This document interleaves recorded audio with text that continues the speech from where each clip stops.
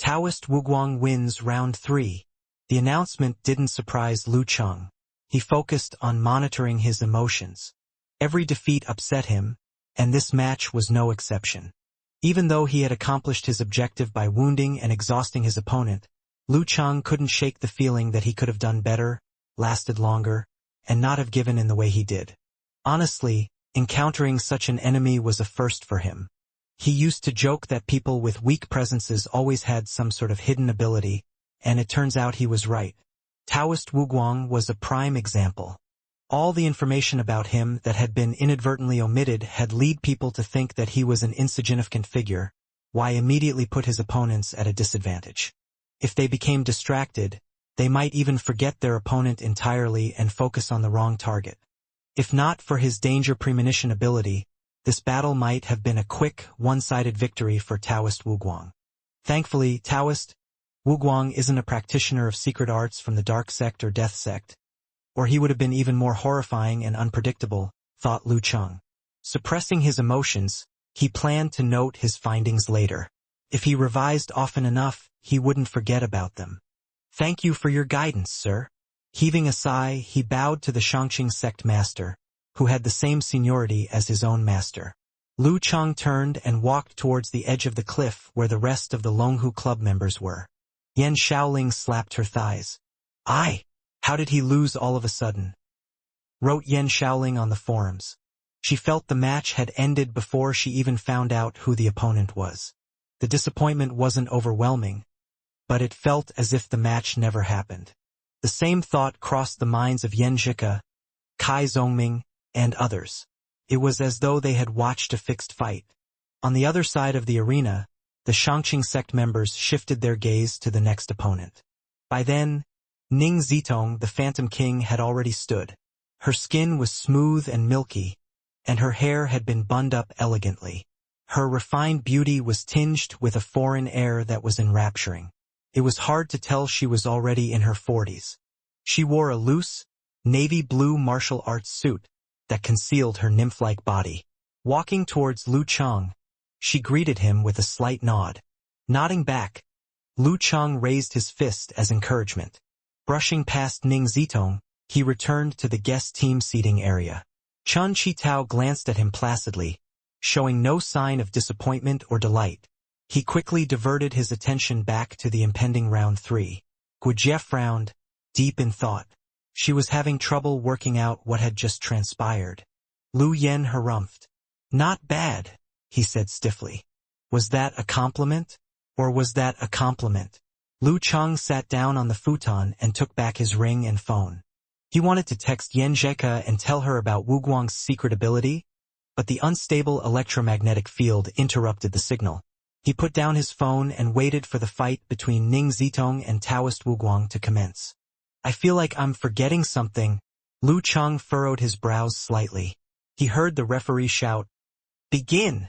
Relaxing, he focused his attention on the match. By now, thanks to the heavenly lightning that had ravaged the land, Shangqing sect's home ground setup was nearly destroyed. The only things remaining were the occasional high-voltage zones and areas and an unstable magnetic field. Ning Zitong specialized in moves from the dark sect, so her combat style differed starkly from the other physical invulnerability experts in the Longhu sect. Right as the fight began, she used the evanescent shadows movement to evade the electromagnetic sword and close in on Taoist Wuguang. Her airy, nimble movements seemed to contrast her savage nickname, which echoed the monsters of Western mythology. The bizarre sight of Ning Zitong chasing after Taoist Wuguang while the magnetic longsword chased her ensued. Taking advantage of her superior footwork, she completely ignored the sword's pursuit and focused on hounding her opponent, who would soon be forgotten if left to his own devices. The flitting figures darted and danced in the gleam of the sword's metallic luster. The scene perfectly captured the essence of the famous poem, "The beauty redolent of fine jade, and the sword redolent of the rainbow." Between the two formerly titled mighty ones, one attacked with unorthodox, erratic, and vicious moves, while the other attacked with savage moves of hammering and slamming. It was an even match. Before long, the wounded, exhausted Taoist Wuguang began to fall behind under Ning Zitong's relentless attacks. With her surreal footwork, she repeatedly dodged the pincer attack from the flying sword in the nick of time, nearly causing it to hit Taoist Wuguang instead. As expected from the Phantom King, praised Lu Cheng inwardly, captivated by the fight. Undeniably, the Evanescent Shadows movement is only at its strongest in the hands of a dark sect specialist. Then again, Taoist Wuguang's not half bad at close-quarter fights. His profound mastery of the Thunder Sect secret arts rivals his sword manipulation and supernatural ability. I better note this down in case I forget. Speaking of which, wasn't I going to write something down before? Whoa, what an excellent claw by Sister Ning. In her hands, the secret arts of the dark sect are a true form of art. The problem is the uncooperative Taoist. Wuguang keeps disrupting her moves at their crucial points. The most brilliant parts of her moves don't get a chance to shine. Move along, geezer, stop blocking my view. If only he could disappear. Similar thoughts flitted across the minds of many audiences. Perhaps the saying, the man condemned by 1,000 will die even he isn't sick, does hold water. Because sure enough, Taoist Wuguang began to lose. After another round of grand exchanges, he finally gave in. This wasn't to say that Ning Zitong was unscathed. The rips in her Navy martial arts suit revealed charred skin and bloody wounds. A hideous sword wound extended from the right side of her sleeveless shirt to her neck, covered in fresh blood. But rather than tarnishing her image, it added a wild, coquettish charm to her beauty. The sight of it made Lu Cheng recall childhood stories of a terrifying, though beautiful Bloody Mary. Ning Zitong wins round 4. Hearing the referee's voice, Lu Cheng shifted his gaze to the Shangqing sect seating area. Dressed in a white robe, Peng Liyun stood up mechanically, without even moving his limbs. He kept his hair neat and short. His eyes gleamed as though there were countless lightning bolts from the 9 heavens striking successively in them. As he stepped forward, all signs of distraction were erased from his face. The air around him intensified, as though harboring destructive thunderbolts. With yang comes yin, and with life comes death. Being the product of yin and yang, thunderbolts represented righteousness, exuberance, and life, at the same time symbolizing destruction, divine punishment, and death. At that moment, Peng Liyun perfectly illustrated the latter. The light around him faded, reminding Lu Cheng of his own ice spirit force that embodied darkness. However, Peng Liyun's version was closer to death and destruction. It had a finality to it. "Ha!" muttered Lu Cheng, frowning. "Something's not right. This isn't like the priest." Beside him, Lu Yen suddenly said pensively, "Forbidden Sect, Shangqing Chapters." Lu Cheng looked at him. "He can learn those already?" he blurted. "He used them as reference," corrected Lu Yen. He shook his head. "There are subtle differences between sects and clubs like us. If you want to access those, you have to accumulate your contributions to the club." Lu Cheng pondered. "So why didn't Taoist Wuguang use any of those? He's the sect master after all. You think he came up with 10,000 lightning earth cleanser by himself? It's just harder to tell since he integrated it into his own kung fu," snorted Lu Yen. Lu Cheng paused for a moment. "You still remember that move? If he hadn't mentioned it, I would have forgotten about it." The muscles on Lu Yan's face twitched. Still gazing straight ahead, he said almost inaudibly, "My first fight against Wuguang was the most humiliating defeat I suffered. As if I could ever forget. I remember it clearly. I remember it all too well." Okay, I get it," thought Lu Cheng as he glanced curiously at Lu Yen. Brushing away these frivolous thoughts, he shifted his eyes to the last battle. The battle that would determine the true victor. The referee took a step back and raised his right arm as Peng Liyun and Ning Zitong got into position. "Begin," he shouted. "Whoa, aren't you afraid of getting socked?" Taken aback by Coach Lu's reaction, Lu Cheng forgot to even celebrate. They looked ticked at the Shangqing sect's seating area. Even the good-natured Taoists like Yun Yen and Ming He are shooting daggers with their eyes. If you start a fight here, not even the referee can help you. I mean, look at yourself. You're a middle-aged man who's seen it all. Do you need to get so hyped up? Learn something from Sister Ning and Dragon King. So immature. As he internally ridiculed Lu Yen, Lu Chang shifted his eyes to Empress Luo hobbling back. He went to greet her.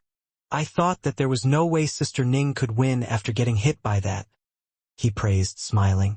Supported by Guijie, Ning Zitong beamed. I was waiting for him to use that.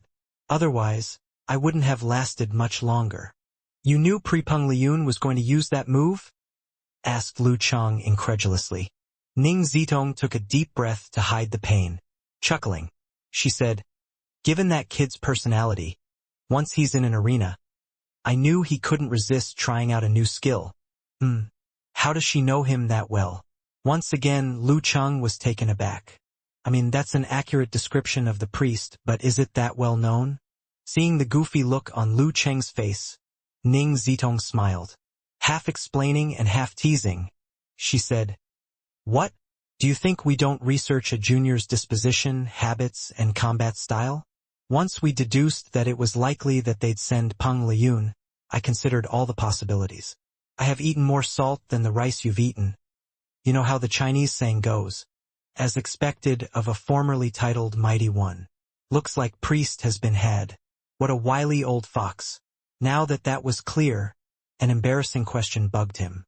What are my disposition, habits, and battle style in the eyes of my seniors? Rankled by Lu Yan's loud celebration, Ning Zitong shot him a dirty look. All these years and he's still so immature. Don't bother with him. If they beat him up later, just let nature take its course. All right. As Lu Chang finished his sentence, he saw Chen Qitao stand slowly, where before he had been sitting as still as a mountain despite his broken ribs. His face was solemn, but he appeared a little overeager as he walked over to the Shangxing sect representatives. Still, his demeanor was cool and calm. With this match, Longhu Club had secured its spot as first in China for the year. Stopping first before Taoist Wuguang, Chen Qitao made a fist and palm salute. He did the same before Qian Donglu, all the while expressionless. For a moment, Lu Cheng thought he saw hints of joy and pride in the Dragon King. But then again, it could have been his imagination. If it had been the Dragon King who lost, he would have left without a word when the warrior sage came to salute him. Yes, he would do that in a heartbeat. The warrior sage, on the other hand, cared a lot about image and face. Plus, his laziness probably prevented him from standing up so soon, thought Lu Cheng.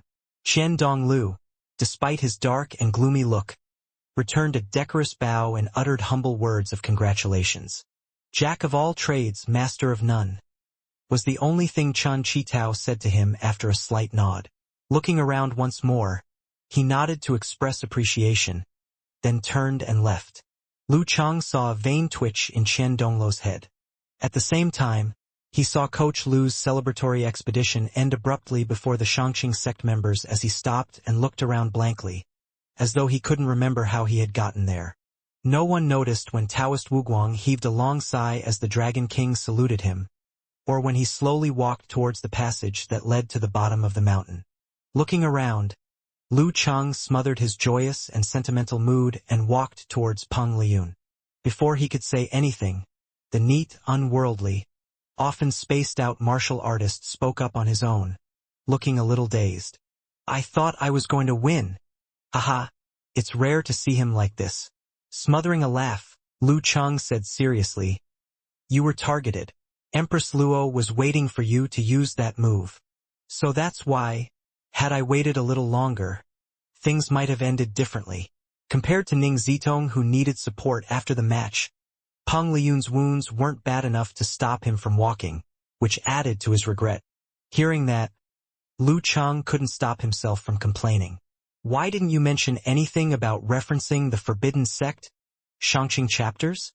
Didn't I? Distracted, Peng Liyun frowned in contemplation.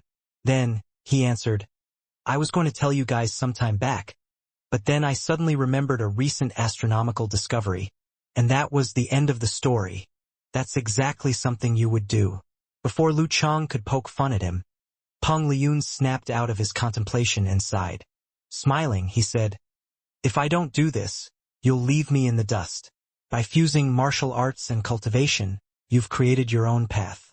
Ever since the three of us made it to the physical invulnerability stage, you've been advancing at the fastest rate. Loi Cheng had never hid his inventions from Peng Liyun, Ren Li, and the others. With their social status, ability, and keen eyes, they would find things out one way or another. And so, you succeeded in referencing it? Lu Cheng felt like clamping a hand over his face. Priest isn't going to give anything up, is he? In today's match, the warrior sage was certainly stronger than the Dragon King. Taoist, Wu Guang was a cut above Empress Luo. I am the only one slightly stronger than my opponent, Peng Liyun. On paper, our chance of victory was beyond slim. However, with tactical arrangements and an accurate prediction of Peng Liyun taking the stage rather than Yun Yan, Longhu managed to win by a hair. Does this mean I'm about to receive my first championship in a top-tier pro match? Am I about to become a member of the team that's first in China? Lu Cheng was awed when the realization dawned upon him. Perhaps his brewing emotions had yet to reach their conclusion after participating in only one match, and that's why the victory didn't feel real to him. Not wanting to overstay their welcome at another sect, the Longhu Club members soon went down the mountain to meet with their assistants. "Are you that happy?" asked Lu Cheng nonchalantly, noticing Amon's expression as he sat down by the window. Without hiding her joy, Amon beamed. "We are first in China now. And, well, we get a bonus for this too. And it wasn't a small sum either." "Ah, that explains it," nodded Lu Cheng. "That explains why she's even happier than me." By now, his phone was getting reception again. He had received many congratulation messages. Skimming through, he saw Yenjika's message. "Firecracker emoji. It's your first championship in a top-tier pro match. Exactly what I thought. I only fought 2 rounds. It still feels unreal to me. Heh. You'll get used to it. In the future, you'll win more of these." Laughing emoji, wrote Yenjika. "Now tell me honestly, did you dream of winning a championship in a top-tier pro match when you were younger? Does this count as a childhood dream come true?" "Actually, it does. But this time doesn't count. Not until I become a powerhouse on the team." Clenched fist. "Of course. Sparkly eyes," wrote Yenjika. "Now for the interview. How did it feel to fight against the warrior sage?" The gap between us is huge. I've been thinking lately, could Priest be warrior sage's illegitimate son? They're really similar when it comes to some things." Snickering emoji, wrote Lu Cheng. He actually stuck to his promise and used his left-handed palm knife for most of the fight. I mean, even if his right arm was injured, he had plenty of other options. That wasn't to say the warrior sage's left-handed palm knife was unimpressive. In fact, it was on par with physical invulnerability secret arts that had been created through blood and sweat. Still, there was no reason for him to limit himself to it. Who knows, maybe it's a sect thing. Thinking emoji, wrote Yenjika. What about the fight with Taoist Wu Guang? He always gives off the impression of a nobody. How did he become Shangqing sect master and a titled mighty one? As for him, Lu Cheng tried hard to remember. Then it hit him. Oh, he uses sword manipulation, and he has a supernatural ability that makes others forget about him. I have to write this down. He had almost forgotten. Thank goodness Cuckoo was there to remind him. He took out a notebook to jot down his reflections. Wow, that sounds impressive. Wait, what notebook? You've never mentioned it before. Shocked emoji. I think I have. It's nothing special, just where I write down what happens during the day, like the things between us, our chats, and he keeps a record of those. That's even more thorough than me. Surprised, Yenjika's eyes twinkled. Let me read it sometime. Begging emoji. From there, they began reminiscing on happy memories. The conversation continued until she left the hotel for the summit meeting. After chatting with Kai Zongming and some others, Lu Cheng looked out the window. The refreshing mountain scenery was festooned with sleeves of cloud and mist. What a wonderful day, he thought. Now all I have to wait for is for Cuckoo to come back to China on her winter break.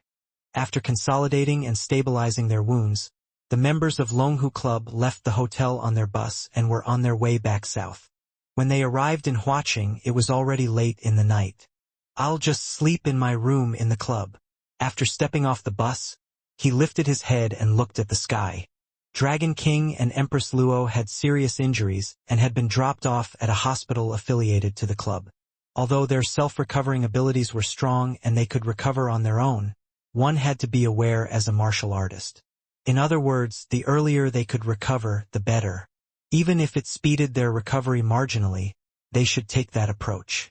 Accidents wouldn't wait for you and neither would enemies. All the experts with ample experience in the war-torn areas clearly understood this point, including Chen Qitao and Geezer Shi, and also Lu Chang, Peng Liyun, and Ren Li. Therefore, taking advantage of modern medical technologies for recovering was the obvious choice. Even the proud Dragon King wouldn't reject this option. After hearing what Lu Chang had said, Coach Lu mumbled, "At moments like this, I need a bed that I'm accustomed to." After speaking, he asked his personal driver to drive over and left. "All right, I'll ask old Zhao to head back and rest." Amen turned around, ran a little, and informed the driver, "Zhao Zhenhua, let him give you a ride." Lu Chang instructed with a smile, "It's all right, I'll just sleep in the club too. I have a room at the assistant team. It's already past 2. Instead of spending more time traveling, I might as well catch more sleep." Amen answered with a smile. She seemed to be in a good mood. Lu Chang didn't press. After seeing that Guijie had also chosen to stay behind at the club, he passed the guarded main gate, took the lift to the 5th floor, and prepared to get some rest. At this moment, Yan Zhika had just finished her dinner and was attending a conference. Lu Chang, who had recovered his strength on the bus after a deep sleep, suddenly felt bored. At this time, other than some night owls, there weren't many people he knew who would be awake. Lu Chang stood beside the window and looked towards the faraway lake. Looking at the flickering lights in the quiet, deserted night, he suddenly had the feeling that he was the only one awake while the rest were all drunk with sleep. Priest hasn't slacked off at all. His goal is to overtake me, that's what motivates him. The reason we won against Shangqing sect was luck. If their superclass Taoist Yunyan wasn't injured, things would have definitely been different. I did well this time and defeated a weakened warrior sage. However, the difference between us in all aspects is still pretty obvious. I have to stay humble and composed and work harder. Lu Chang was suddenly exhilarated. He picked up his phone and sent a message to Yan Zhika. "I've slept too much. Time for practice. I have a big goal now, and that is to catch up to Dragon King and Warrior Sage." After a while, Yan Zhika replied, covered mouth and laughing emoji. "So you mean you want to get up and go high?" Referencing a popular Chinese meme that one should get up and do something instead of sleeping. Lu Chang broke into silent laughter. Keeping his phone, he changed into his martial arts suit and walked through the safety tunnel leading to the underground corridor to arrive at the entrance of the volcano experiment lab. There were people on duty 24 hours a day at the request of the Dragon King. After keying in the password and passing through the scans, Lu Chang arrived in the facility that seemed very much like science fiction. He instructed the staff to start the volcano mode. In the white metal room, heat invaded the atmosphere and seemed to boil.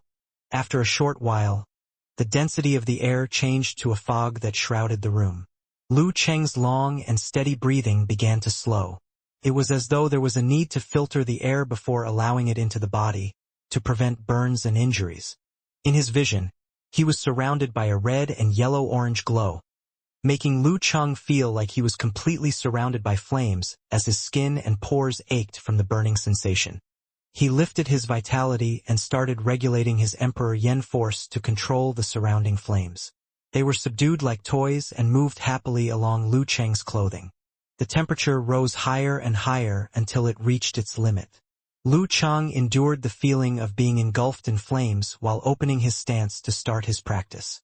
After his battle with the warrior sage, he realized that the other party's ability to control the environment was very strong, unlike his own. His powered-up punches and kicks through supernatural abilities or heavenly reinforcement were distinct from each other, and he was only able to combine them simply. He hadn't thought about the effects being greater than the sum of the parts. What was more important was that Warrior Sage had even converted his experiences, thoughts, and understandings into moves that connected strongly with his surroundings, creating magical hidden changes that made one feel as if he had become one with the environment. That's something I can't match right now. Other than the training of my mind, I can't relax in similar ways. As these thoughts surfaced, Lu Chang became even more serious with his practice. There wasn't a bead of perspiration seen on him, because once it appeared, it was vaporized. After an unknown amount of time, he finally felt the fatigue setting in. He stopped and deactivated the volcano mode in the room. Not too bad. He smiled faintly as he stretched his arms and legs. He walked slowly out of the experiment lab and saw Guojie outside the door. Guojie thought she would meet Lu Chang coming for morning practice, rather than leaving.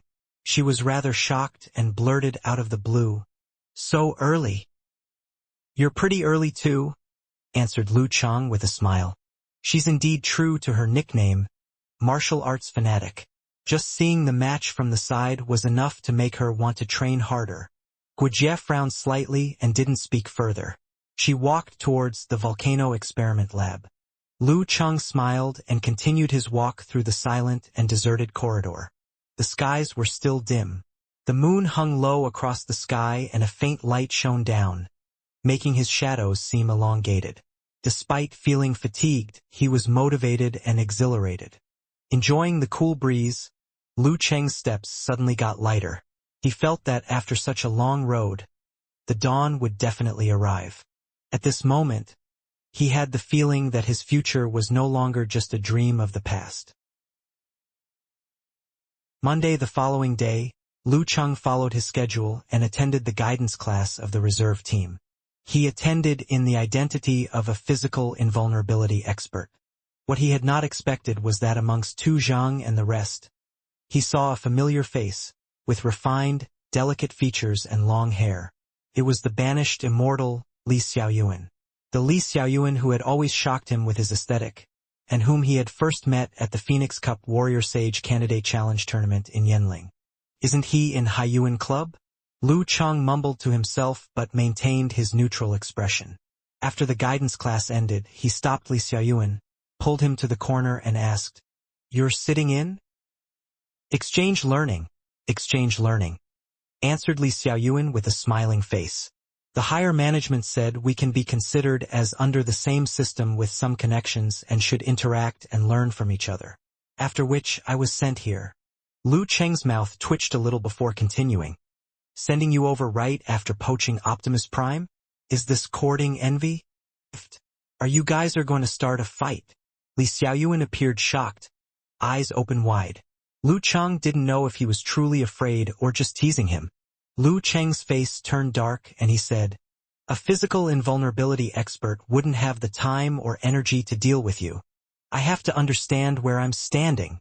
Following which, he smirked, pointed at Jia Lu in the group and said, "I'm just afraid the members of the reserve team might get a little excited." "Them?" Li Xiaoyuan followed Lu Cheng's gaze and looked over. He tidied his hair, made a snort, and answered with some interest, "That would be pretty nice. Why is this dude acting like he isn't worried about causing trouble? He might look as refined as Renli but—" Lu Chang took a deep breath before inviting Li Xiaoyuan out for seafood as he tried to demonstrate courtesy as the host. They went to a seafood restaurant recommended by Lu Chang. Li Xiaoyuan held a mantis shrimp that was larger than his palm as he said with a faint smile, "I heard that there are people from some place who have a special technique to eating this. They can just use a chopstick to get rid of the shell easily. Isn't this easy for people like us?" Lu Chang laughed lightly as he pressed against a shrimp. A faint purple line of flames spread over the hard shell of the mantis shrimp, which opened up instantly, revealing fat white flesh. Stuffing it in his mouth, the faint taste of salt mixed well with the sweet and fresh taste of the shrimp. The taste spread in Lu Cheng's mouth, making him let out a sigh of satisfaction. "This," Li Xiaoyuan said as though he recalled something, "the Phoenix Cup Warrior Sage Candidate Challenge Tournament. There's already a physical invulnerability expert among the participants of the inaugural tournament. I heard that they're interested in inviting you as their guest for this year's competition. I probably wouldn't be free. Lu Chang shook his head and laughed. Besides, there are quite a number of outstanding martial artists in the first batch. That's all there is to it. Li Xiaoyuan flicked his wrist and shook off the hard shell of the mantis shrimp. As he ate, he said, Yi Yaoting is still at the 6th pin level, and she's the same age as me. Zhang Lan is also stuck there. She probably has no hope of reaching the physical invulnerability level. Let's just hope that she can break through to the inhuman stage earlier. As for the one who beat you, the guy with the surname Wang, he just reached the 7th pin and isn't too bad. He sighed emotionally. If I didn't come to Guangnan for studies, if I didn't join the martial arts club and wasn't chosen by Hai Yuan, I'd probably be the same as them. It was a really fun time. No worries each day. Other than practicing, we just caused trouble. The place where we ate street food and got into fights with some gangs isn't too far from here. We often broke their bones in our fights. Considering how refined you look, I really couldn't tell. Lu Cheng's memories of his university life were triggered as he shook his head and broke into laughter. Li Xiaoyuan also laughed before saying, I've always been the type who would choose not to speak if I can fight. Is this a gangster version of Banished Immortal? After cursing silently, he asked, Why did you choose Hai Yuan then? With your style, you're better suited in Longhu Club to practice moves from the fire sect. Compared to fighting head-on, I prefer to ambush from the side. Li Xiaoyuan replied honestly, also seeming to mock himself. Lu Chang almost broke into laughter. Following similar topics, he enjoyed his chat with Li Xiaoyuan. After all, the two of them had known each other at an early stage and had come from the university's martial arts club. After finishing their sumptuous meal and conversation, Li Xiaoyuan took a look at Lu Chang and gave a toast to him before nonchalantly sighing. Hopefully I can make the great leap and become a physical invulnerability expert before you get a title. When he completed his sentence, Lu Chang suddenly felt that the bright moon had illuminated his memories of the past 4 years. There were so many different routes he could have taken, and so many emotions he had felt at each point. Who would have thought that he would meet Li Xiaoyuan in Guangnan again, with one of them reaching physical invulnerability while the other had become an inhuman? To Li Xiaoyuan's aspirations, Lu Chang indubitably offered his encouragement and blessings. The arrival of his old acquaintance and the surreal fact that they were still in the same profession made him reminisce on the past. He remembered his excitement when he first went in the arena and realized that his dreams were no longer dreams. That put him in an excellent mood. He was giddy, a feeling he used to have before he quit drinking. After seeing Li Xiaoyuan off at the mansion he was assigned to by the Longhu Club, Lu Chang took a stroll to the bridge over the river. Gazing into the distance from above, he took a picture of the beautiful, scintillating city that never slept and sent it to Yanjika. The next day, in the van on his way to Longhu Club, Lu Chang sat upright with his eyes half closed in meditation. Amen, flipping through her notebook, stole a peek at him. Softly, she said, Mr. Lu, you have a meeting at 9:10 a.m. The guests will await you in the conference room on the 5th floor. What sort of guests are we expecting? Asked Lu Chang evenly without opening his eyes. Amen was prepared for that question. Smiling, she said, They're from a game company. Lu Chang uttered a single syllable to express his perplexion. Why would a game company look for me? Is it a shareholder meeting between the boards of directors? It's like this, explained Amen with a smile. The external affairs team has been handling all your endorsements and personality rights, and recently, they signed 2 game contracts in your name. The first is a console fighting game called Mighty Martial Artist. It allows the average Joe to fight for the top-tiered titles using avatars of different mighty ones. The publisher has spent hefty sums to acquire the authorization of the majority of physical invulnerability experts. So they need me for their model molding and action design? Lu Chang, familiar with this genre of game, had a hunch. He had played similar games in the past, including the Street Fighter franchise that was once hugely popular. Most likely, said Amen. The other game is called League of Mighty Ones, a mobile-based MOBA game, if I'm not wrong. Lu Cheng nodded slightly. Then help me inform them not to take up too much of my time. This sort of request was, of course, above her pay grade. Sure, replied Almond calmly. After morning practice and breakfast, Lu Cheng changed into a clean set of clothes and headed for the conference room. Arriving promptly, he saw the game company representatives sitting at both ends. A man with frameless spectacles stood to greet him. Good morning, Mr. Lu. Thank you so much for taking time out of your busy schedule. Of course, said Lu Cheng humbly. Smiling, he asked, what do you need from me? We have already made your in-game model and recreated the effects of your skills by referencing your recent physical invulnerability battles. However, given that you have yet to attend many matches, we are afraid that we might miss out on something. Therefore, we must trouble you to assist us with some simple data collection. Rest assured, we won't go too deep into the details. The man wearing frameless glasses smiled. Also, we need more data on your 3D model and the design of your victory emote. Sure, said Lu Cheng after a slight hesitation. After all the issues were settled. His unique victory emote was set to a long roar at the sky with galaxies shooting out of him. When the company representatives had accomplished their mission, they made sure not to overstay their welcome and promptly excused themselves. Thank you so much, Mr. Lu. This is a copy of our game in its internal testing phase. You can treat it as a demo version. Please feel free to give it a go and send us your opinions, especially in the areas that concern your avatar, so that we can adjust it in time. The man wearing half-framed glasses bowed to present the disc, on which Mighty Martial Artist was written. From their conversation earlier, he sensed that Lu Cheng was a gamer as well. We'll make sure to send a demo version soon, said a production staff from the League of Mighty Ones anxiously. Sure. Taking the items, Lu Cheng saw them off. When the door was shut and the conference room was empty again, he remained silent for a while. Then, with great interest, he walked to the projector and slotted the disc into the console. I wonder if my avatar has strong stats. Lu Cheng sat down with his legs crossed.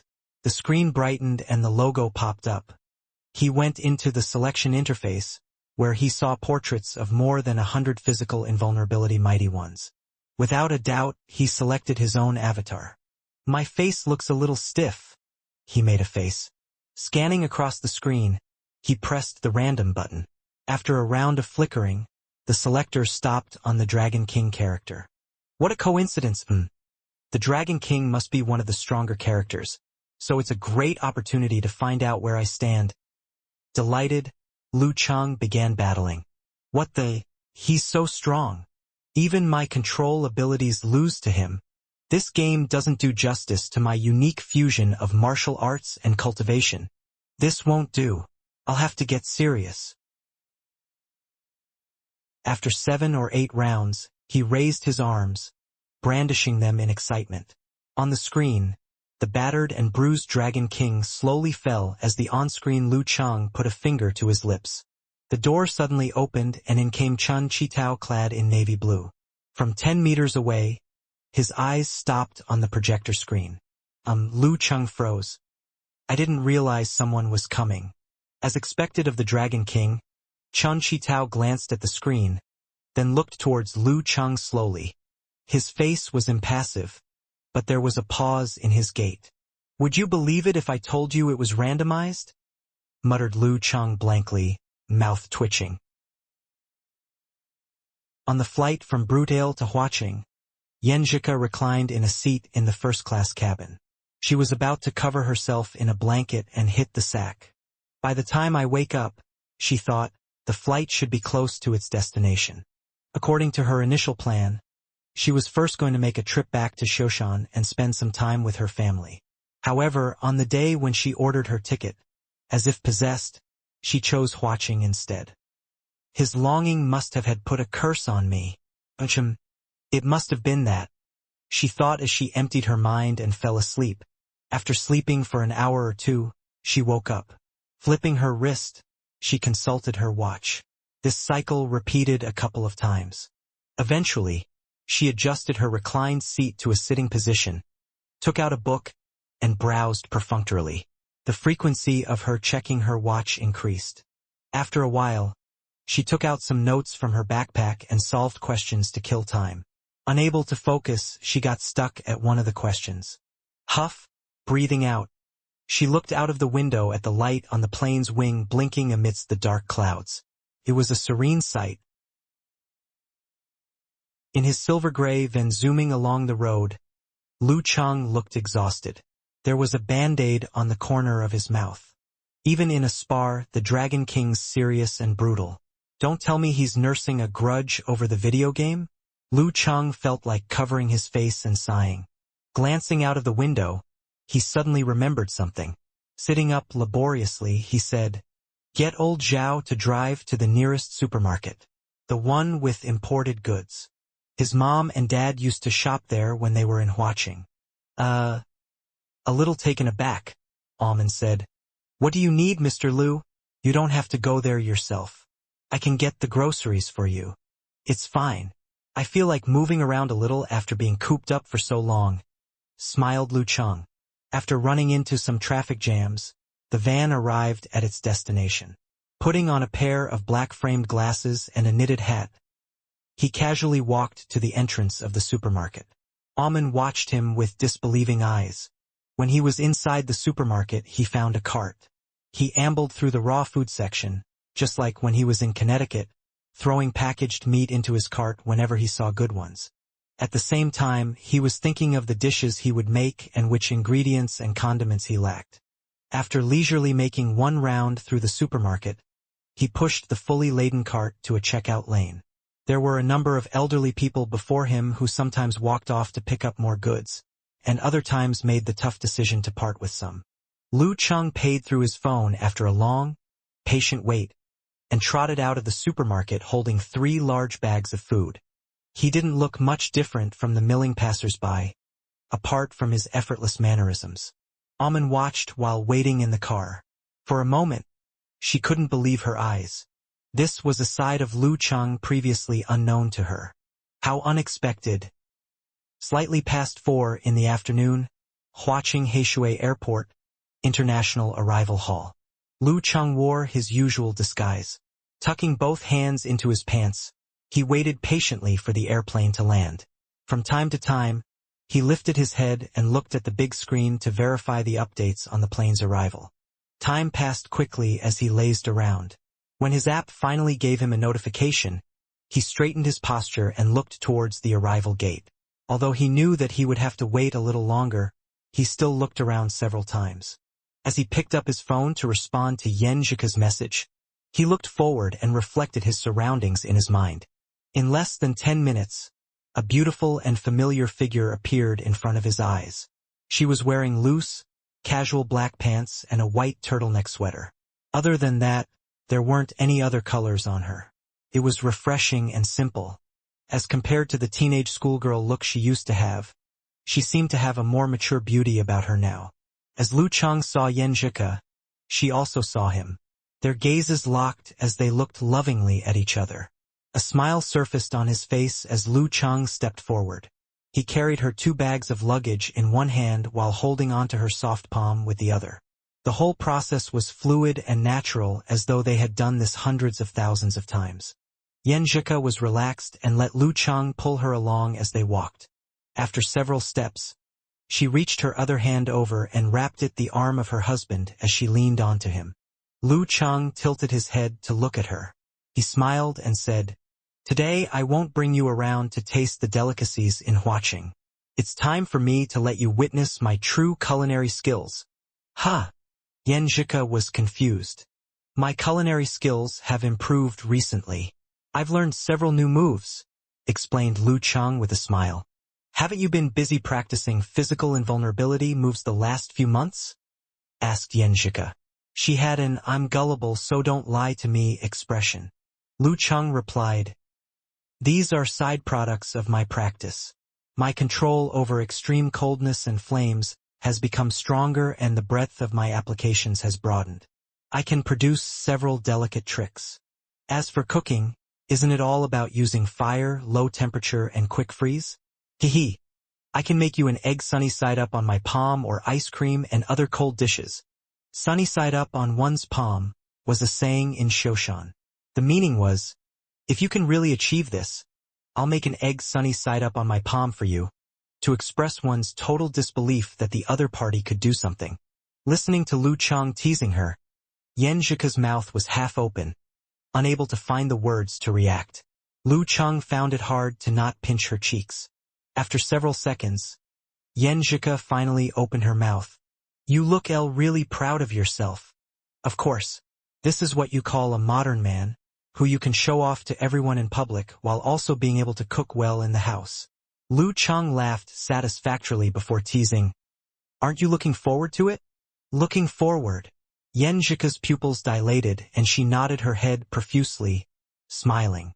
The couple left the main hall and arrived at the parking garage. Aman was already waiting for them and received a courteous thanks from Yen Zhika. Aman didn't sit in the back of the car but had instead went for the seat beside the driver. She kept her silence and didn't entertain the driver, old Zhao.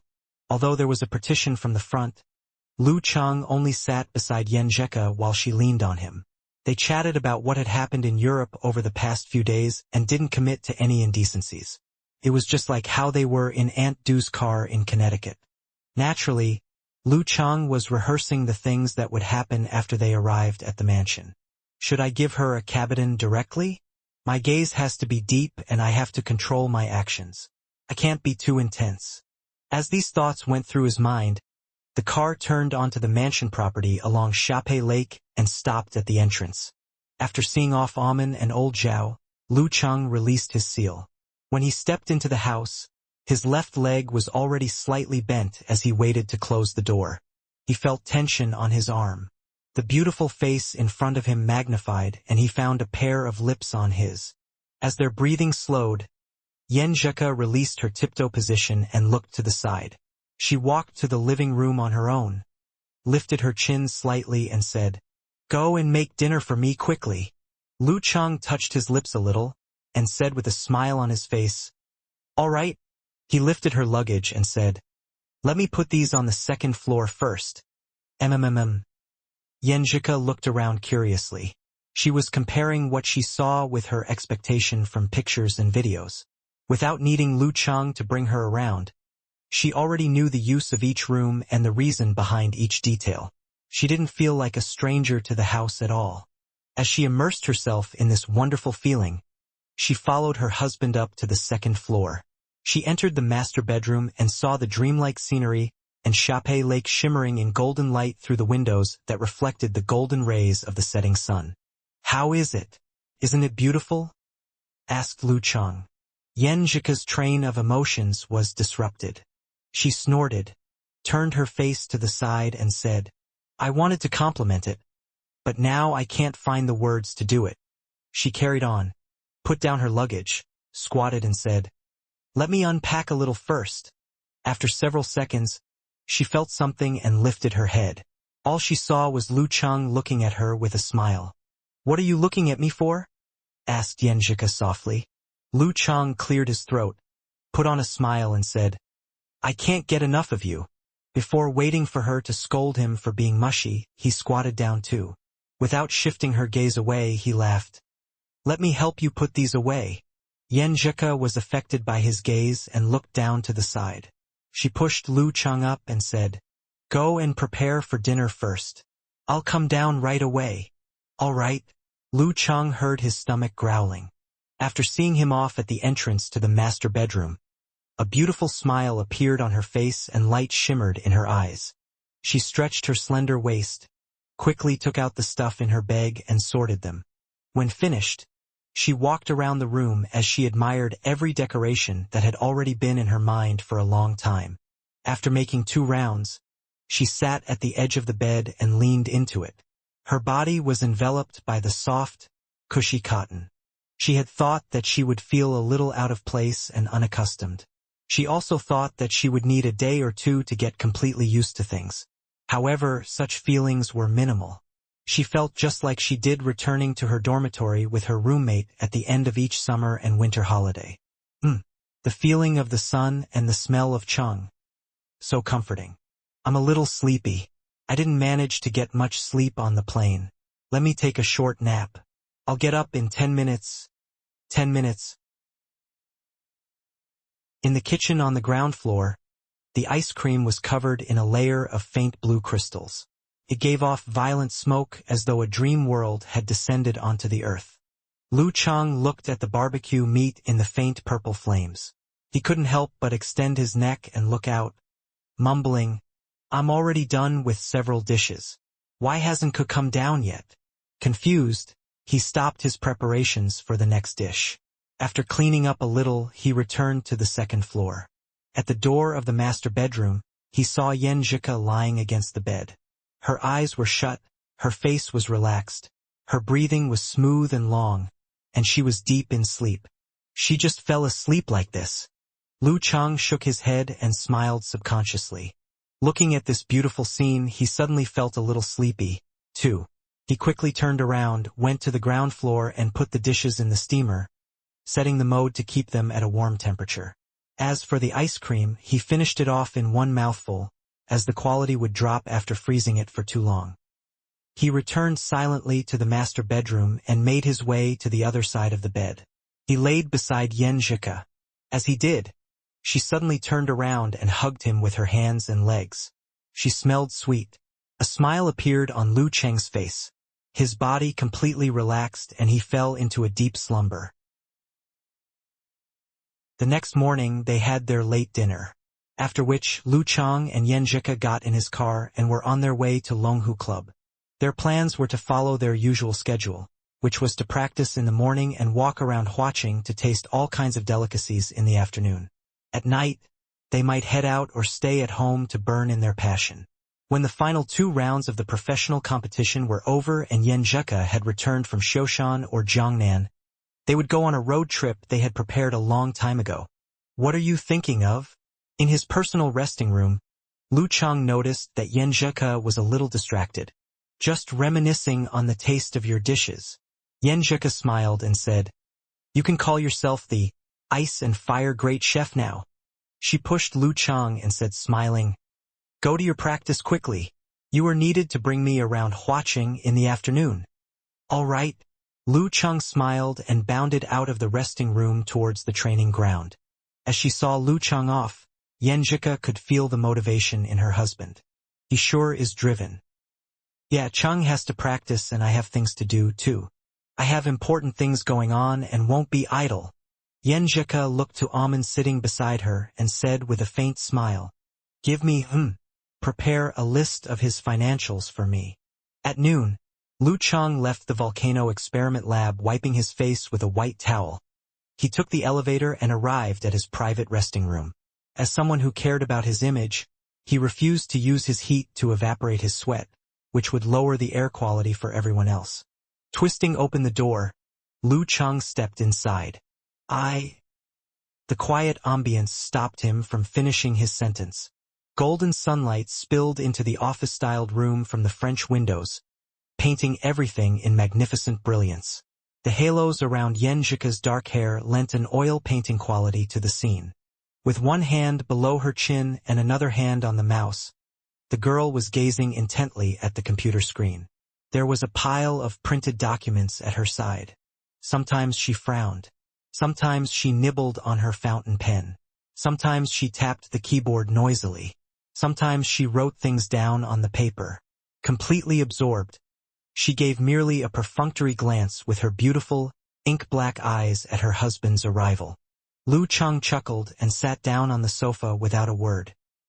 He preserved the silence as he watched his girl at work, often nibbling on her pen subconsciously. After a while, Yen Zhika suddenly gave an "oh" and raised her head to look at Lu Chang. "What time is it now?" she asked in a daze. Lu Chang lit up his phone screen and glanced at the time. "Almost 1." Pursing her lips, Yen Zhika looked away. Her realization came with a little embarrassment. "No wonder I kept feeling like I should eat something. Haha, it's not too late. The afternoon markets are still open," said Lu Chang. He stood up and walked towards his girl. I want crab roe buns, white sugar sponge cakes, emperor prawn dumplings," mused Yen Zhika. She couldn't help but gulp down some saliva. Then, keeping the pen and paper, she offered her hand. I'll leave the rest for tomorrow. Taking her hand, Lu Cheng smiled. Ditto. Having sated their appetites, Lu Cheng and Yen Zhika left the restaurant side by side. They stepped into the escalator to the first floor. There's a lot of people over there, she discerned through the mall windows as they descended. A bunch of people had crowded before a storefront on the street to their left. There seemed to be some kind of commotion. Following her gaze, Lu Cheng saw a dense crowd. Rather interested, he suggested, let's go take a look. Even a physical invulnerability mighty one has a curious heart and the genes of an onlooker. Okay, said Yen Zhika, equally enthusiastic. Reaching the first floor, they went out of the mall entrance and walked for almost 100 meters before arriving at where the crowd was gathered. It was a 2-level building that exuded elegance and profoundness. There was something decidedly Japanese about it. Lu Cheng read out the sign. Shinya Dojo. Sounds like a Japanese dojo, said Yen Zhika thoughtfully. I think I've heard of it before. It's an ancient sect.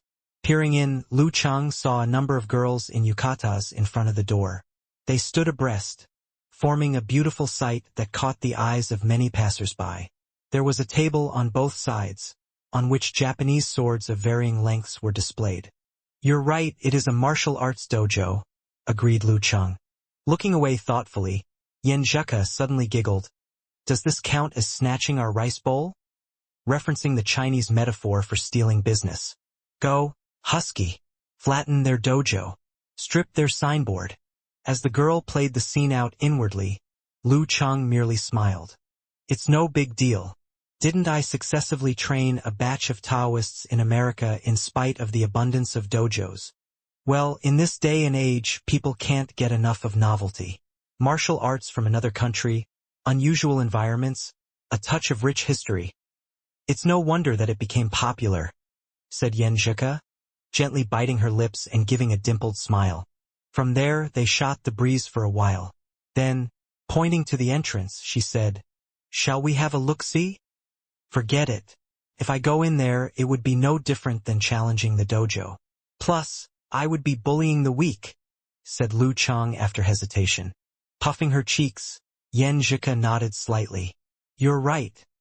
There's not much to see in an open public dojo anyway. On the second floor of the Shinya dojo, a girl in red and white yukata walked to the window and peered at the bustling commercial area. She was about 1.6 m tall, with baby fat on her cheeks and clear, profound eyes. It was no other than the young genius beauty, seen once every 3,000 years, the successor of Shinjai sect, Kaori Karasawa. A girl with slanted bangs walked to her slowly. Kaori-chan, what are you looking at? Her features were natural and pleasant, but not beautiful. However, the way her eyes curved when she smiled was redolent of the brilliant sun. Holding a sheathed tachi in her hand, Kaori Karasawa had a relaxed expression on her face. Just looking at the busy streets, there doesn't seem to be a huge difference between us, China, and America, apart from the language. Yet the people in every country give off the feeling of being starkly different from each other. Do people from the Shinjai sect all talk so cryptically? It's almost as if you are monks, said the girl talking to her, beaming. Let's talk about you. I'll know about you. Why did you suddenly apply for a visa to China? Didn't you recently enter deity territory? Scanning across the streets, Kaori Karasawa located a few surveillance cameras. Rather sentimentally, she said, I have to fulfill a wish. In the previous King of Youth Pro League, I lost to Pengkuin from China even when I was the first to advance to what they call the inhuman stage. One of the reasons was that I wasn't allowed to use a weapon. But, I have to admit he was very strong. At that time, I told myself I would have to fight him again with my full strength. 2 months ago, when I returned from the war-torn zones, I realized that even Pengkuin's speed of advancement outstrips mine. I don't want to wait any longer. I'm scared that if I keep waiting, I'll lose my courage. Therefore, after mastering all the kendo in Shinjai sect, I immediately made my way here. Peng Liyun, why not go straight to Hudong? The girl with slanted bangs frowned slightly. I wanted to walk around and sightsee for a bit to gain momentum. Looking away, Kaori Karasawa suddenly froze as she saw a familiar figure. Lu Cheng in his black-framed glasses and dark knitted hat. Lu Cheng immediately felt the presence of her aura. Raising his head, he looked at the second-floor window. His eyes met hers, deep like an ancient well. Subconsciously, Kaori Karasawa gathered her aura, guarded her mind, and reached for her tachi. Like a heavenly forged weapon long sealed in a coffer, she had been waiting for too long while sharpening herself and honing her skills. And now, she was ready to radiate and slice through the heavens. However, at that moment Lu Cheng seemed to vanish. Before her was endless darkness and majestic stars. She would melt if she got too close, and she would freeze if she got too far. Such majesty, such vastness, such danger, and such terror. It made Kaori Karasawa feel as though she would only cause a small disturbance if she unsheathed her blade. This was like the times in the past when she practiced her kendo below the starry sky. Her target might be the waterfall, the bamboo forests, or the big rocks. But never the starry sky because that would be a waste of effort. For a long time, she couldn't clench her right hand on the hilt of the sword. The universe dispersed as the stars faded. Retracting his gaze, Lu Cheng led Yenjika, hand in hand, to the other end of the street. What happened? She asked, puzzled. The corner of Lu Cheng's mouth moved slightly. An opponent of the past, he replied evenly. She has also attained physical invulnerability. On the second floor, Kaori Karasawa drew a breath as she watched the two figures fade into the distance. She already knew about him attaining physical invulnerability and his current standard from watching his recent matches. However, compared to the previous time, his essence was strange. An unprecedented level of strange. Strange to the extent that she couldn't draw her blade. Noticing Kaori Karasawa's silence, the girl with slanted bangs waved at her. Kaori-chan? Eh? Kaori Karasawa turned her head blankly, collecting her thoughts. Are you thinking about something? The girl with slanted bangs asked cautiously. Kaori Karasawa ruminated for a couple of seconds. China has too many physical invulnerability mighty ones. The girl with slanted bangs waited for her to continue. Kaori Karasawa's face was wistful as she continued. And we have too little. She went on before the girl with slanted bangs could ask again. That's why we couldn't organize large-scale top-tier pro matches and titled matches. That's why we couldn't go through trials on a weekly basis. Unlike their physical invulnerability experts, we have to constantly improve our ways and techniques. That is indeed the case. The girl with slanted bangs nodded in agreement. Kaori Karasawa suddenly gave a beautiful smile. Mysteriously, she said, "Do you think it's possible for me to stay in China and attend similar competitions?" Apart from sex, they also have martial arts federations and clubs. They do accept foreigners, right? Naturally, Lu Cheng wasn't aware of the changes in Kaori Karasawa's thoughts. Nor was he interested in understanding. After spending a few joyous days with Yenjika, he sent her off to make her way back to Shoshan. After another 2 rounds of competition, the top-tier professional competition finally ended. Longhu Club did not disappoint the high expectations others had for them, and obtained the title of World No. 1. Because he had only participated in 3 matches as a main member, Lu Cheng felt a little distant from the title. He secretly made up his mind that he would play a greater role in the new season after the spring holidays. For this, he gave up on the other arena matches in January. He wanted to take a good break, sharpen his blade, and accumulate an edge. He also wanted to choose sparingly from the 5 title competitions, make a push for it, and obtain a breakthrough in ranking or even fight for the challenge rights. This was a goal that even the Wisdom King, Zhihai, couldn't achieve within a year and a half after becoming a physical invulnerability expert. In this era, only warrior sage Chen Donglu and a few others had achieved it. However, as Lu Cheng explained to Yenjika, if one doesn't have dreams, how is he different from a salted fish? At the beginning of January, Yenjika returned to Huaqing. Lu Cheng brought her around Guangnan on a carefree, easy 6-day trip. The couple was able to wash away the fatigue that their hearts had accumulated over the year as they regained their vitality. After agreeing to meet in Connecticut to celebrate the Chinese New Year, Lu Cheng sent off his girl once again. After which, he went to Dragon King, Empress Luo, and the others to wish them a happy Chinese New Year. He intended to head home in advance to spend more time with his parents. But first, he made a trip up north to Huiyuan City during his free time to see his best friend. This was where the talker Kai Zhongming was from. The place wasn't big or small, and there was no direct flight. Lu Cheng had to change to a high-speed rail in order to reach Huiyuan. Kai Zhongming, who always dressed simply but was in no way simple, waited impatiently at the exit. When he saw Lu Cheng in disguise, he said angrily, "Couldn't you come a few days earlier or later?" Tisk. Lu Cheng used his tone to express his disdain. He knew that the girlfriend of this Casanova, Fang Yuan, had her holidays over these few days. But isn't this better? Lu Cheng laughed secretly as he walked around a black SUV with Kai Zhongming. He opened the trunk of the SUV himself and placed his luggage in. "Why don't we try out the specialty barbecue of this place first?" Kai Zhongming suggested. "All right. Didn't you say that the roasted lamb tail of Huiyuan is one of a kind?" Lu Cheng recalled that the talker had always boasted about it in the past. Kai Zhongming turned the wheel and said, "You'll know it once you've tried it. The meat is fresh, very tender, and tasty. One bite. Oh, that sensation.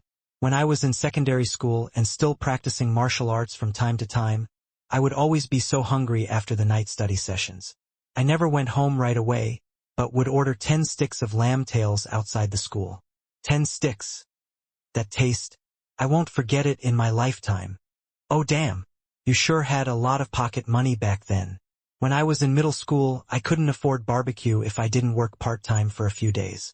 It got worse when I was in high school. I even had to put my breakfast on credit." Lu Cheng's emotional response wasn't the focus of the chat at all. "Please respect the second generation of a rich family," answered Kai Zhongming simply. After chatting casually for several tens of minutes, he drove the car onto a rather prosperous commercial street and looked for a barbecue store at the back. 40 sticks of lamb tail. Do you want some lamb waist?" Kai Zhongming picked up the menu and looked at Lu Cheng with loving eyes. "Why are you looking at me like that?" Lu Cheng answered with disdain. "You'll be sleeping beside me tonight. I'm afraid you'll attack me after eating too much lamb waist." Kai Zhongming cracked a dirty joke. Following which, he rattled off a list of dishes to the waiter. While waiting for the barbecue to be served, Lu Cheng asked caringly as a guest and of the younger generation, Talker, how's your dad's condition?" "He looks better now, but it's just that he doesn't listen. The doctor has asked him to stop drinking alcohol, but he refuses. He has to have a cup in the afternoon and at night every day. If we try to convince him not to, he just glares at us angrily and says that there isn't any reason to live if he can't drink, and he would rather die." Kai Zhongming spread his hands and said, "What else can I do? I'm desolate. It should be fine if he just drinks a little and doesn't go overboard." Lu Cheng had no prior experience in related aspects and could only offer words of consolation. Following this topic, Kai Zhongming talked about his life for the last few months. "I found that doing business is really tiring. I have to put on a smile every day to entertain people I don't feel like entertaining and say things I don't want to say." "So you've learned to be a little more emotional?" Lu Cheng used a half-joking manner to offer his condolences. Kai Zhongming was instantly angered. "Are you on a talk show with me?" However, the family business has been going downhill the last 2 years. He sighed. "The whole industry has entered the sunset stage. Smaller shops have been closing one after another. I'm thinking of using this opportunity to slowly liquidate and show our friends and relatives in that direction. 2. In hopes that they'll pull out on their own accord. If they want to continue, I'd be fine with that and would transfer it to them right away. After that, wouldn't you be unemployed?" Lu Cheng teased. Kai Zhongming snorted and waved his hand nonchalantly. "My family still has some wealth saved up. Did you see that commercial street? 1/3 of the shops belong to us." "Oh damn!" laughed Lu Cheng. Should I address you as Kai half a city instead? Do you know how to count? We only have a third, retorted Kai Zongming. After which, he continued emotionally. Then I'd be free. I could do internet streaming on one hand while practicing martial arts with the other. I could stay at home for half a year and spend the rest in the capital. Internet streaming? Lu Cheng caught the keyword and asked. Kai Zongming laughed and said, I've been watching martial arts competition online recently and noticed that not only are there a lot of commentators who not only don't know their stuff, but they're also boring and dead. I've started a live streaming room and I'm going to show them what professionalism is. Haha, in that case, I'll help you do some advertising later. Lu Cheng replied with interest. Kai Zongming immediately waved his hands and said, There's no need for it. At least not at the moment. Why? Lu Cheng was surprised. Kai Zongming replied seriously, I'd like to try it out on my own first. Before waiting for Lu Cheng to reply, he pointed at himself and said, Can you see my handsome face? This time I want to depend solely on my talents. This type of misery isn't something an ordinary man like you would understand. Scram! Lu Cheng and Kai Zongming looked at each other before breaking into laughter. After laughing for a while, Kai Zongming wiped the tears from the edge of his eyes and said, To tell you the truth, I'm just trying it out right now. I'll save you until I need you in the future. At this time, the first portion of the barbecue was served and the two of them began gobbling down the food. After the meal, Lu Cheng was full of praise for the lamb tails as he walked along the street with Kai Zongming to aid digestion. The place where I started practicing martial arts, said Kai Zongming, pointing to a martial arts dojo. The name of the martial arts dojo was unexpectedly simple, Stars of Huiyuan. The place where the kidnapping case happened? Lu Cheng recalled their past conversation. Yeah. Kai Zongming smiled and said, Whenever I walk past this place, I will think that I probably would have still picked up martial arts, even if that didn't happen. I might not have taken this path, but I would have at least have liked to see what it was like at the dance stage. Otherwise, I really wouldn't be satisfied. What the hell is round and bright? It makes it sound like a man can be pregnant, too. Lu Cheng's mouth twitched a little as he said, Talker, I feel that it's better if you don't be a commentator on live streaming. You should just start a talk show. Yeah, you would definitely make it big. Just as Kai Zongming was about to speak, an old man in a black coat walked out from the entrance of the martial arts dojo. He was around 60, but his hair was still silky black and he was in great spirits. If it wasn't for the obvious wrinkles on his face, it wouldn't be far-fetched to believe he was middle-aged. Kai Zongming.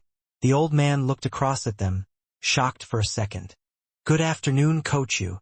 Kai Zongming greeted smiling. He lowered his voice and told Lu Cheng, He's my first martial arts coach. Geezer Yu kept his hands behind him as he walked over. He scrutinized Kai Zongming like he was still his student before saying heartily, Strong breathing and vitality. You didn't stop your practice. I've always said that you were my biggest regret. If you'd been a little more serious, paid a little more attention, put in a little more effort, you wouldn't just be at this level today. After chatting for a while, he didn't speak further. He patted on the shoulders of Kai Zongming, turned around and walked away slowly. Your first coach is pretty nice. Lu Cheng, who had been listening from the side, said thoughtfully as he looked at the man's back disappearing. It's been some time and he still remembered the talker. Kai Zongming laughed and said, Coach Yu is indeed a nice person and a senior who deserves respect. The only problem with him is that he cares too much about how others see him and likes to take advantage of others. Huh? Why did you say so? Lu Cheng asked. Kai Zongming pointed to the main doors of the martial arts dojo and said, Our Songchang University Martial Arts Club was pretty famous before. Once I walked past here and saw my face on their publicity poster. They wrote about me being an outstanding student and a teammate of Lu Cheng and Link K. That's just embarrassing. Ha ha ha. Lu Cheng laughed out loud. Geezer Yu walked slowly to the end of the street before turning around to look at them. He caught the backs of Lu Cheng and Kai Zongming as they left. However, he felt a different sense of familiarity this time. I don't know him. He smiled faintly as he shook his head and continued, turning into a small neighborhood in the vicinity. Suddenly, he froze on the spot, superimposing the image of an expert with the figure beside Kai Zongming. Although he was disguised, it's definitely him. Geezer Yu immediately turned back, but they had disappeared without a trace. He felt lost all of a sudden, with pain in his heart. It was as if there was a stack of money on the floor and he had failed to pick it up because he wasn't paying attention. He maintained this state for a long time until he reached home. Geezer Yu was still sighing and didn't even finish the supper his old mate had prepared for him. What happened? His mate asked curiously. I didn't, Geezer Yu said with regret. Sigh. What a waste. My heart hurts. What a good opportunity. My heart really hurts. As he was about to return from his 2-day trip in Huiyuan, Lu Chang received a call from Empress Luo. The military has assigned you a mission, said Ning Zitong directly. What mission? Lu Chang wasn't foolish enough to accept right away. Ning Zitong chuckled. It's nothing difficult. There's a drug cartel operating in the war-torn zones in the southern regions of China. They have severely disrupted the peace and stability of the borderlands. After prolonged negotiations, we've reached an agreement with America to organize a joint raid. Did America have a hand in this previously? Asked Lu Chang shrewdly.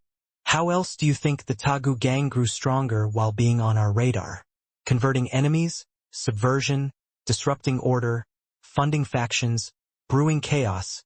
It's what the American intelligence agency does, said Ning Zidong mockingly. Anyway, the Tagu gang is no longer valuable to them. So what do I need to do?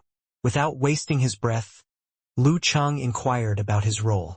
You'll assist them and see to it that the Tagu gang members are all captured, said Ning Zitong. Understanding, Lu Chang mused. Are there physical invulnerability experts among the enemy? According to our current intel, no, said Ning Zitong. Puzzled, Lu Chang asked. In that case, wouldn't it be better to send an inhuman who is adept at tracking? Or a supernatural ability user with relevant skills? This isn't my area of specialization. Rest assured, we have such talents on the team, chuckled Ning Zidong. Then wouldn't I just be an extra? Asked Lu Chang, none the wiser. With or without me, I wouldn't make a huge difference. Better safe than sorry, said Ning Zitong with a smile. We are giving you more opportunities to complete missions and rack up contributions so you can qualify to access the Forbidden Sect, Yuqing chapters. Your master has been nagging about it non-stop. So that's why, muttered Lu Chang. At the thought of gaining access to the Forbidden Sect, Yuqing chapters, he felt eager and motivated for the mission. I can't lose to Priest here. So, sorry in advance, Mr. Tagu. Then again, death is too light of a punishment for you. Ning Zitong went on. You understand now, right? Anyways, it's only a simple mission. You're there mainly to prevent accidents. So there's a chance you won't even have to do anything. A simple mission? Lu Chang felt a chill down his spine. Half joking, he said, maybe I watch too many movies, but usually whenever they say the mission is going to be simple, it turns out to be difficult. Like you said, that only happens in movies. Reality is rarely dramatic, no? Said Ning Zitong, amused. Plus, it has more to do with one's luck, compared to the difficulty of the mission. My luck has always been, thought Lu Chang, remarkably bad. All right. Anyways, come back to Huaqing as soon as possible. You'll leave from the military base. It will take only 2 or 3 days, so you don't have to worry about your holidays being disrupted. With that, Ning Zitong hung up. Phone in hand, Lu Chang pondered for a moment. He then made a call to his mother, informing her that something came up and that he would be returning a few days later than expected. After that, he told Yenjika. Because of the non-disclosure agreement, he couldn't mention the details and merely said it was a mission for him to rack up contribution. With all that done, he asked Amen to handle the flight change procedures. Did something come up? Kai Zongming asked curiously as they pulled up to the metro. Lu Chang nodded solemnly. Yup, he said as he got off the car and retrieved his belongings. His solemn attitude startled Xiao Ming, and for a moment he didn't know what to say. Wheeling around, Lu Cheng waved and beamed. See ya. I'm off to save the world. Save the world? Damn it. You made me worry for nothing. Get lost, cursed Kai Zhongming, flipping him off. Temporary U.S.-China Allied HQ in the Middle Lake region hidden in mountains and valleys. Clad in a dark military uniform with his hair combed back, Smith put on his sunglasses and white gloves. He examined his surroundings with curiosity, excited and nervous. Heeding Lu Cheng's advice, the ex-Spider-Man had sought the mentorship of a strong priest from the mission sect. Through methods that were borderline self-abusive, he had trained his physique and refined his spirits over a long period of time. Eventually, he evolved. Now, he was nearing danger-grade expert level. Because of this, the NSA made him a priority for growth and sent him on an exchange program to the Foreign Intelligence Service for 2 years, then deploying him to the war-torn zones for more experience. First time? Smiled a brawny black military officer beside him. Yeah, Smith nodded honestly. I used to do monitoring and security missions. Just been here for a week. The black military officer reached out and patted him on the shoulder, then laughed heartily. Relax, these group missions tend to be safe. You'll get used to it easily. For real? Exclaimed Smith, rather surprised. Absolutely, replied the black military officer, pointing around him. Look closely at those people from the HQ. Their conditions, standards, and skills have already decided the difficulty of this mission. I know that, muttered Smith. His boss had explained this to him just before. Half of the members in the Allied HQ were commanders and staff, none short of danger-grade experts. The other half were the upper echelon of the special forces, some experienced in jungle warfare and others in martial arts. However, only a few of them were danger-grade. So, it appears that the difficulty of the Allied raid mission is around danger grade. With his current standard and enhanced spiderwebs, he was certain that he could ensure his safety as long as he didn't act impulsively. As these thoughts flashed through Smith's mind, the military officer led him to the door. You already know it, huh? Good. That saves us some time. Anyways, remember this. This assessment level has taken emergency situations into consideration, so the actual risks could be even lower. Have a good sleep. You'll need the energy to stay sharp for the mission. Ah, that makes me feel better, said Smith, visibly relieved. As a newcomer, it's best to start with simple missions. Looks like the higher-ups are making this easy for me. The door of the Allied HQ was suddenly pushed open. A number of Chinese figures entered from outside. The person in the lead leapt into Smith's focus. Defined features, dark and profound eyes, a buzzcut, plain looks that still had a mature attractiveness. Smith was stunned as he stared at the familiar figure. Certain words came into his mind. Lu terror grade, troublemaker terror grade. Again? Oh! Cried Smith, staring blankly. Silently, he muttered a Chinese word, MMP, which translated roughly to shit. As Smith saw Lu Cheng also saw him. Shocked, he opened his mouth and greeted, I didn't expect to see you here. The Spider-Man has been sent to the war-torn zones. And he sure cleans up well. Smith's mouth twitched as he forced a smile and said, Lu, that's what I wanted to say. I crossed the seas and reached this war-torn area just to run into this troublemaker. Sensing the grudge in his words, Lu Cheng smiled faintly and said, In China, we call this fate. My Mandarin teacher told me that there's a type of fate known as doomed relationship, mumbled Smith softly. Spider-Man, the truth is you'd have a talent for talk shows, too. Lu Cheng was speechless for a moment, not knowing how to reply. As the Allied HQ was a public space, it would be best for the two of them to not be overly friendly with each other, or else others might recall the relationship between the two of them in the past, where Smith was assigned to supervise Lu Cheng. He didn't speak further and just nodded. After completing the customary exchanges, Lu Cheng, with an introduction from his people, got to know the higher American management and the special team members he would work with later. Who is he? Looking at Lu Cheng's back, the black officer, Dwayne, lowered his voice and asked Smith. Seeing who he's surrounded by, his position isn't low. You don't know? Smith returned the question in shock. Dwayne's face got hot and he rubbed his hands together, embarrassed. I've been in the war-torn zones for 3 years. The information I get from the outside world is pretty filtered. Smith pondered for a few seconds before saying, to put it simply, he's a newly advanced terror grade expert. Terror grade. Dwayne gasped before continuing.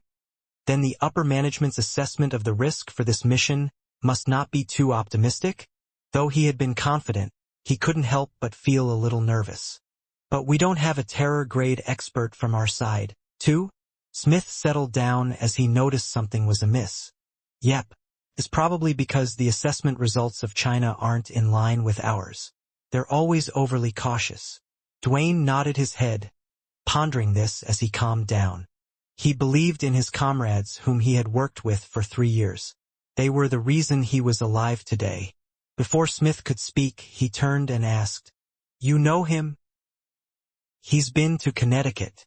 I was responsible for keeping an eye on him. At that time, he was just danger grade. We had some contact during that time, answered Smith honestly. So you're friends. Smith, you should be happy about that. If there's an accident, he'll choose to save who he's familiar with. You'll be very safe, Dwayne said with a little envy.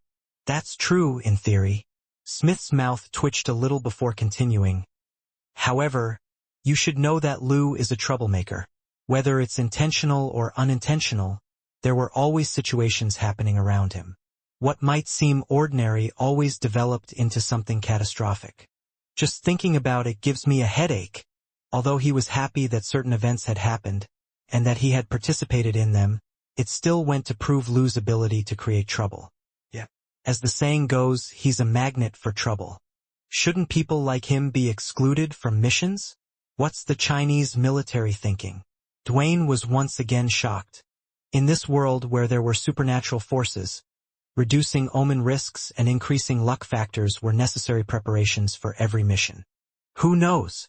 Smith shrugged his shoulders. But the file on Lou indicates that he's simply unlucky, with no related supernatural abilities. Smith suddenly stopped. He frowned and asked, Wait, what did you just say? People like him should be excluded from missions, repeated a confused Dwayne. Before that, Smith asked seriously. Dwayne thought for a few seconds before saying, You would be very safe. If there's an accident, he would choose to save who he's familiar with. What are you trying to ask? You mean that I'll be working with him? Smith subconsciously raised his voice. Dwayne looked at him with pity and said, You don't know yet? You've been assigned to the action team of China. Smith's settled emotions were triggered once again. He almost blurted out curse words, which he reined into a long, Oh! After visiting the Allied HQ, Lu Cheng received the mission plan for Operation Dawn. This mission was divided into 3 parts. The first part was about making use of the airport to launch airstrikes in Tagu and his gang's territory, destroying their defense. After the airstrikes were over, a special action force would sneak in amidst the chaos to round up their leaders. At the same time, they would finish off Tagu and other main leaders to crush their leadership and prevent anyone from slipping out. After the decapitations, the ground force would be responsible for the rounding up and cleaning off the remaining. A mission plan like this was direct and straightforward. It fit this simple mission well. Lu Cheng would be required to participate in only the second step as a reinforcement to prevent accidents. Inside the 3-story building hidden within the mountain ranges, the skinny, dark-skinned man was rubbing the jade ring on his thumb and had sunk into a long silence. He was of mixed milieu and Shengxiang ethnicity. Using his bravery and lack of fearing death, he had made a name for himself and become a warlord and famous drug dealer in this region. If he hadn't suffered grave injuries or had received appropriate medical treatments, he would at least be at the inhuman level. So what's your decision? In addition to the 2 trusted experts beside Tagu, there was another man wearing a black t-shirt. He was over 50 years old, had yellowish skin, dull eyes, and gave off a dangerous vibe.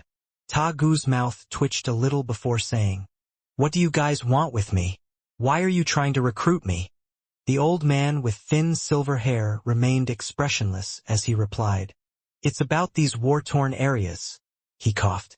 There's a group of physical invulnerability experts teaming up in secret. Some of them have been born and raised here, while there are others who betrayed their birth countries and wish to stay here.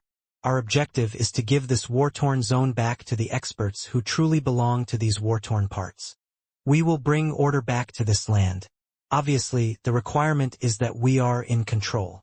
You have rich resources and channels that deal with the external world. These are things we require. That said, let us help you and bring you out of danger. All you have to do is agree to serve us. Tagu sank into silence once again. Several thoughts flashed through his mind and he couldn't decide. At that moment, a low but loud homing sound sounded from afar. The sound gradually became sharper. Terrifying explosions followed. Rumble, rumble, rumble. Amidst the tremors, Tagu stood up abruptly in fear. He made his decision in that instant, saying to the white-haired old man, "I agree to your proposal." His wife and confidants had already packed their luggage. Sticking out of their bags were gold and firearms which shimmered under the lights. After the bombing, the special action team slipped through the smoke and flames and entered the core region of Tagu's territory, after which they divided themselves into small groups and headed towards their separate targets. Lu Chang was undoubtedly in the team that headed to where Tagu lived. The other members were ex-Spider-Man, Smith, Storm Giant, Dwayne, Shadow Hunter, Chang'en, Thoughtless Blade, Jian Dan, and others. Along the way they had no delays. Occasionally they encountered a few enemies, who were either tied up in spider threads or shot by countless formless aerial blades. They arrived at the 3-story building without being stopped and saw the place raging in flames. Tagu has escaped. Chang'en pinched his nose and found a clue amongst the rubble. He really didn't hesitate, escaping just when he needed to be able to abandon everything. He's truly an ambitious character. Jian Dan looked to the left and right as he said emotionally. After checking carefully again, Chang'en said, "There are quite a number of people with them. They shouldn't be able to move fast." Storm Giant Dwayne said, "Let's go." The group set out once again. They followed the small path over the mountain and entered a damp forest.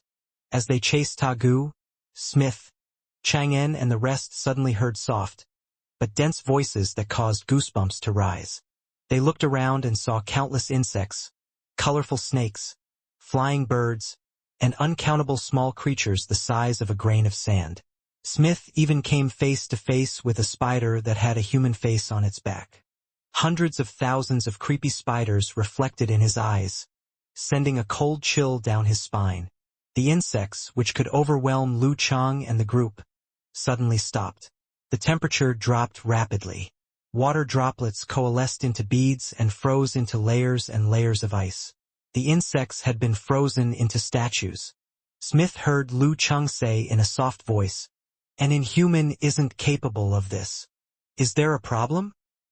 Smith was initially speechless, following which, his mouth twitched as he cursed softly. "You don't say." The frigid wind whistled through the tropical rainforest, marking the trees with frost and icicles and covering the ground in a thick layer of ice. All sorts of fauna were frozen in their tracks. The large creatures like snakes and spiders weren't frozen completely and easily broke free. However, fearing the cold, they fled after their recovery like an ebbing tide. The surrounding 30-meter radius went completely silent. Sensing his surroundings, Lu Chang turned to the Shadow Hunter, Chang'en. Request for, get in touch with the Allied HQ and inform them that there might be physical invulnerability experts aiding the Tagu gang. Ask them for the next instruction. Initially, he wanted to request air support and bring reconnaissance aircraft and airstrikes into the picture. However, he changed his mind when he saw the dense canopy and scattered twilight. Got it. Chang'en produced a satellite phone from his bag and put them in touch with Allied HQ. After a short discussion, a new order was issued. Continue tracking the enemy. If they encountered danger, they could retreat. The main objective had switched from capturing the Tagu gang to determining the identity of the physical invulnerability expert and which faction he belonged to. "Let's keep going then," said Lu Chang as he inhaled a breath of air that smelled like rotten leaves. He had yet to sense strong danger. "Keep going?" Smith gave a helpless smile.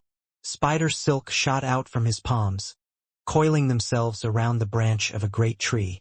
Pulling on those, Smith left the ground, flew into the air, and landed on a branch high up. Through the gaps between leaves, he scanned the passageway before them like a dutiful scout. "No enemies within 300 meters," announced Smith. Within the jungle, even from a high point, his vision only allowed him to scout this far. Lu Chang watched Spidey get into roll with amusement. Under Chang En's lead, they continued their pursuit at great speed. At some distance away, the gloomy Tagu and yellow-complected elderly wearing a black vest were on the run. They shuffled between running straight and zigzagging. The entourage of non-combat personnel, despite being piggybacked by his trusted subordinates, severely hampered their marching speed. This made Tagu nervous. A malevolent look came into his eyes as he scanned his wives and young children. The elderly with scarce, silver hair suddenly came to a stop. He turned back with astonishment. "What is it, Mr. Talon?" blurted Tagu, alarmed. The elderly Talon's stiff face grew more solemn. "The traps I placed were dealt with in less than 5 seconds," he rasped. "We're in trouble."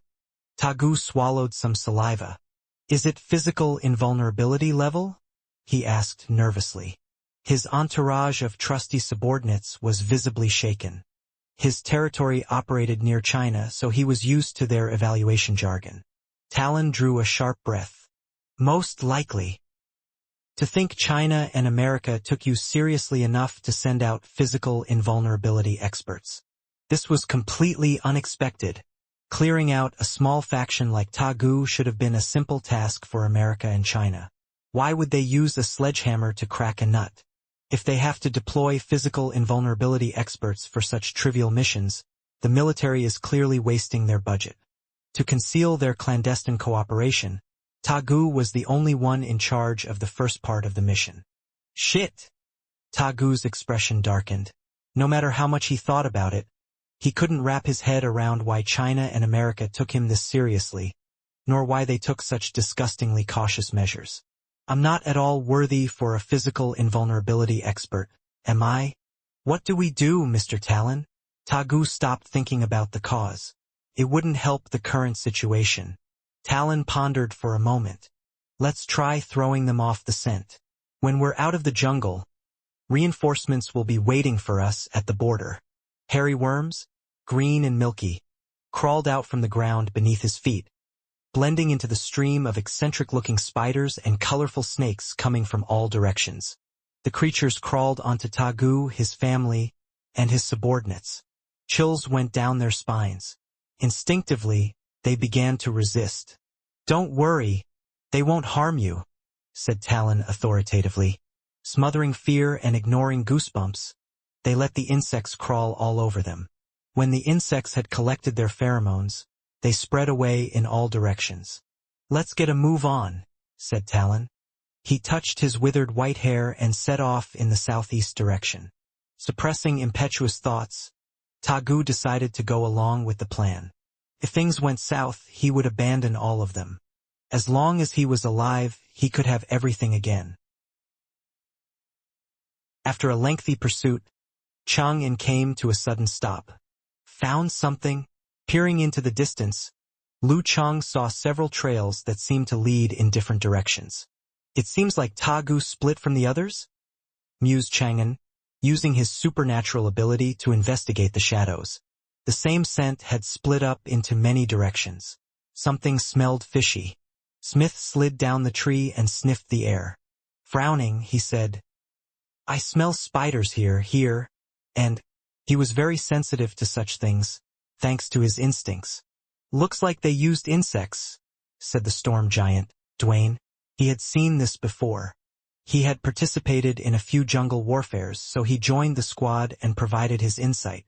With the help of Smith and the others, Chung and finally determined the real scent.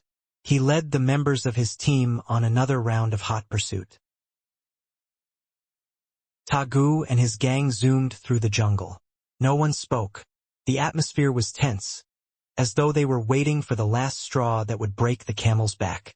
A few minutes later, Talon halted again. The escapees could feel their hearts in their throats. Tagu guessed for the worst outcome. They caught up. They probably have top-notch tracers. Talon's stiffened face twitched. They're close. Tagu scanned his wife and subordinates. Any other plans? He rasped. Can we escape if you bring just me along? For a moment, Talon was silent. Then solemnly he said, we fight back with an ambush.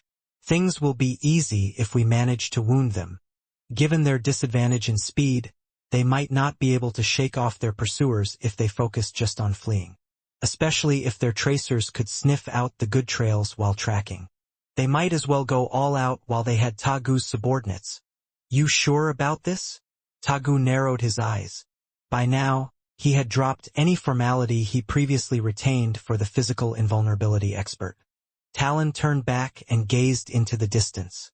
There was a sinister iciness to his hoarse voice. Traps and ambushes are my forte. As to their effectiveness, that will depend on your performance in battle.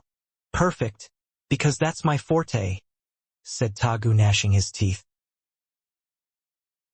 Unique sceneries passed behind them as they dashed through the forest. Smith was starting to get comfortable with the environment. Suddenly, Lu Chung stopped, barring the others with a halting arm. Something's not right ahead of us, said Lu Chung, looking at the jungle before him that appeared completely normal. Bottom. Smith could hear his heartbeat. It took all he had to not turn and run. What's the matter? Asked Chung-in, peering puzzledly. He didn't sense any danger. The insects and birds were in the midst of their activities, and there wasn't anything strange about the shadows there. I smell danger. Lu Chung smiled faintly. He didn't attempt to search for the enemy, look for traps, or make precise calculations. Instead, he formed a brutal scarlet fireball around him. Others turned the faint purple, light blue, dazzling white, and golden. The deity-like symbols began orbiting him. Swish, swish, swish. Without speaking, he blasted the 5 flames in succession, one after the other, covering the entire area in a concentrated fire. He controlled his frequency so that the speed of fireballs forming matched his rate of fire. Boom, boom, boom. Black clouds rose one after another as trees snapped and fell. Deep ditches appeared in succession as colored fireworks bloomed. In less than 10 seconds, the patch of forest was reduced to nothing. As for traps, do they even matter? Cough, cough. Talon and Tagu came scampering out, revealing their hiding spots. They felt as if they had been bombarded by an artillery unit. When Tagu and his comrades appeared, Lu Cheng's gaze fixed immediately onto the old man in a black t-shirt with yellow skin. The sense shared between experts was clearly telling him that this was a tough physical invulnerability level enemy. What made him even more sure was that he hadn't seen this person in the photos he was shown about Tagu and his personnel. As these thoughts flashed through his mind, the purple fireball circling Lu Chung shot out. It passed through the forest towards Tagu and landed on where they attempted to escape. Lu Chung signaled to Shadow Hunter, Chung-en with a look, telling him to follow the original plan. Chung-en understood and pulled out a miniature professional camera from the side compartment of his pack. Based on the instructions of the Allied HQ, they needed to make a record of the enemy first to provide reliable information for the subsequent stages. After all, Lu Chung couldn't guarantee that he would be able to stop a physical invulnerability level expert from getting away. At this level, as long he wasn't cornered, it might be easy to win against the enemy, but killing them was harder. Capturing them would be almost impossible. Rumble. Purple flames rose and dust was sent into the skies, forming clouds. The terrifying explosion stopped Tagu and the rest in their tracks as they turned for a different direction. That illuminating brilliance revealed the appearance of Talon clearly. Kacha! Just as the light dimmed down and the fire flickered, a brief and sudden flash shot into Talon's eyes, making his pupils contract. He saw the skinny enemy that took his photograph. "I've been captured on camera," as the realization struck Talon. A strong intent to kill welled up inside him. As a physical invulnerability expert, he would be rather famous within the war-torn zones, and maybe even in intelligence agencies around the world. Even if he wore a disguise, he would not be able to hide with identity verification systems. China and America would be able to confirm who was trying to disrupt their operations and who harbored ill intentions against them. Although it could be believed that he was acting individually, masking the existence of the organization and their intent, it could still easily lead to complications. As long they had their eyes on him and were on guard, they would inevitably investigate the experts he had good relationships with. No matter who he was, if he was even a little careless, signs of secret collaboration might be discovered and lead to more suspicions. Considering China's and America's current strength, it would be hard to keep things secret at this stage. The best course of action was to kill the pursuers and not let a single enemy return alive. However, as soon as Talon's killing intent showed, it was immediately doused. He pulled Tagu back in a hurry and dashed 30 or 40 meters to the left. Rumble, rumble, where the two of them had stood, light blue and dazzling flames raged and expanded as they rose. The flames ignited the broken branches and left behind deep, burnt holes. Pfft. Tagu only managed to escape to the side but was hit by the shockwave in midair and burnt by the raging flames. He threw up blood. Plop! He fell on the ground as the pain hit him. If it wasn't for his strength and extensive training, getting crushed wouldn't have been unexpected given the distance he fell. Talon didn't dare stop. Pulling Tagu along, he made consecutive sharp turns to change his position. He tried to break through several times but was stopped by the cannon fire. Then he managed to catch a clear look at his opponent. His heart skipped a beat as he got a sinking feeling. Lu Cheng. Lu Cheng from China. After the formation of the organization and his secret collaboration with it, one of Talon's duties was to exchange information internally. Therefore, he was no stranger to physical invulnerability experts of other factions. He quickly identified his opponent's identity.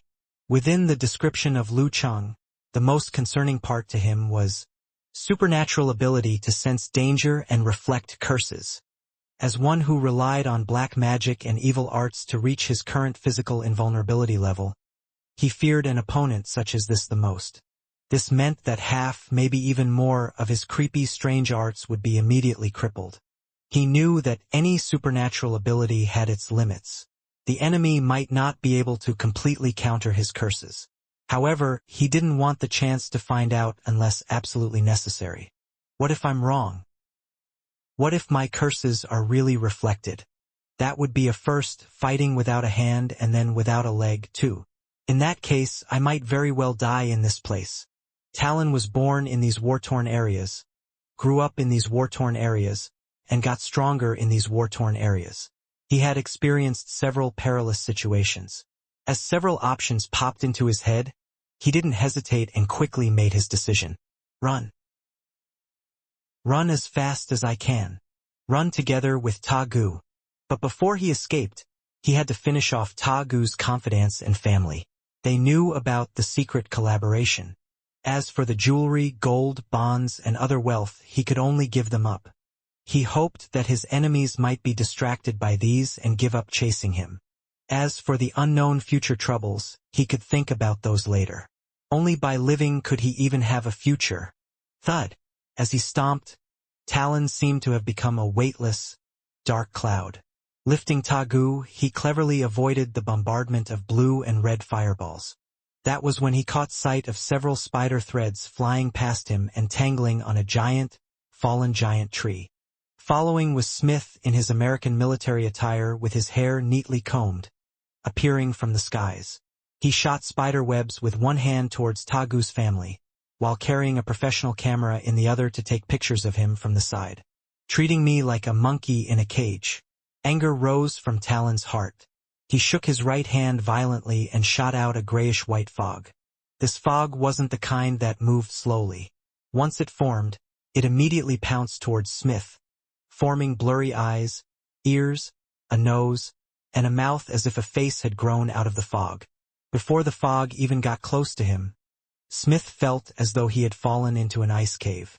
His body stiffened and his reactions slowed. An unbelievable fear filled his mind as though he had encountered the most terrifying thing in this world. His life felt like it was slipping away uncontrollably. At this critical moment, a figure flashed in front of him. He saw Lu Chang in a navy blue martial arts suit with a faint purple fireball circulating around above and behind his head. The purple flames looked heavy and hot. They distorted the surrounding airflow while absorbing the flames around them. Lu Chang looked like a god that lived high above mortals, or the sun emanating boundless heat and light, looking down silently on the earth. Just as the gray, human-faced fog approached, it dissipated like snow melting under the scorching hot sun. It let out a pathetic wail and struggled frantically. However, it was rapidly enveloped by the approaching flames and disappeared in midair without a trace. As the chill faded, Smith felt the blood flow returning to his body. Ah! Ah! Ah!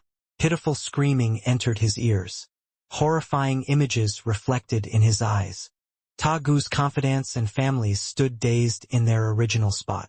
Insects were crawling out from their eyes, noses, ears, and mouths. Their bodies quickly turned black as they frantically scratched at their faces, gouging out their eyes. Their skin dried up and cracked open, revealing the white bones and flesh that had foreign items within. Their situation was heartbreaking, and they died without knowing why. When the insects, snakes, and spiders had crawled over them to collect their scents, the experienced Talon had already made secret moves in preparation for a probable perilous situation. Killing to him was already second nature, and he had been coming up with new ways to do it. Grabbing onto the opportunity when Lu Chang saved Smith, Talina triggered his setup. After which, he dashed towards the middle of the deep forest with Tagu. He was so confident of the outcome that he didn't look back once. Swoosh! Talon kicked with his feet and moved horizontally to avoid Lu Chang's golden fireball. Just as he was about to continue running, a small explosion occurred in the golden fireball. It made a beautiful arc and forcefully changed its direction towards Talon. Veins appeared on Talon's calves like long snakes. Despite being old, he eerily changed his direction and led the golden fireball into the dense forest. When Talon moved, Lu Chang moved. Despite being several tens of meters away, he threw a right punch forward. SSK, SSK, SSK.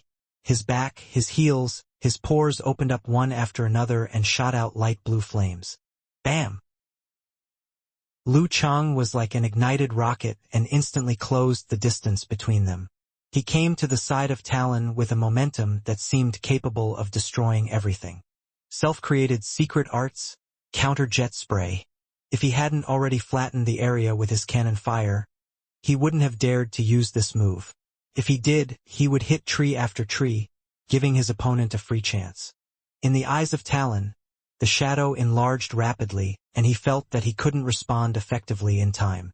He didn't think twice before lifting Tagu to use him as a shield. Bam! Flesh and blood scattered like rain. Crushed heart, broken intestines, deformed stomach, and the supper he had previously eaten fell to the ground one after another. A drug overlord was split into pieces without ever making a sound. One could forget about ever putting them back together. Talon leveraged the force of Lu Chang and glided back rapidly.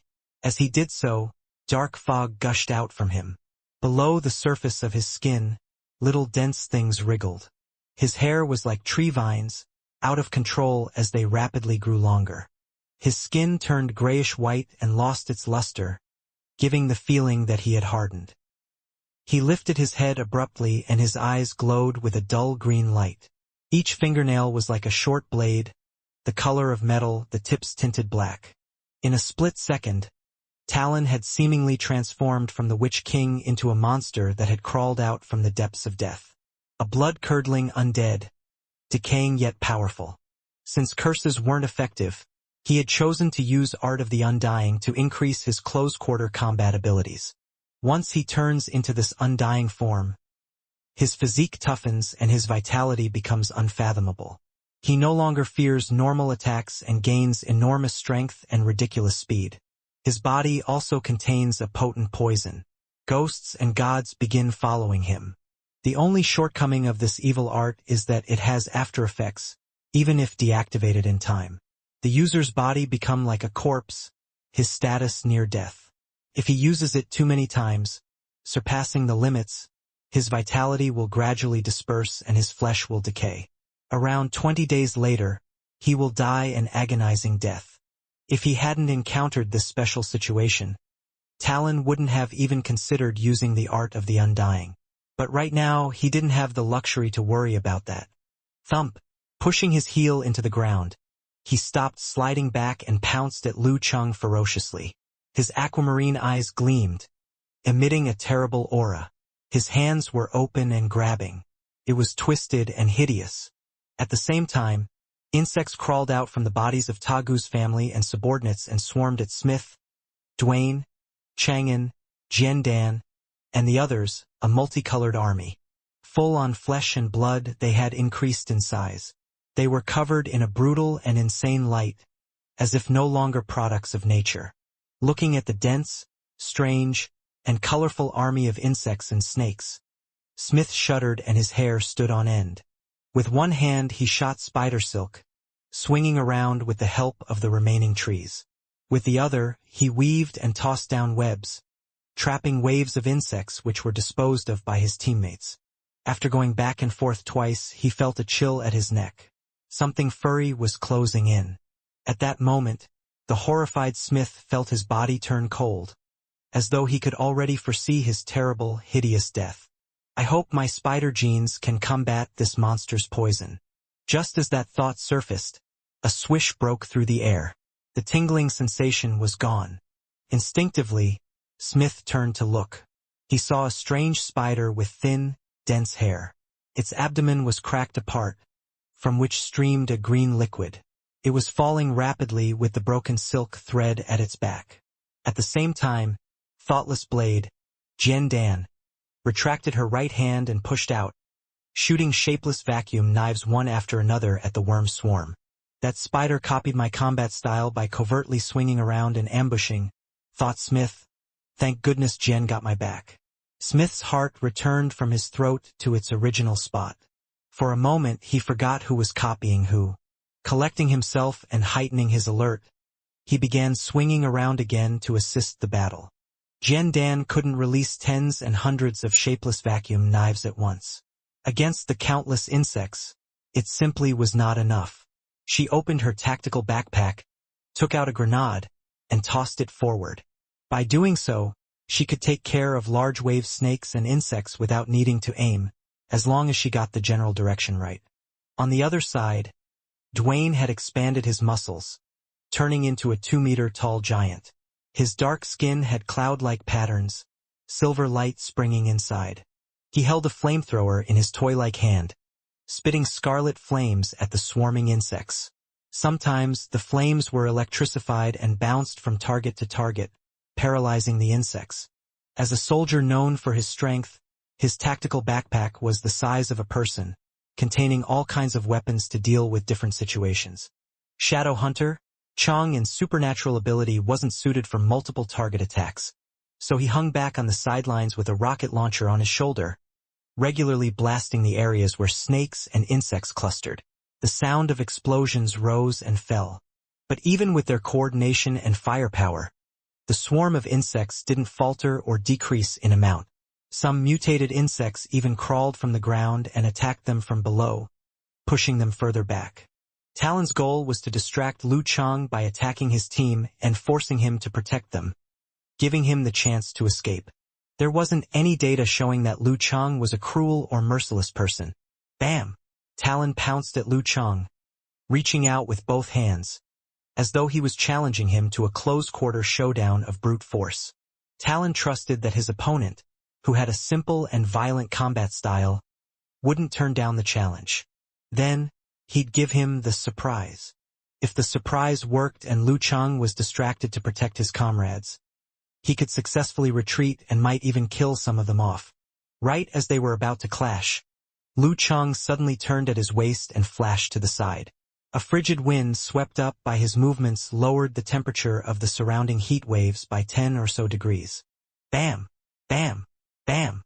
As Lu Chang used his footwork, white mist permeated the air, and frost gathered in a huge radius around him. Soon, frigid wind roared and dense snow fell.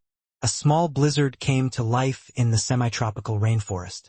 Under the cover of the blizzard, Lu Cheng's 3 orbiting fireballs were vaguely visible. He kept on the move around his opponent, preventing Talon from accurately pinning down his location, not to mention hitting him. The second style of ice sect, mesmerizing steps. Whoosh! The whistling wind blew forth. The vacant ground that had been plowed by the bombardment cooled, turning icy. Insects and snakes were cold-blooded animals that couldn't adjust their body temperatures. In such an environment, their blood turned cold and they began to freeze. On the other hand, as warm-blooded animals, Smith and the others merely felt a chill and weren't very affected. Whew! Frigid wind entered their bodies as ice and snow accumulated. The smaller insects froze to death by the dozens. The ones that survived retreated like an ebbing tide, giving Smith and the others a chance to catch their breath. Lu Chang could effectively deal with the swarm of insects with either ice or flame, but he chose the former instead of an inferno, since the latter would have hurt his team members. Seeing this, Talon knew he had messed up. He shouldn't have tried to do both things at once. The effects of one had negated the other. He turned and made a dash for the edge of the blizzard. It seemed like he was going to go deeper into the jungle and make a run for it. Bam! As though blustering against a wall of air, the frigid wind cracked a pile of frost apart. From that, Lu Chang sprang out, sticking to the back of Talon like a parasite. He threw a dense, purple flame-burst fist at Talon's waist. At that moment, as though he had been expecting it, Talon stopped. It was as though his body had lost their bones, or he had turned into a giant snake, twisting around forcefully and creepily. His palm opened and pressed onto Lu Cheng's fist. At the center of his palm, green, blue, red, and black poisonous fang-like blisters formed. His escape was a setup for a counterattack. Fighting back was preparation for a better escape. Lu Cheng's pupils shrunk, and his chi and blood flowed in reverse. He bent his knees. With forced concentration, he pulled his right fist back, avoiding contact with Talon's poisonous fangs. Not disheartened, the pale green in Talon's eyes grew thicker. He opened his mouth and spat out a hoary mist. The mist immediately condensed and formed into the shape of a human head. The eyes on the blurry face were vicious. The head opened its mouth, jumping and biting at Lu Chang with lightning speed. This was the surprise prepared by Talon, the secret art of the branch of the Witch King, Hitubin. It was made using a living person experiencing wildly fluctuating emotions. He stored it in his body by imbuing the victim's head into the mist. Once he spat it out, he could remote control it and kill the enemy from a distance. Plus, it comes and goes like the wind, gathers and disperses at one's will, and was immune to many types of damage. However, flame, ice, and high-intensity light can still counter it. Therefore, Talon didn't use it right away, but waited for this moment when they were less than a meter apart. At this distance, no one could dodge the Hitubin. Even if one escaped death, they would be gravely wounded. Right as Hitubin appeared, Lu Cheng's Dan force erupted. He sprang back and quickly retreated. However, the head that had formed from mist was even faster. In a breath's time, it approached him. A lump of dazzling white appeared. One of Lu Cheng's 3 fireballs that had not yet been launched moved before him. His retreat was to buy time for this. Boom! Hitubin landed on the dazzling white light. On that spot, it was as though a sun appeared, casting brilliant light around it. The hoary mist distorted and struggled, then dispersed rapidly. With the shockwave from the explosion, Talon leapt backwards and straightened his body. He went for the edge of the blizzard at full speed. This was the chance to escape he had been waiting for. Talon released 3 more Hitubins, using them to occupy the lanes of conflict and cutting off the pursuing attackers. The blizzard quickly thinned. Trees came into sight. Just as he stepped into the tree cover, before he could even rejoice, he heard a low, solemn curse being uttered. Formation! Lu Cheng's clothes were in tatters, and flames streamed down his body. Forming a seal with his hands, he condensed and solidified the air at the last second, binding Talon. If not for Talon's focus on escaping, Lu Cheng wouldn't have found himself in such an advantageous position. Of course, it would have been a different story if Talon chose to fight to the death. Swish! Swish! Scorching red and faint blue flew out and blasted at Talon, who was trying to wriggle free with his undying body. Swish! Swish! Swish! Lu Cheng's fingers moved consecutively, dishing out waves of pellucid sword air that took on the intercepting Hitubans. Though the sword's glow didn't pierce them, it caused layers of ice to form around them, freezing them in place. The heads fell onto the ground, temporarily unable to move. Once the sword glow actually landed, the mist condensed and shattered to pieces, dispersing at once. Boom! Boom! A loud explosion erupted and dark clouds rose as scorching red and faint blue landed on Talon. As the light from the flames dimmed, Lu Cheng closed in on him.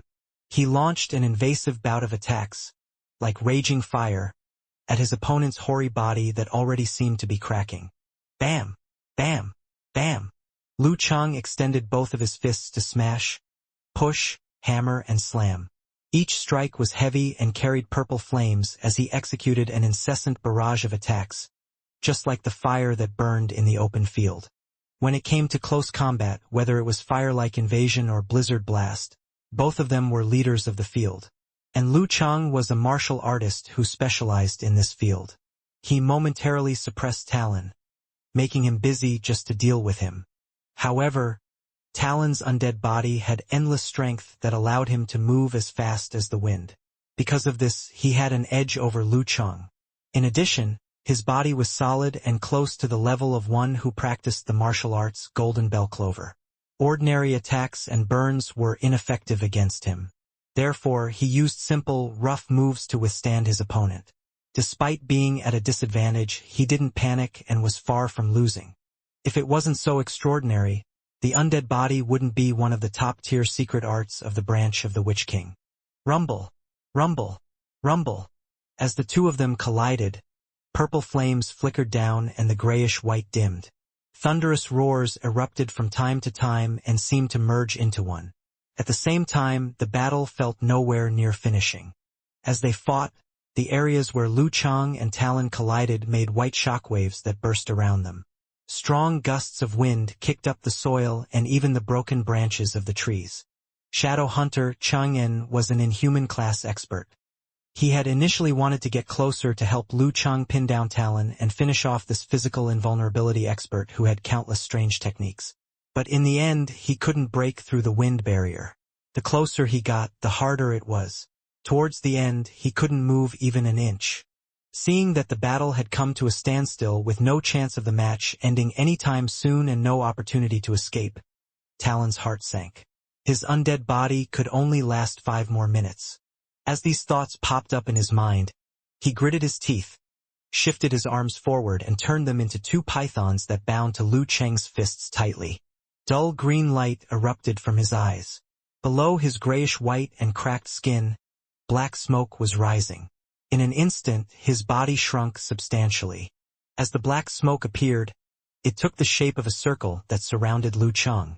It contracted rapidly and trapped him tightly. Witch King's secret arts. Ghost lock.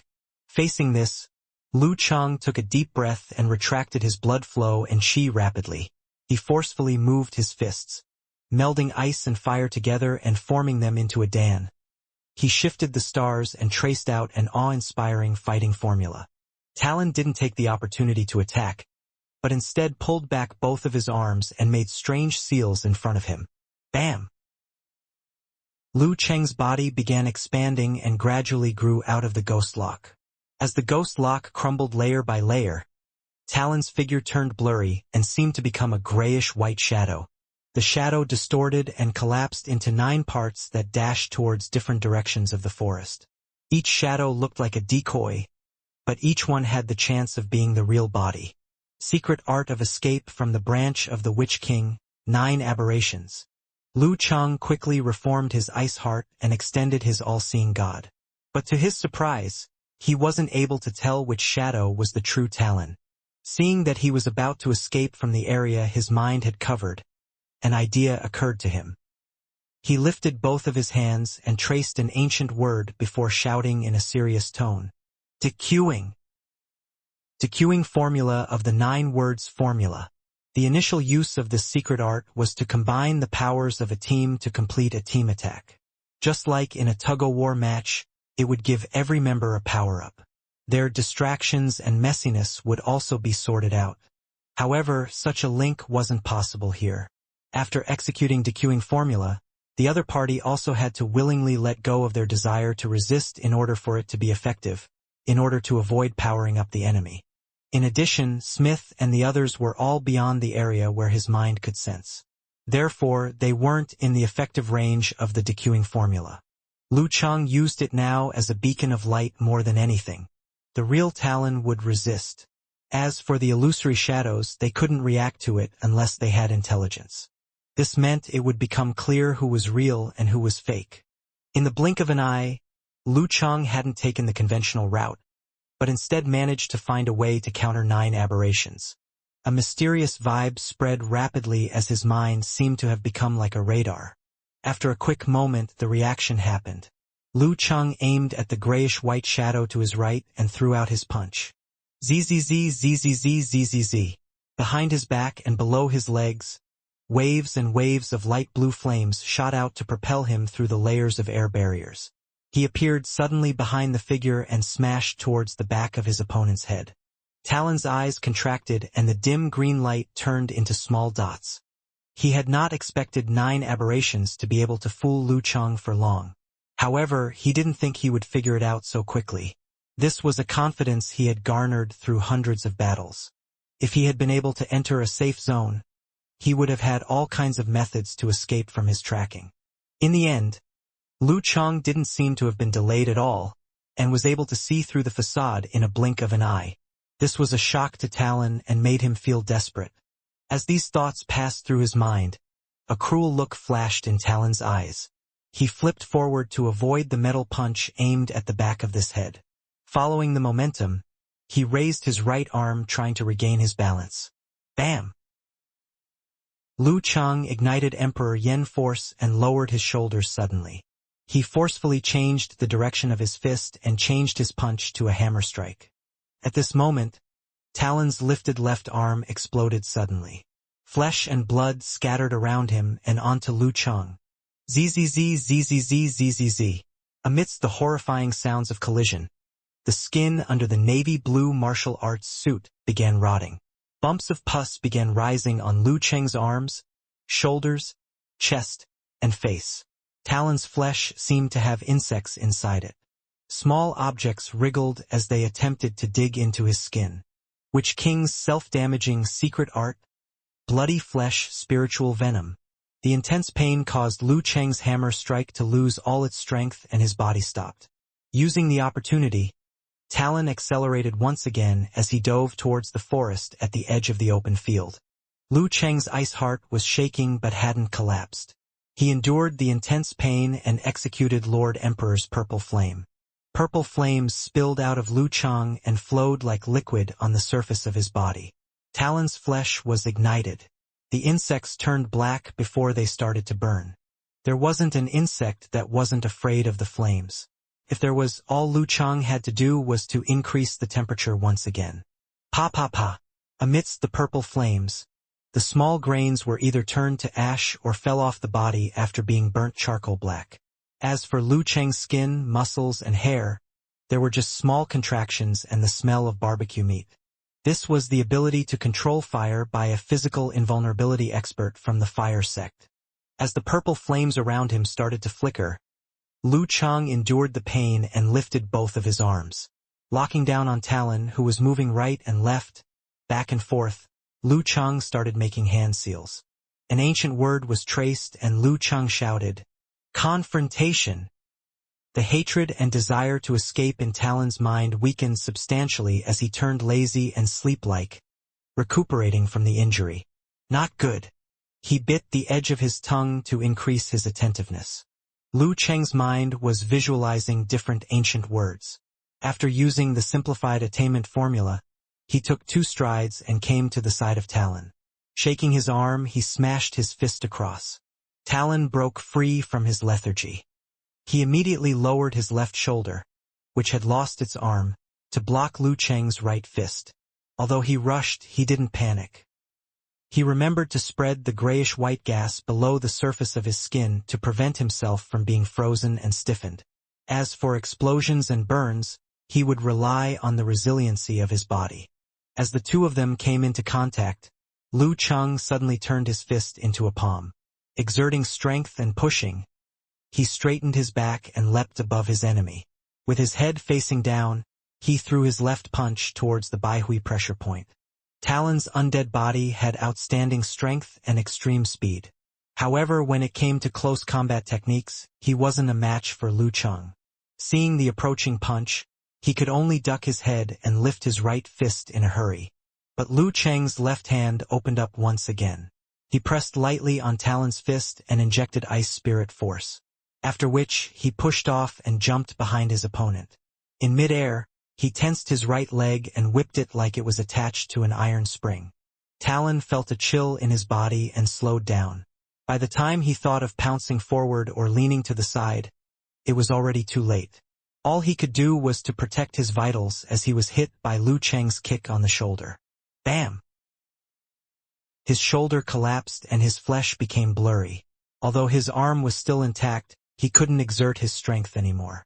Feeling a chill down his spine, Talon turned his body around as though he had no bones. He looked at Lu Cheng and the flames in his eyes began burning strongly. Creepy and horrifying vibes arose. Lu Cheng, who had just landed and tilted his body, suddenly felt his surroundings turning dark. The deep holes caused by his cannon shot, the thick forest, Smith, and the others disappeared. The darkness was quickly tainted dim green and blood red. The figure of Talon appeared, now over 100 meters tall. Skulls and arms were growing out of his body and countless, unblinking eyes looked down together. The strong sense of fear was real as they turned into a sea of insects that covered the skies.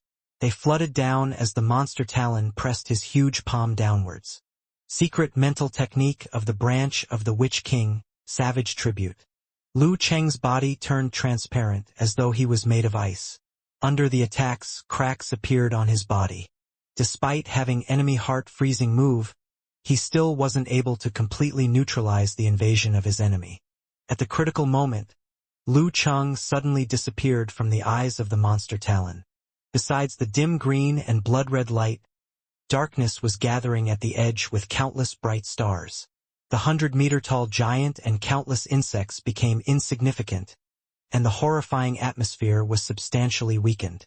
Talon was about to react when the stars moved at high speed and formed 9 mystical, ancient words. Confrontation, army, fighting, swordsman, wholeness, formation, dequeuing, forwarding, attainment. In an instant, 9 ancient words glowed brightly and pierced the mental territory. They ripped the dim green and blood-red atmosphere and eradicated the insects and giant. Talon leaned back instinctively as the edge of his nose started bleeding grayish-white liquids. Rumble. Smith and the rest grabbed the opportunity and fired rocket launchers, forcing Talon to escape frantically. With both of his arms gone or handicapped, his moves failing, and now surrounded by strong enemies, he felt desolate. A cruel light flashed in his eyes once again. Talon looked at Lu Cheng and shouted loudly, "Let's die together." His grayish-white body ignited as he turned his flesh and mind into the most lethal curse. Silently, the curse swept towards Lu Cheng, making it hard for him to know where to hide. Secret art to perish together with the enemy from the branch of Witch King. Life curse. He wanted to use a curse ignited by his own life to break through the supernatural defense of his enemy. The alarm in Lu Cheng's mind sounded loudly. Without thinking, he retracted his breathing and blood flow balanced the ice and fire, and formed a miniature Jindan. After the real Jindan broke and integrated into his body, his ability to rebound curses was strengthened. However, he was still far from a Longhu immortal who specialized in this. Therefore, the ability wasn't as strong as when the Jindan was around. However, this Longhu immortal ability didn't come out of the blue. It was based on his Jindan technique, 9 words formula, and his secret arts. Sadly, for those physical invulnerability experts who specialized in curses, Lu Cheng had now obtained all the fundamentals of Longhu immortal, meaning he could increase his ability to rebound curses while in battle. The stars moved and the 9 words were traced out once again. They formed a complicated ancient seal and emitted strange energy in all directions. The bloody light vanished and the flames on Talon's body were extinguished. His body melted like a candle. Vitality vanished from Talon's eyes as he mumbled, "Why was everything countered by you?" His voice faded to silence as he turned into a puddle of flesh and blood. Smith, Duane, Chang'an, and Jiandan looked on from afar. They had forgotten to put down their weapons. A physical invulnerability expert had passed away right in front of their eyes, and his opponent was just one person. Lu Cheng turned to Shadow Hunter, Chang'an. "Report the situation to the Allied HQ." The decaying spot had already scabbed, but he still felt pain. The purple flames gradually extinguished, revealing his upper body that concealed a terrible, latent energy. He drew a concealed breath and smothered a grimace. In his heart, he was confused by the events that had transpired. The physical invulnerability expert earlier most likely belonged to the Witch King branch, which explains why he had decided to run when his skills were countered. But in the end, he fought with his life on the line and harmed himself, after which he even used a curse that caused mutual destruction. It didn't make any sense. Normally, if one gets caught in an inescapable situation, unless he has a vendetta against his enemy, wouldn't the logical choice be to surrender? To preserve one's body and hold out hope? Wouldn't that be better? A physical invulnerability expert was valuable no matter which faction they joined. Of course, they have to comply with certain methods of manipulation like number 16 and 17. This could be considered one of the worst types of ending. His Witch King branch might even pay enough money to buy him back. After all, producing a physical invulnerability expert involves a lot of difficulty and luck. With several irons in the fire, why would he choose to sacrifice his life? Could the secret he's involved in be more important than his life? His misjudgment on the enemy's attitude nearly caused Lu Cheng to let the worms slip into his body and take on the mutual destruction curse directly, suffering serious injuries. If his stage or abilities were any weaker, whether he could even stand in one piece would be in question. "Yes," said Chang and quickly to Lu Cheng's instructions. Without realizing it himself, there was more reverence and fear in his tone than before. Looking away, he took out the satellite phone to contact HQ. Nearby, Smith stared blankly at the pile of flesh and blood, then looked up at Lu Cheng. He felt like he hadn't changed much in appearance since their first encounter, other than his new maturity. However, the terror-grade expert was silently questioning his senses. Every time they met, Lu Cheng was exponentially stronger, as though there were no limit or delays to his strength. It was the same back when he came to Connecticut each month, just to a less ridiculous extent. But now, he had grown into an awe-inspiring mighty one who could single-handedly take down a terrifying terror-grade expert. Was this the evolution of a god-tier martial arts genius? Like China's Dragon King and Warrior Sage? Like New York's Saint and Hand of Order? Being born in the information age, it wasn't as though Smith hadn't seen any top-tier experts.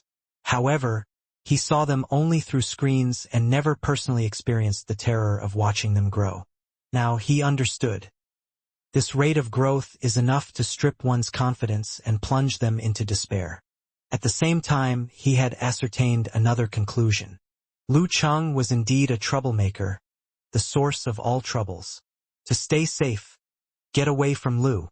That was when the voices of the high-ranked HQ commanders bled from Cheng and satellite phone. "Have you identified the physical invulnerability expert? We took a picture of him. We'll send it to the HQ for comparison right away." We suspect that it's Talon from the branch of the Witch King, reported Chang'an. He often went on missions in the war-torn zones, so he wasn't unfamiliar with the famous mighty ones in the region. Excellent, said the high-ranked Chinese official with a hint of delight. What about Ta Gu and his gang? Have they been dealt with? Any survivors? All dead apart from Ta Gu. The others were all killed by the expert suspected to be Talon. Probably to silence them, said Chang'an. Silence, huh? Something feels off. The official pondered for a moment. Did the physical invulnerability expert leave any other clues? No, said Chang'an, glancing at the pile of flesh and blood. Without realizing, he lowered his voice. He's already dead. There was a moment of silence from the other side. Not even breathing could be heard. At length, Chang'an heard a new question, uttered with a little anxiety. How did he die? He was... Chang'an swallowed some spit. Done in by Mr. Liu. Inside the Allied HQ, the high-ranked officials that had gathered lost the ability to speak once again. Oh God! Muttered a brown-haired man a few seconds later. If it was Talon, he would indeed have been countered by Liu, said a blue-eyed woman in a dark green military uniform thoughtfully. Still, killing a terror-grade expert is no easy feat, said the brown-haired man, shrugging. The few high-ranked Chinese officials exchanged glances, not sure if they should join the discussion or remain modest. Would it be bragging to express our awe and give compliments? As they hesitated, the blue-eyed woman drew a sharp breath. The last time Liu came to the war-torn zones, 2 terror-grade experts, number 16 and 18, died. She was part of the negotiation meeting for that incident, so she was fully aware of the details. The brown-haired man looked away and blurted. Before that, when he was in Nile, even more terror-grade experts died. Among the casualties, Dark Knight Bat and the mummy's deaths are suspected to have something to do with him. At the time, Nile was also considered as a war-torn zone, said a high-ranked Chinese official, feeling the need to interject. 3 times in the war-torn zones, 3 times being involved in the deaths of terror-grade experts with no exceptions. The blue-eyed woman's voice tailed away. There was a hint of fear in it. What if he's actually a human-like monster that targets terror-grade experts? Muttered the brown-haired man. We'll have to restrict him from coming here in the future.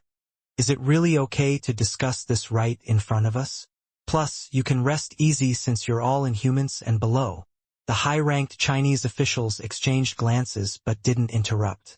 Collecting themselves, they quickly made an order to Chang'an. Search Talon's corpse and other valuable things. Return to HQ as soon as possible. Make sure to remain discreet. If any information was leaked, they would be prosecuted in military court. Hanging up, Chang'an relayed the order to the others. Frowning, Duane didn't hide his confusion. Why suicide? Why not surrender? To him, sacrificing his life to curse Liu Chang was equivalent to committing suicide.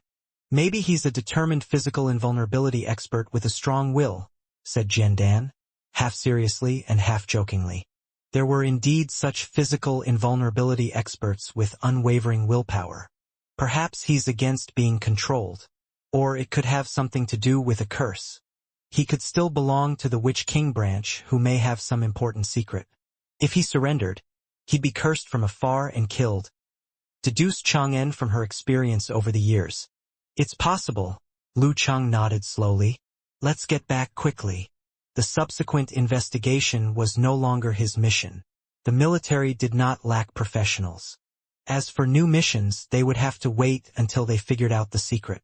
Seemed like that could take a while. That means I can go home for my vacation, then to Connecticut to celebrate the new year.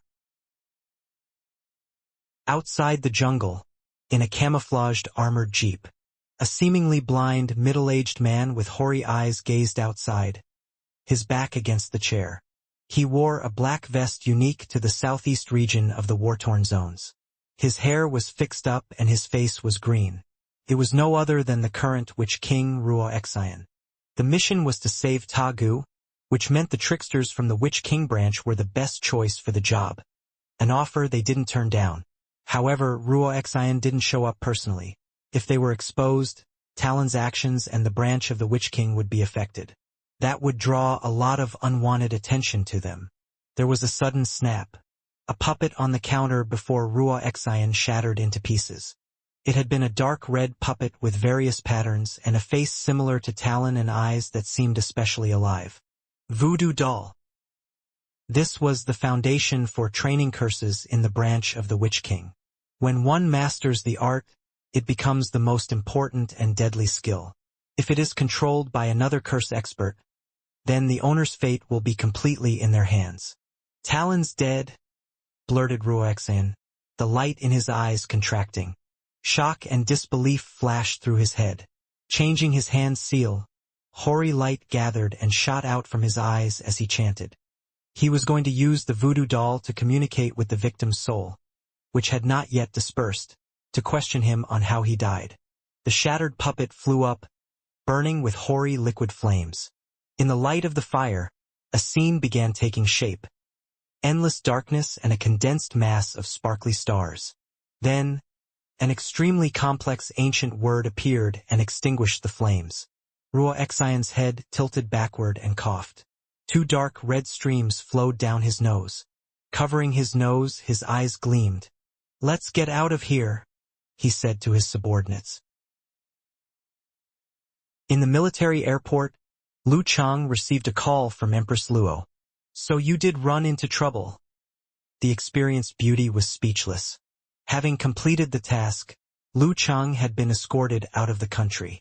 He laughed dryly. "That's their problem." Ning Zitong was silent for a moment. Then she said, "You should be proud of yourself for killing a physical invulnerability expert solo. Your master only managed to do it years after attaining physical invulnerability. As for your contribution, wait for the subsequent investigations. If it involves something bigger, then you don't have to do anything else and can go straight to studying the Forbidden Sect Yuqing chapters." "Thank you, Sister Ning," said Lu Chang, delighted.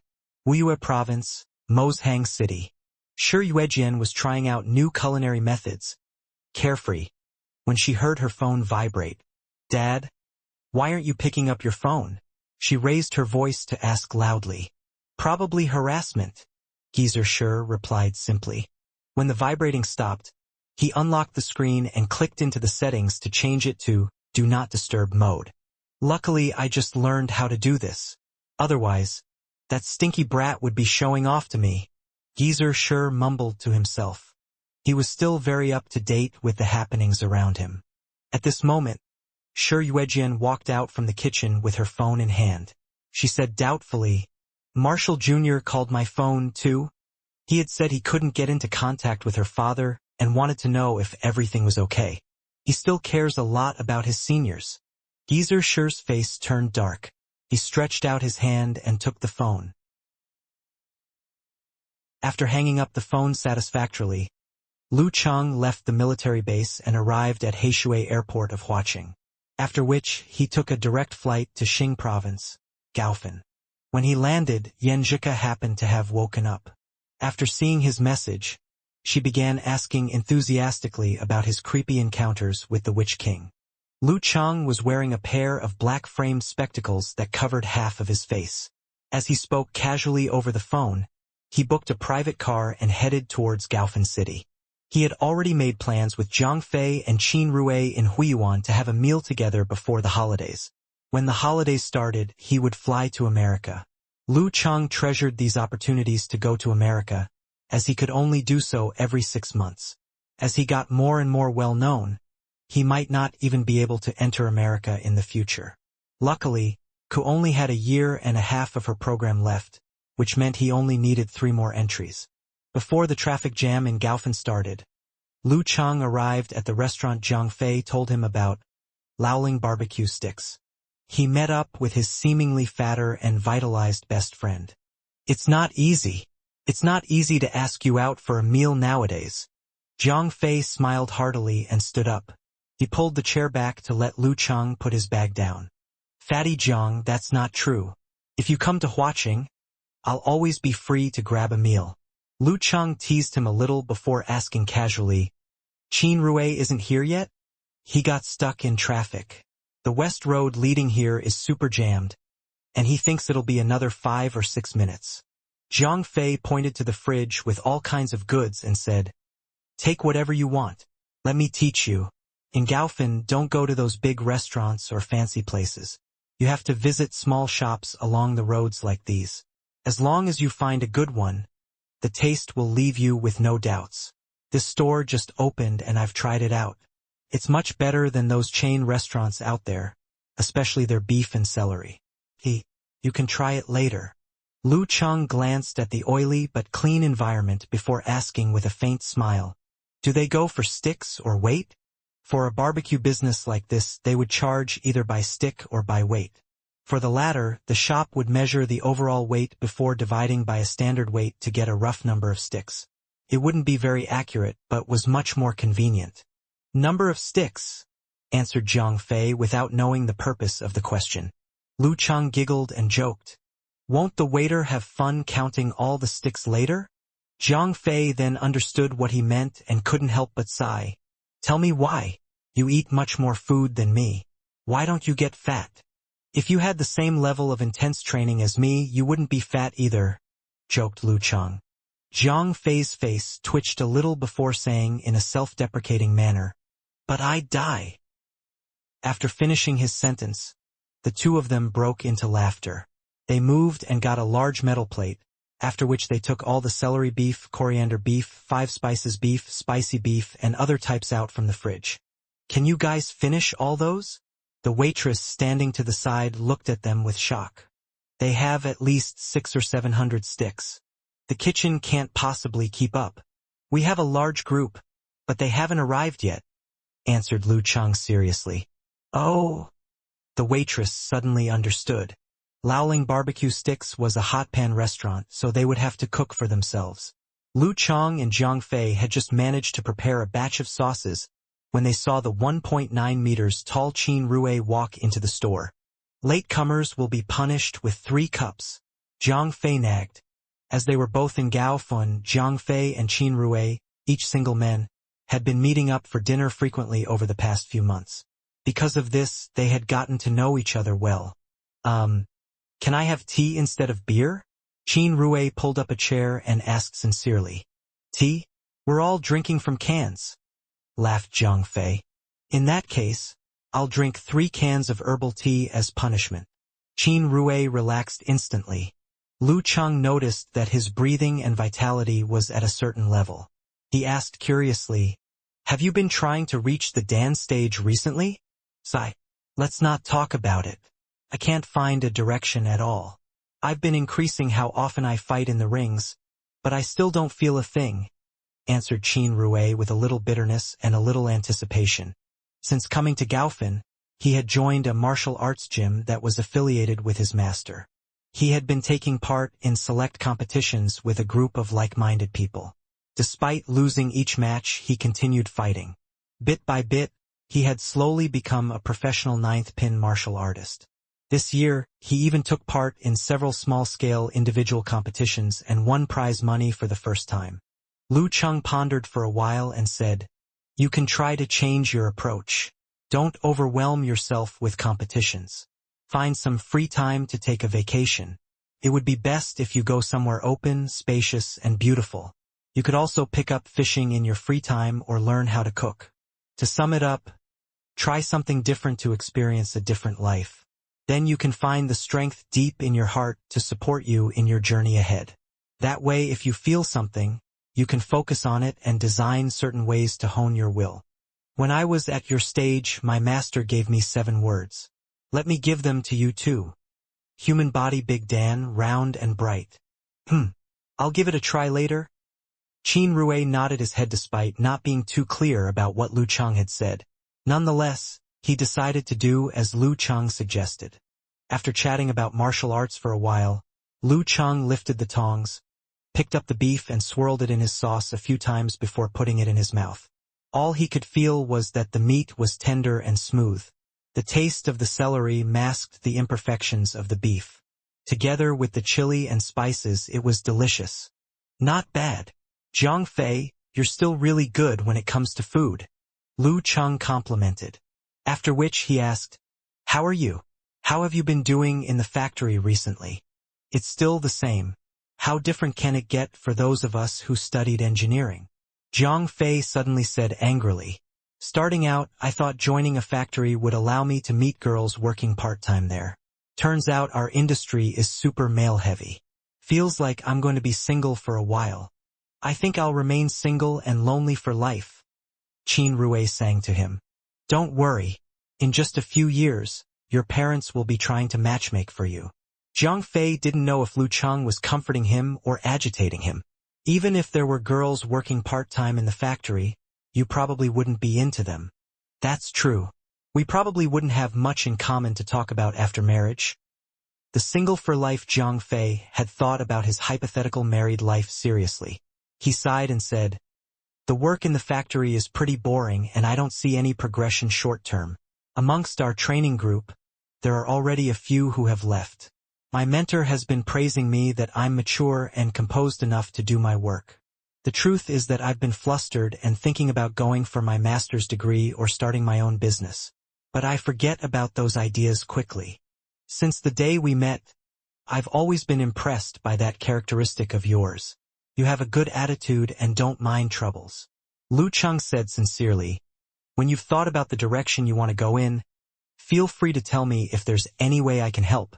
This was the main reason why his friendship with Fatty Jiang had lasted for so long and not faded as time passed. Some people could be friends forever, while others only for a certain stage in life. Zhang Fei's eyes lit up and he said, great, I'll remember that. Lu Cheng broke into laughter and said teasingly, Fatty Jiang, I was just being courteous and you immediately agree to it? Hee. Those with thicker skin would live a better life. Laughed Zhang Fei satisfactorily. As they ate, Qin Rui remembered something and laughed. Chang, the area outside your house has nearly become a performance venue during holidays. Why? Lu Cheng was completely lost. During each holiday, parents bring their children who practice martial arts to practice in front of your house and perform tricks. They hope that some physical invulnerability expert might happen to return home, happen to be interested in their children's potential, and accept them as disciples, explained Qin Rui simply. Lu Cheng broke into laughter and said, are they thinking too much into it? All of his neighbors knew about the area where his family lived. However, with the government and military looking out for them in the light and dark, harassment wouldn't occur. I've heard about that too. When I passed by your house before, I even saw a man with a monkey. I'm not sure if he was trying to earn some money in the crowd or hoping you might take his monkey as a disciple. Zhang Fei laughed out loud. Lu Cheng was amused as he said, I could try to teach it some cultivation tricks. Since reaching the physical invulnerability stage, he had not returned home during holidays, only when he was free. They continued on this topic for some time before Qin Rui asked curiously, Cheng, I haven't seen you participating in the most recent title competitions. Are you conserving your strength and preparing to surprise everyone in one go? I can't say that I'm going to surprise everyone in one go. It is just that I'm trying to focus. After the new year, my goal is to do well in the professional league competitions and try my best in the Warrior Sage battle in May and the Battle of the Kings in December. As for the other title competitions, I might give up on them or just take them as an opportunity to understand my opponents better and try out my moves. Lu Cheng pondered as he answered, seeming full of ambition. When it's May, I will have been at physical invulnerability for almost a year. In December, it will be a year and a half. In that case, here's to you achieving a good ranking. Zhang Fei and Qin Rui lifted their drinks and said. The next day morning, Lu Cheng said his goodbyes and took the high-speed train back to Shoshan. Ominous clouds filled the skies and the weather wasn't great. When he arrived in his hometown, he walked out of the high-speed train station and happened to see snow floating down the skies. Since Lu Cheng was born, Shoshan had only seen snow on 3 occasions. This was the 4th. A timely snow symbolizes a fruitful year. A smile appeared on Lu Cheng's face as he said emotionally. Outside of the metro station, there was no one to welcome him this time either. Putting on his disguise, Lu Cheng hailed a taxi. After much haggling and pretending to be a local, he managed to get the price down from 30 to 15. It wasn't about money. He was driven purely by the reluctance to be scammed and treated like an idiot. If he hadn't been in a good mood, he might have even offered a performance of crushing the ground with his feet. The ride was uneventful. He arrived at home without a hitch, put down his backpack, and booked a cab to Shoshan City Hotel. It was Lu Yanwei's wedding day. He had wanted to come home earlier to see the wedding preparations for future reference. However, after being delayed by the emergency mission, he could only make it to the main event. At the entrance of the luxurious city hotel, there was a large framed photograph of Lu Yanwei and his bride, Tang Xiaoning. The place was festooned with balloons and flowers. It was a blissful atmosphere. Still the same round face, thought Lu Cheng with secret amusement. From his pocket, he took out an ong pao that he had prepared. After entering, the check-in and gift money collection point was to the left. Lu Yanwei and his bride stood there, receiving guests with warm smiles. "Ah, you made it back in time." As family? Lu Yanwei recognized Lu Cheng at once despite the baseball cap and black-framed glasses that covered half his face. Hesitating, he held back his hospitality to preserve Lu Cheng's identity. "It's a must," chuckled Lu Cheng, handing the ong pao to his cousin. He took a look around. "Let's chat later. There's certainly a lot of guests here." Turning towards Tang Xiaoning, he smiled and greeted her. "Good day, sister-in-law." Tang Xiaoning was the girl-next-door type, so she looked a little strange with inharmoniously thick wedding makeup. She and Lu Yanwei had dated on the internet for a long time, then saw each other in real life for some time before stepping into the marriage hall. At Lu Cheng's greeting, she smiled and gave a reply. When Lu Cheng had gone into the wedding hall, she finally realized who he was. Eyes widening, she bent closer to Lu Yanwei and whispered in his ear, "Was that your brother? The famous little brother?" "Yup." Lu Yanwei smiled and nodded proudly. He gave the ong pao a little pinch. To his surprise, it was so thin that he couldn't feel anything. Puzzled, he opened it and found only a slip of paper. Pulling it out, it was a check. That's when he suddenly remembered Lu Cheng's joke in the family group chat. "I'll close my eyes and key in the zeros. More or less depends on fate." "So you really went and did it?" For a moment, Lu Yanwei was amused and dumbfounded. Stepping into the wedding hall, Lu Cheng peered forth. He immediately found his mom and dad, who were playing the role of hosts and welcoming familiar guests like their old neighbor, Zhao Zijuan, who was now a director general. "His daughter and my brother went on a blind date before. Wouldn't it be awkward if she came to the wedding?" thought Lu Cheng. Softly, he called out, "Hey Dad, Mom, Uncle Zhao, Auntie Huang." Chi Fang shot him a look. "Why didn't you come back yesterday? Always putting things off until the end." "Everyone has responsibilities and has to deal with all sorts of last-minute things once they step into society," said Zhao Zijuan pacifyingly. Rather reservedly, he replied to Lu Cheng's greeting. When he had first met the Lu couple, he knew that their son had a good relationship with Director Xing, potential, a good background, and a bright future. Who would have known that, in just a few years, a bright future was no longer an adequate description? A Shoshan police director no longer held a candle to him. His status and identity no longer needs shoring up from someone else. Looking back, it's like a dream. "Indeed, I hadn't seen Fatty Jiangfei in a long time," said Lu Cheng, smiling. After exchanging some platitudes, Zhao Zijuan excused himself to return to his seat. After a few steps, he suddenly turned and smiled. "Chief Xing is here too." "Uncle Xing is here too? Where?" Lu Cheng felt a little surprised. "I didn't think he would know my cousin." "He's right ahead," said Zhao Zijuan. He studied Lu Cheng's disguise. "Need me to call him?" "It's fine, I can call him," said Lu Cheng, flourishing his phone.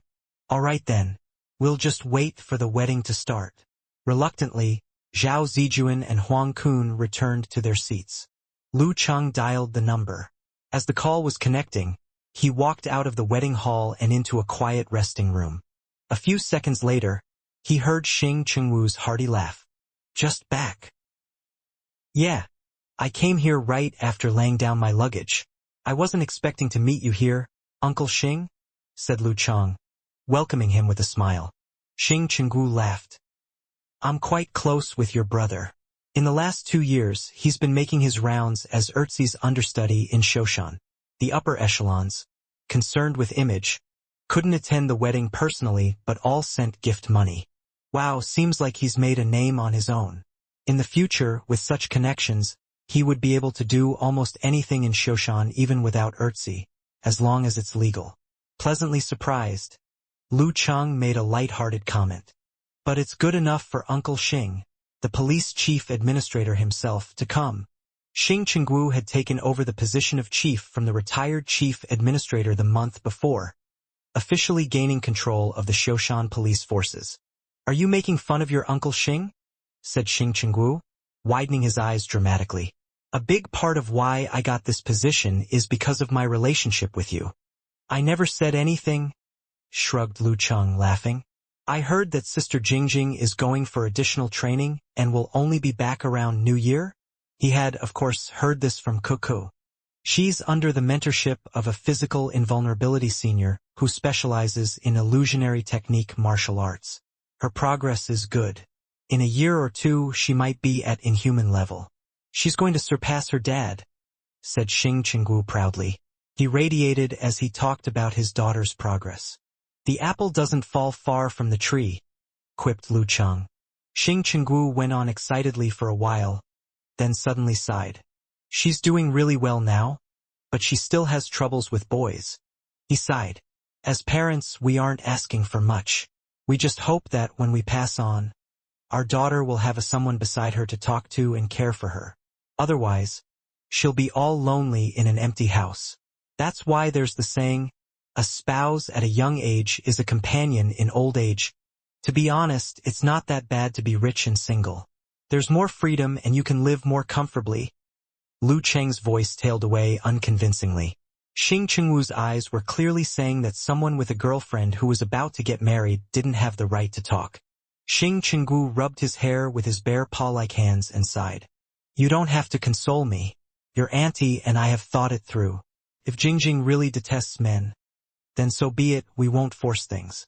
As long as she has a companion, then we'll approve. Even if she gets together with a girl. Lu Chang was speechless for a moment. Then he gave a thumbs up. Uncle Xing, you are surprisingly liberal. After chatting for a while, Lu Chang and Xing Chenggu returned to the wedding hall. As the wedding was imminent, they returned to their respective seats. Worried that someone might remember his disguise, Lu Chang decided to remove it. Anyway, the people at his table were Grandpa, Grandma, Dad, Mom, Auntie, and his cousins. Even so, many glances were thrown towards him as soon as he sat down. Excited ones, curious ones, and also judgmental ones. Now I finally understand what being a public figure is like. Brother Lu Chang, said Chi Yunfei, smiling. She was now a university student. Since had she left Shoshan for Gaofen, her fashion taste had improved. She was now rocking an innocent, elegant look. With her new cute appearance, she had a number of suitors. Just as Lu Chang was about to reply, he saw a large-eyed girl arching her back and approaching stealthily from the other side of the platform. She took out a notebook and pen excitedly and nervously. Can I have your signature, Lu Chang? Sure, said Lu Chang, taking the pen and paper. He signed his name in an ungoverned manner. That was when he saw more tempted fans. Handing back the pen and paper, he said to the large-eyed girl, Can you help me out and ask them to come one by one and not all at once? We don't want to disrupt the wedding, right? Yes, of course, she nodded vehemently. She returned to her seat. In a hushed but shrill voice, she said to her friends, He talked to me. He talked to me. Did you completely forget my request? Lu Chang nearly face-bombed as he listened with his exceptional hearing abilities. After some commotion, things finally quieted down. Chi Yunfei regarded him with a smile, then took out a thick notebook and a pen from her handbag. Seeing those fans reminded me, Brother Lu. Here, sign this. On every page. Are you trying to rebel? Said Lu Chang, amused. Sister Fei Fei is trying to be a sly traitor, exposed Chen Xiaoxiao. who still had baby fat on her face even after entering high school. Realizing that everyone was looking at her, Chi Yunfei smiled embarrassedly. You guys might not know this, but Brother Lu Cheng's signature is valuable. You can sell it for this much. She spread out her fingers for emphasis. Lu Cheng let out a laugh. Taking over the pen and paper, he began signing. I'd been thinking about giving my little brothers and sisters still in school some allowance since I started working. Now that you can earn it yourself, I guess I'll drop that thought. Chi Yunfei's smile froze. Blankly, she asked, How much were you planning to give us, Brother Lu? Am I the stingy kind? Right, Xiao Xiao. Lu Cheng gave a random number. His grandpa Chi Jiayu and grandma Kong Meijin protested at once. How can you give them so much? You need to spend your money sparingly. It's a waste to give these little brats so much money. It's not that much, said Lu Cheng appeasingly. Chi Yunfei's lips twitched. With a sad face, she said, I don't want the signature anymore. Brother Lu Cheng. I'm sorry. Already signed, said Lu Cheng with a smile. Are you even my biological brother? She said, devastated. Lu Cheng snickered. Only a biological brother would do this to you. I hate you. Chi Yunfei shed some crocodile tears. As they were fooling around, the wedding officially began. Lu Cheng took out his phone to take pictures and videos to send to his wife. As the bride's father led her down the aisle, the host began stirring emotions by taking the guests on a trip down the couple's memory lane. The bride was already tearing up. Lu Cheng's mouth twitched. He couldn't help but poke fun at it with his girl on his phone. Weddings nowadays are all about that sentimental drivel. It's a joyous occasion, but they have to make it so sad. Right? It makes things so awkward. Let's not have a host in the future. Nodding emoji, wrote Yen Zhika. Who will do it then? Blank face, wrote Lu Cheng. You and Talker, of course. You can add a comedy skit in too. Secret laugh emoji, wrote Yen Zhika. What about my pride and dignity as a physical invulnerability expert? Covered face emoji, wrote Lu Cheng. The wedding proceeded smoothly as planned. For the rest of the month, Lu Cheng spent most of his time at home with his parents, apart from staying at Ningxue for a few days. And of course, he had to attend some social events. Can't go wrong maintaining a good relationship with the hometown officials. As the eve of the new year approached, Lu Cheng boarded his flight to America. After a long and bumpy journey, he finally arrived in Connecticut. Lu Cheng heaved a silent sigh of relief as he passed through security. He couldn't help but compliment. That's how a large country should act. After the incident with Talon, he was surprised that his visa application wasn't rejected. Or that, despite having all of his documents prepared, they did not find any excuse to stop him from entering America. This is exactly how a confident and strong country should act. Lu Cheng shed his hidden worries and his mood improved instantly. Following the crowd, he walked forward. The National Security Agency had an office in the Orion Airport. The chief of security in Connecticut was looking at a computer screen flashing a warning sign. He lifted his cup of coffee, took a sip, and pretended to be calm. Those idiots. Screw them. How could they approve this guy's visa application? He scolded angrily after his tongue was scalded by the hot coffee. Who should I send to supervise a terror-grade expert that has labels like catastrophe, bad luck, and other similar tags? Maybe one good with his words, since he will definitely be noticed. Why did I send Smith to the intelligence department? If he was still here, everyone would be more at ease. The chief had a bad headache. After thinking about it for a couple of minutes, he decided to seek advice from his superior, the overall boss of Connecticut Intelligence, Safety and Investigation System in America, mediator of various local terror-grade experts, and the protector of discipline. He was none other than the famous New Continent Odin, Mr. Gonzalez. He was also a terror-grade expert and one who was pretty well known. When the call went through, hearty laughter came from the other end. Little Charles, did you encounter some trouble? Yeah, Mr. Gonzalez, Lu Cheng from China is here again. The chief, Charles, explained simply. Gonzalez heaved a long sigh and said, What a shame. I'm on vacation right now. You should know that I've accumulated a lot of vacation days. I have complete trust that you'll be able to handle this matter well. Lu Cheng from China isn't an expert that disregards the laws. As long as you can coordinate and communicate well, it should be a simple task. Yes, Mr. Gonzalez. Charles put down the phone and sank into a daze. I just had dinner with him 2 days ago. He didn't say he was going on vacation. He lifted his hand and covered his face. After a minute, he picked up the phone once again and shouted for an agent. He was the most inexperienced one without any significant background. Entering the main hall, Lu Cheng spotted Ku immediately, following which, they hugged each other, held hands, smiled, and chatted casually per usual. From time to time, they exchanged mushy words until they arrived at Aunt Du's car where they became more reserved. After successfully arriving at Yen Zhika's place in northern Connecticut, Lu Cheng held her hand, walked to the front of the house enthusiastically, and opened the door. Yen Zhika looked up and suddenly said, I forgot to tell you about this. What? Lu Cheng heard the door unlocking as he put on a smile. My parents told me that because they haven't spent the new year with me in several years. They took a flight here yesterday to surprise me. Yen Zhika covered her mouth, as she was helpless but also found it funny. Creak. As the sound reached his ear, the door opened. The image of Empress Dowager, Ji Mingyu, clearing the dining table and Yen Kai, busy in the kitchen, appeared in front of Lu Cheng's eyes. Surprise. Lu Cheng's mouth twitched a little. He quickly put on a smile and greeted, Aunt, Uncle. Lu is here? The food will be ready soon. You can go and put down your luggage first. Ji Mingyu laughed naturally, while Yen Kan looked over and nodded his head slightly in acknowledgement. Yen Zhika spoke into his ear softly. I've prepared another room for you on the second floor. This?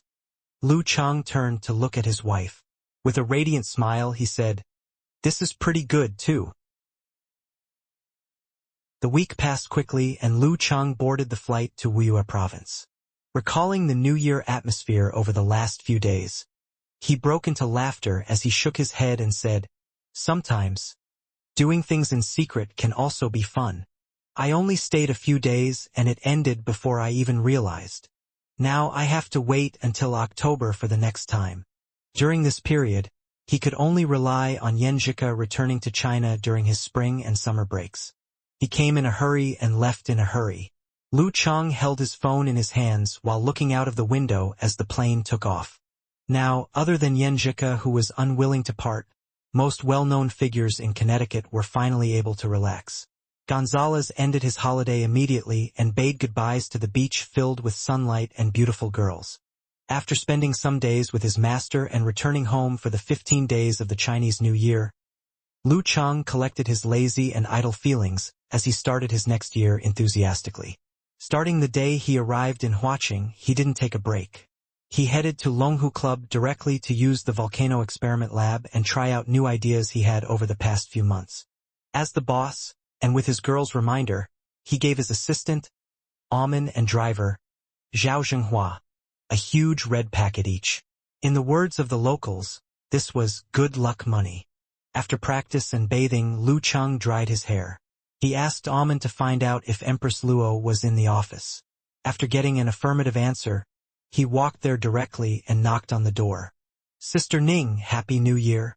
Lu Cheng clasped his fist with his palm and said as he pushed open the door and walked in. Ning Zitong was fully dressed in auspicious red clothing. She didn't look gaudy at all, but rather, the clothing made her look several years younger. You don't have to be so courteous. Didn't you send your greetings over the phone? Ning Zitong played with her bracelet as she answered. Say it. What would you like to ask? My fire sect moves can be considered mastered, but I can't let my techniques from the ice sect lag behind.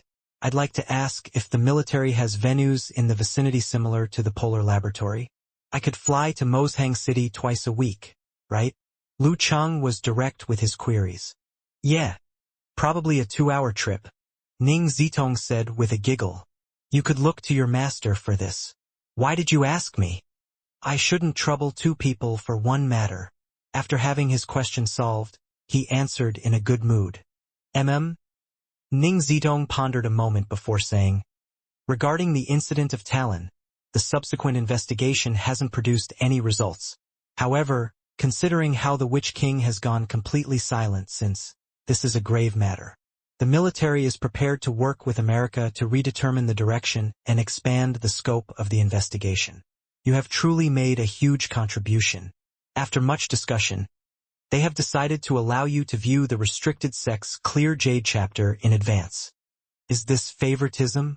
Lu Chang had no mental preparation for this and blurted, based on what I've done, my contributions alone shouldn't be enough, right? You can't just look at yourself, laughed Ning Zitong. This is also to compensate your master. In the past, he would have rather died than agree to become an official member of the military or join Longhu Club. Therefore, he couldn't practice the godly skills of the restricted sect. If based solely on accolades with his contributions, he would have made the cut over 800 times. Since your master is stubborn, his disciple benefits from it. Lu Chang was shocked for a few seconds before asking doubtfully, looking at my master, he seems to be very interested in the godly skills of the restricted sect. Could he really resist the temptation? And in addition, from the conversations he had with him, he didn't seem to have those old and traditional views about different sects.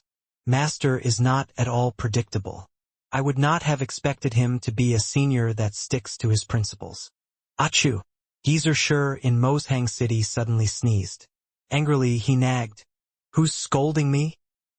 After hearing what Lu Cheng said, Ning Zitong shook her head and laughed. That was before he suffered grave injuries. After his injuries, he became more open to many things. Using the teenage slang nowadays, he's just a braggart.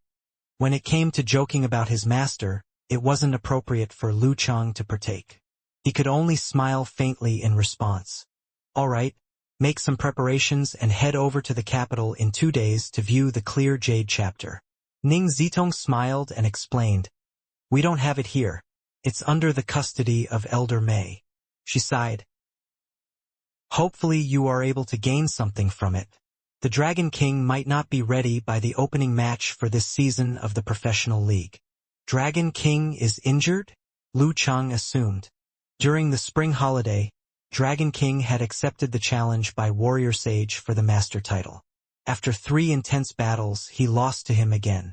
Lu Chang felt that he had risked too much and gotten injured because of it. He got a little injured, but nothing serious. However, it's going to be the finals of the Supreme Class competition. It would be a round-robin match of 4 people. With Dragon King's personality, he would never give up, which means his injuries would likely worsen. The finals of Master and Supreme Class are too close to each other to risk it. Ning Zitong lamented. Yeah. Lu Cheng nodded his head before asking, Sister Ning, is the schedule for our professional league out? Who are we up against? It's out, but it hasn't been announced. Ning Zitong rubbed her head and said, in 2 weeks, we'll be accepting the challenge of Guanwai League as we defend the title of world number 1 on home ground. God-slaying saber, Lu Yongyuan. When he heard the words Guanwai League, that was the first name that popped into his head. Without the Dragon King, our club will be at a disadvantage. Seeing that Lu Cheng was speechless, Ning Zitong laughed lightheartedly. Don't be too nervous. Lu Yongyuan is from the same generation as me. I don't think I would lose to him. As for the others, do you know about them? They have a new physical invulnerability expert joining them. Who? I haven't heard of any newly advanced physical invulnerability experts. Lu Cheng was completely clueless. She's not from China but Japan. You should know her. Tang Zishuan. Ning Zitong replied. They can invite experts from overseas? Lu Cheng was surprised and returned the question. The last time I met her in Huaqing was because of this? I thought that she was going to fulfill her promise to challenge the priest. I even reminded that unreliable guy to not miss out on this romance. There are no rules against it, but she is here as a special guest. Tang Zishuan isn't allowed to practice techniques of the Guanwai League and can only fight for money. Yeah. Rumors have it that she's trying to improve through more practical battles. Ning Zidong explained before saying with a smile, "This incident truly triggered the media circle. There will be reports coming out in just a few days, and I've already heard several headlines. For example, the strongest and most talented genius of this generation from Japan idolizes Chinese culture, and, defeated, she comes to learn." One can easily imagine the response from Japan. Tang Zishuan is under a lot of pressure. With his doubts eased, Lu Chang leaned back and said with a smile on his face, "It would be great if I had the opportunity to fight her again." 2 days later, it was still chilly in Daidu. When Lu Chang stepped into the Sihiyuan, Elder Mei was casually watering his plants. He wore a short black robe that was neither modern nor old-fashioned. The endless loneliness in his eyes was stronger than ever. "This junior greets Elder Mei," bowed Lu Chang. Elder Mei raised his head. His eyebrows that nearly sprang out of his face twitched. He smiled kindly. "Second room on the left." "Thank you, senior," said Lu Chang. Without exchanging platitudes or chatting idly, he walked to the left side of the Sihiyuan. Elder Mei dipped his head, focusing on the plants once more, as though nothing else in the world mattered to him. Scaling the stairs, Lu Chang stopped before his destination. For a few seconds, Lu Chang gazed around the windowless hall. Then he reached out and opened the door with a mottled bronze lock. With a long creak, the scene in the room gradually appeared before his eyes. There was nothing on the black brick matted ground. There was an overflowing feeling of emptiness and forlornness, as if the room would remain in late autumn even when summer came. Before he could look around, a scroll painting on the wall leapt into his eyes. The area around it was dim and unaffected by the light. In the center of the picture, he could vaguely discern a Taoist, similar to the Yuanshi Tianzun statue in the temple. Even with Lu Chang's current stage and abilities, he couldn't see it clearly. Instinctively, he walked into the room closer to the picture. Light gathered in his eyes, as though a great sun was taking shape and casting its light in an attempt to pierce through the darkness. Then his vision suddenly blurred. The surrounding darkness covered it, dark and endless, with spots of sparkling stars in the distance. The pure whiteness hurt his eyes. Following the mysterious trail, he moved slowly. Maidan Equilibrium Cosmic Universe. Why did it appear by itself? As the thought flashed past, Lu Chang suddenly saw a jade-white palm pressing towards him. The fingers were hollowly clenched, and the center of palm was dark and profound. It condensed the mini-universe. Snap! The stars were all destroyed. Darkness quickly congregated to one point, then erupted and shattered. Thump, thump, thump. Lu Chang took steps back until he was out of the room.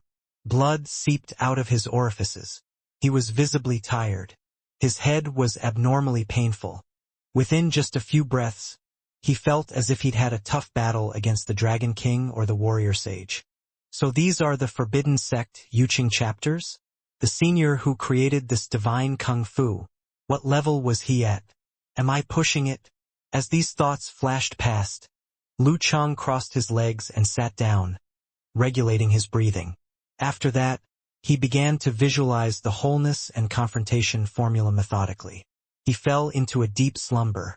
He woke up an hour later, feeling revitalized.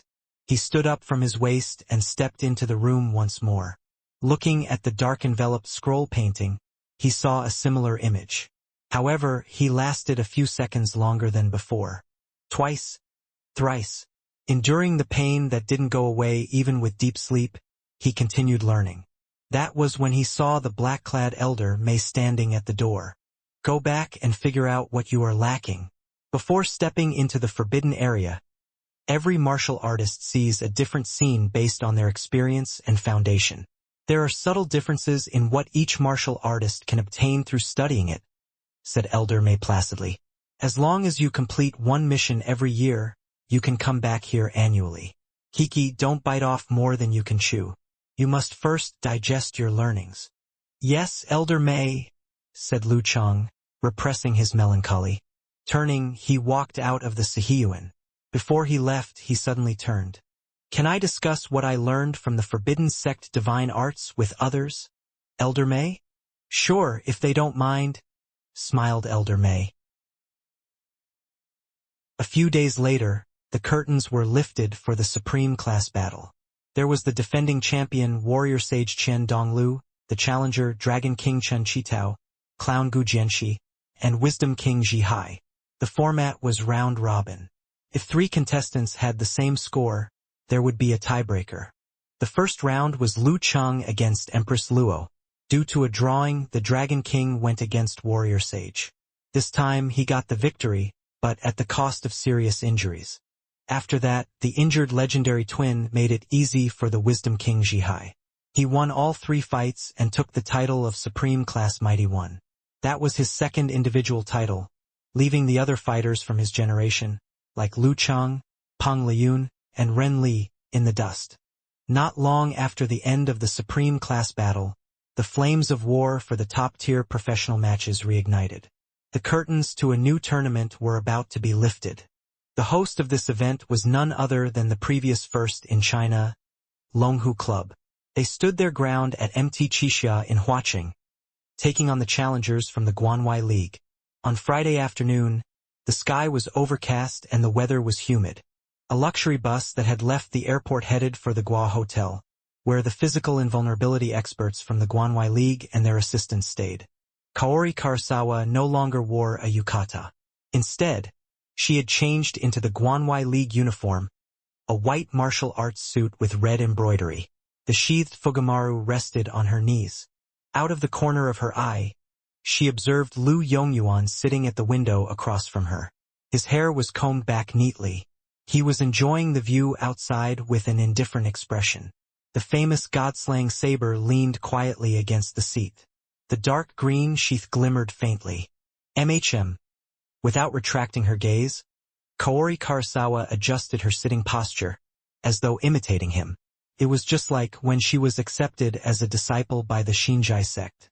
In those years, the little Kaori Karasawa had always imitated her master's actions to a T, whether it was in martial arts or daily habits.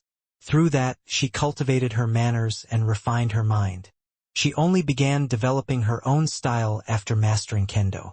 As her master once said, every mighty one starts off by imitating their seniors. Right now, I'm going to treat this like I'm starting over by imitating Senior Lu. As a saber grandmaster, there had to be similarities between his saber work and Japanese kendo. During her master's prime, he had visited Lu Yongyuan and challenged him in kendo. The result was utter defeat. Now, he thought that the current Lu Yongyuan was even stronger than before. This connection was what had enabled her to enter the Guanwai League without hassle. A mighty one that the master always spoke of with awe and reverence was definitely someone worth imitating. Kaori Karasawa felt like she had once again found that passion she'd had when she first began practicing kendo. The biggest obstacle now is the language barrier. That was when the sky darkened. Rain poured down, blurring the bus windows. Spring rain, thought Kaori Karasawa absently. Suddenly, she heard Lu Yongyuan musing in a low and pensive voice. It's raining. The rain grew heavier. From the dark green sheath beside Lu Yongyuan came a continuous moan. It felt as if gloominess was melting away and what took its place was joy, as though a dragon was released from its binding and took off into the stormy sky. Shing! The moan from the saber resounded. Kaori Karasawa felt as if she had learned something, but couldn't quite grasp it. It's raining, mused Ning Zitong, looking out of the window of the large Longhu Club conference room. It's not like it's the first time it's rained, said Coach Lu impatiently. He then looked at Lu Chang and Guijie. Let's continue our discussion on the Guanwai League. Okay, replied Lu Chang. After staying in Huaqing for such a long time, rain was a common occurrence to Lu Chang. Even if it was the first rain of spring, Guijie paid even less attention to the rain. Despite the chances of her fighting being slim, her eyes were glued to the projector screen. As for the Dragon King, he was currently receiving multimodality therapy in the hospital. He would need at least 10 to 20 more days before he could fight again. Lu Yen nodded. Without mincing his words, he said, Guanwai League sucks. Though there are a number of physical invulnerability experts, other than Lu Yongyuan, none of them are first pin. We'll talk about him last. Ever since he created his own saber techniques, he's been improving exponentially. Now, he is once again a strong contender for titles. We have to take him seriously. Apart from him, Guanwai League has 2 second pins, 1 third pin, and a new member, Kaori Karasawa, who has not yet attended the ranking event. The 2 second pins are golden-haired Ho, Li Pingao, and Mirage Drake, Zhu Xiaoyun. When they mentioned golden-haired Ho, Ning Zitong glanced at Lu Chang and giggled, completely ruining the solemn atmosphere Lu Yen had purposely created. I think even God of Calamity or Misfortune are much better nicknames than Ho this and Ho that, she said. I want a different nickname too, but no one ever listens, said Lu Chang helplessly. Mirage Drake, Zhu Xiaoyun, was known for his illusory techniques. He was probably the physical invulnerability expert mentoring Sister Jingjing at the moment. Thump, thump, thump. Lu Yen rapped on the table and continued forcefully. Back then, Guanwai League had great expectations for Li Pingao. They believed that he would quickly advance to first pin and even become a strong contender for titles after some years of experience. However, his growth was disillusion. Some say the Dragon King beat the confidence out of him right after his advancement. Some say he was devastated by his father's death during the year he attained physical invulnerability and lost his direction ever since, which impeded his growth. When it came to someone he didn't know well, Lu Chang typically didn't comment. He listened silently as Coach Lu continued to describe. Li Pingao has the supernatural ability to turn himself to metal. Guanwai League also has similar physical invulnerability martial arts. Therefore, he has taken this path rather than the skills of the Dark Sect. His speed, power, agility, endurance, and recovery ability are outstanding. His fighting style is a little more rough, open, and dependent on the strength of his body. The nickname Golden-Haired Ho isn't just for show. Why do I feel like you're scolding me? Lu Chang lifted his hands and covered half of his face. Since reaching the physical invulnerability stage, Li Pingao has disappointed the older generations in the Guanwai League. He has also become quieter and speaks little, added Ning Zitong. His condition reminded me of a saying. One either blossoms in silence or perishes in it. You can't take this too lightly. She suddenly sighed. When the professional league was first established, the Guanwai League was a superpower that ranked in the top 3. Every single physical invulnerability expert of the older generation was someone with great influence and power. What a shame. After 10 years, they're all either too old by now or too young to pose a threat. Other than Lu Yongyuan, they don't have any significant figures and have been lingering around the bottom few. If they're careless, they might very well be relegated. For a top-tier power, Li Pingao, who has achieved physical invulnerability, can still be considered a disappointment. Indeed, how high one's achievements are is always relative. Lu Chang was shocked, but glad that he had a clear goal in mind. Lu Yen took a look at Ning Zitong, who interrupted his thoughts. He lifted his fist to his mouth and coughed twice. The Guanwai League has another second pin, Zhu Xiaoyun. She's talented with illusions and once relied on her strong supernatural abilities to defeat an inhuman when she was just at the 6th pin level. Though she got famous because of illusion, she also fell behind because of it. She took a total of 5 years before achieving complete mastery. She devoted her outstanding bloodline into her own martial path and eventually made the great leap when she was 28. She has great potential and is still under 30 now. Yet, she has already advanced to the 2nd pin level. But it will be hard for her to advance even further. Illusion Sect's unique skills had been mostly lost for a long time. Guanwai League had only managed to recover a small portion of them. Although there was similar content within the Dark Sect, it was still just in certain aspects.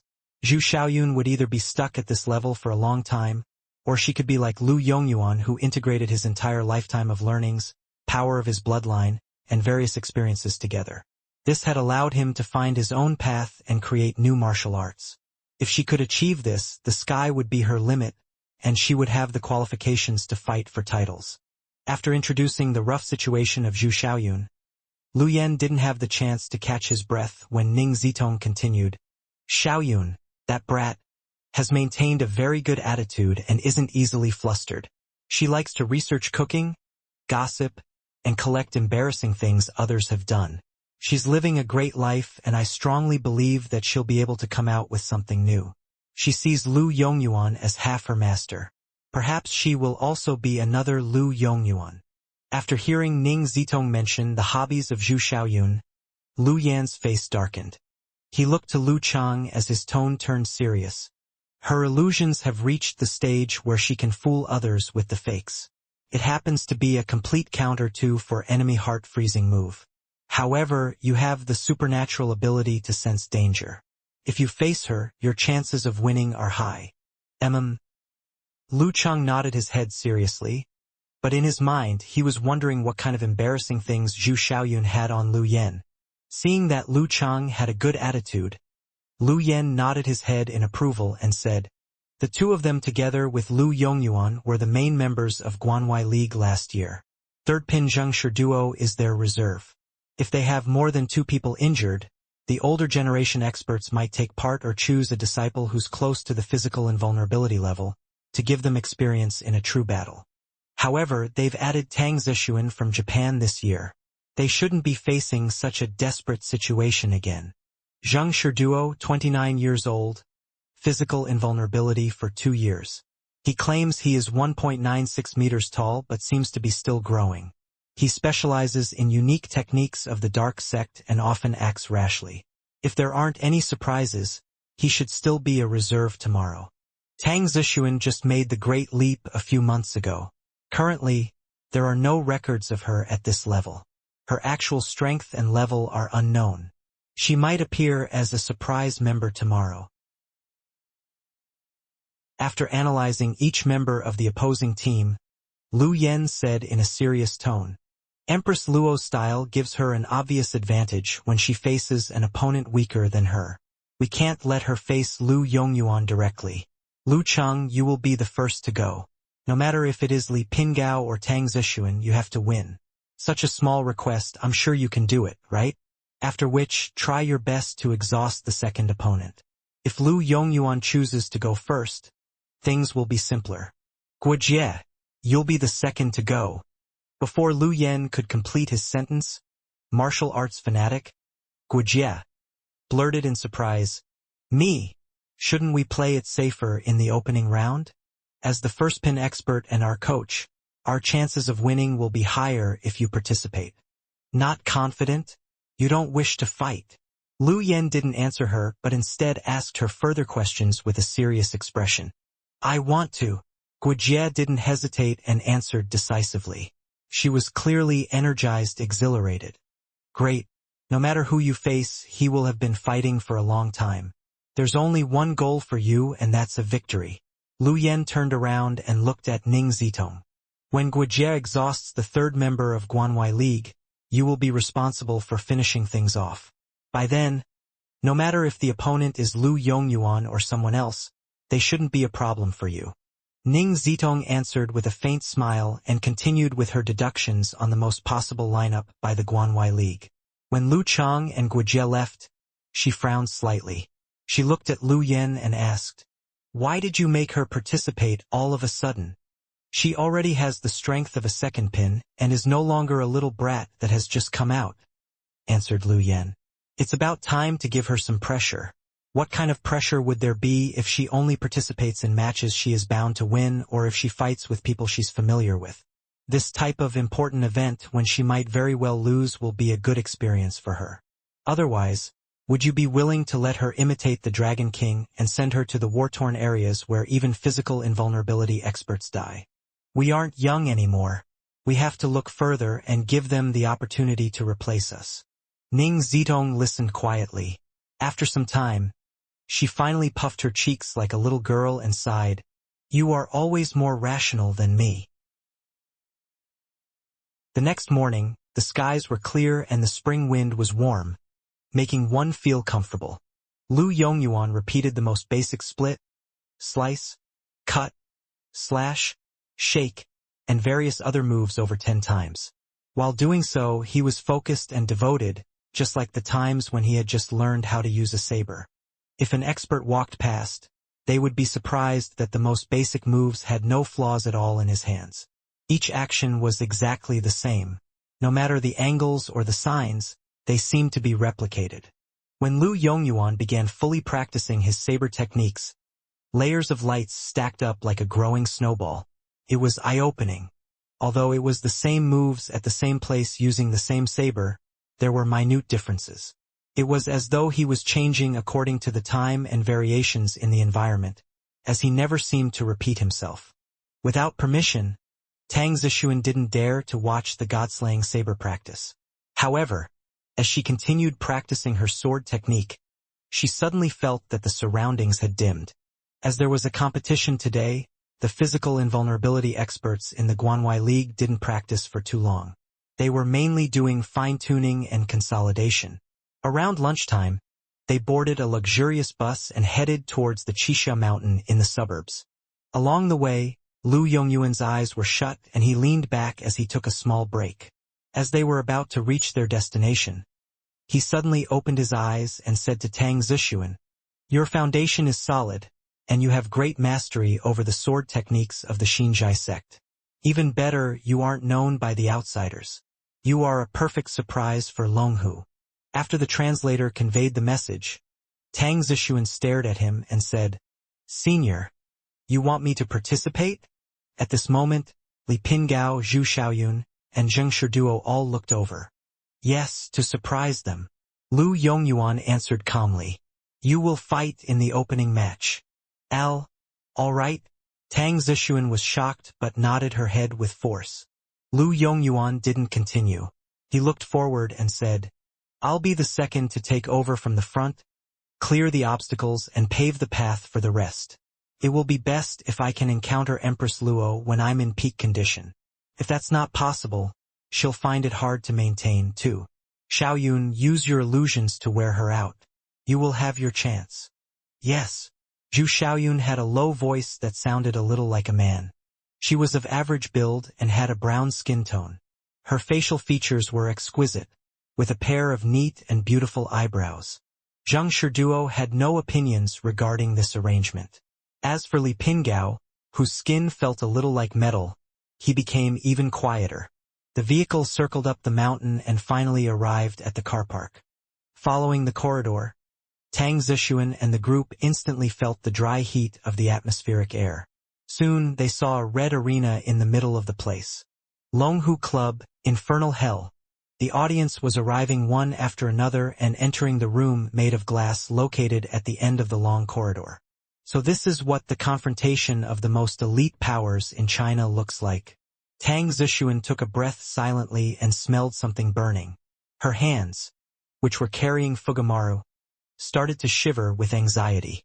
At the other end of the infernal hell, far away from the heat, martial arts fanatic Guijie, with her new buzz cut, was sitting with her legs crossed and palms facing the sky in the home team changing room. She breathed at a slow, steady pace, completely oblivious to her surroundings. Ning Zitong sighed secretly and said to Lu Yen telepathically, "She's a little tense." With his usual solemn expression, Lu Yen nodded slightly. "That's normal." As he spoke, he couldn't help but look at Lu Chang, who was busy tapping at his phone. As expected from a guy with the lives of a few physical invulnerability experts under his belt. He's as calm as us old-timers. Ignoring the coach's gaze, Lu Chang sent a message to his wife with a smile. "What do I do? I'm getting cold feet as a newbie in a top-tier professional tournament." It was the weekend, and Yen Zheka, who had made huge progress in dance stage mastery and wholeness formula, decided to treat herself and stay up late to watch the opening match. "That's not what you said the last time you fought the warrior sage." Upward-looking emoji. Wrote Yen Zheka, mercilessly exposing his lie. Excitement has died away with time. Covered face emoji. "So what's on your mind now?" "Eyes moving in thought," said Yen Zheka. "Now I have to consider many things, like how far I can go against Lu Yongyuan, and how Infernal Flames weakens my Ice Sect secret arts. The disadvantage more or less offsets the home ground advantage, wrote Lu Cheng seriously. And how to flirt with my girl. Yen Zhika chuckled. Pfft. You're too carefree. Stop teasing me. Rage. Lu Cheng snickered. It's an effective way to deal with anxiety. After so many life-or-death battles, he was fairly confident in his abilities. They chatted a little more before Yen Zhika changed the subject. Your fan forum has been lively these days. Why's that? Asked Lu Cheng, puzzled. Was it because he was now a powerhouse of the team and was about to lead Longhu Club in a new year of conquest? Recently, he had been semi-secluded, only chatting with his wife and occasionally calling home. Apart from that, he had been racing against time to digest what he learned the first time he studied the Forbidden Sect Yuqing chapters. It had been a week since he'd gone on Weibo or the forums. Yen Zhika sent a stalking cat emoji.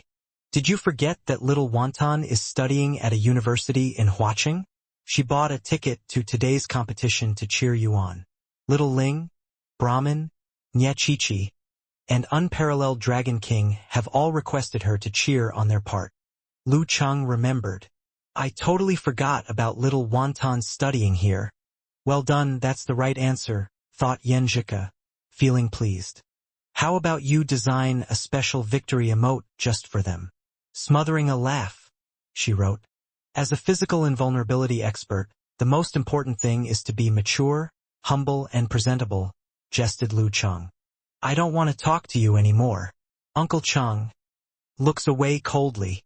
Lu Cheng made a few jokes. That what when Lu Yen had enough. He walked over and, choosing his words carefully, said, The match begins in 10 minutes. As the vanguard, it's best for you to get ready. I was planning on doing that when there were 10 minutes left. Lu Cheng laughed dryly. Got it. He dipped his head to complain to his wife. The coach is unhappy with me. I have to stay focused for the match preparation now. Haha. The coach has been unhappy with you for a good 5 minutes, wrote Yen Zhika remorselessly. Keeping his phone, Lu Cheng stood up slowly and loosened up his neck. Then, he slowly demonstrated a set of moves, like an elderly doing morning practice. However, every punch and kick of his was full of charm, emitting the feeling of continuity and organicness. After one set of moves, Lu Cheng's thoughts sunk as the ice heart formed by itself. His chi and blood, like a defrosted lake, gradually flowed and combined into a tidal wave. There's something different about that kid ever since he studied the Yuqing chapters, said Ning Zidong to Lu Yen telepathically as she regarded Lu Cheng thoughtfully. Wasn't it the same for us back then? Said Lu Yen passively. That was when the cheering became louder. The curtains to the new round of the top-tier professional tournament were about to be lifted. A while later, Lu Yen looked at Guijie, who had her eyes open, and Lu Cheng, who was finishing adjusting. With his hands behind his back, he walked out of the changing room. Let's head out. Unlike before, since it was the opening match, there would be a short ritual between the two teams. Lu Cheng spruced up his navy blue martial arts suit and followed Lu Yen. As he walked towards the arena, the ground below him spat fire tamely. The mountains trembled to the resounding chants of Longhu. Peering around, he saw the petite little Wonton. She wore a pair of orange-framed glasses. Per usual, she looked in the prime of her youth. As she saw Lu Cheng coming forward, she waved excitedly, completely forgetting the requests of the other forum members. Lu Cheng nodded and retracted his gaze. That's when little Wonton remembered her main objective. She hurriedly took out a short, navy blue banner from her backpack, spread it with her hands and lifted it above her head. There wasn't a name written on it. On large prints were the words, "We are here as long as you are here." From the corner of his eye, Lu Cheng saw it. He recalled the support from the year before, and how they never gave up on him even when he was at rock bottom. He felt his heart warm. Yen Shaoling, at her computer, covered her face and sighed. We shouldn't have given little Wonton that task. She's too short to be noticed. Half of the banner is blocked. She wrote in the Livecast forum thread. Unparalleled Dragon King immediately replied with a funny face emoji. Even if she's short, She's 3 centimeters taller than you. Just what gives you the confidence to make fun of her height? Insolent, wrote Yen Shaoling, poking fun at herself. After a simple ritual, the members from both teams retreated to their respective changing rooms, except Lu Chang and Kaori Karasawa, who remained at the center of the arena. Please advise me, Lu Jun, bowed Kaori Karasawa. Her Chinese was very stiff. After learning that her opponent was Lu Chang, she had asked the interpreter to give her the pronunciation of these words, then memorized it and repeated it mechanically. Lu Chang made a fist and palm salute and smiled. I've been looking forward to fighting you again. Failing to catch this, Kaori Karasawa stared with large, confused eyes. They walked away from each other and to their designated positions. At the same time, many discussion threads had popped up on the largest otaku forum in Japan. The posts had a good number of replies. The fight was a hot topic. Kaori-chan looks kawaii in this too. Why did she abandon us and go to China? For kendo, the serious Kaori-chan is the best. Who's her opponent? Looks familiar. I remember it now. He's the one that lost to Kaori-chan in the previous King of Youth Pro League. He's also in the deity territory? Unbelievable. Except for martial arts fanatics, most Japanese only knew about Japanese experts. They weren't interested in keeping up with foreign martial artists, or bothered to know who was promoted to physical invulnerability or who had entered terror grade. This was true for most countries. To people who were fans of martial arts, every martial artist at the physical invulnerability level was famous. However, the average foreigner will only give a blank stare and ask, "Who's that?" Seeing that the majority of them didn't know much about Lu Chang, an enthusiast shed some light for them. Don't underestimate him. He even surpassed the champion from the previous King of Youth Pro League. He was weak in the past only because he started martial arts late and needed more time to get stronger. He's a true mighty one, in body to soul. If Kaori-chan's growth doesn't exceed expectations, it's likely that she'll lose this match. Many replied to his comments. He doesn't look very strong. That's because the television doesn't do him justice, idiot. I want Kaori-chan to win, but I want to see her anguished, teary face at the same time. What a dilemma. Henti. Soon, the atmosphere of the forums took a merry turn. Even with the warning, they still lacked a true understanding of Lu Cheng's strength. Due to the language barrier, the 3-minute talk time became a pure showdown of auras. Surrounded by flame geysers, Kaori Karasawa was quietly indifferent, as though she was in the ancient shrine of the Shinjai sect dojo. The old, smooth flooring, the overgrown tree branches outside the window, the cool moonlight, and nothing in sight but the statue of Buddha. The solemn statue stood still, gazing silently at the world of mortals. Kaori Karasawa sat with her legs crossed, eyes locking with the statue. Her body and mind were both phantom-like. Without barriers, everything around her leapt into her mind, including sensations that could not be seen or put into words. Mind reader. This was one of the fundamental skills in the Shinjai Kendo sect.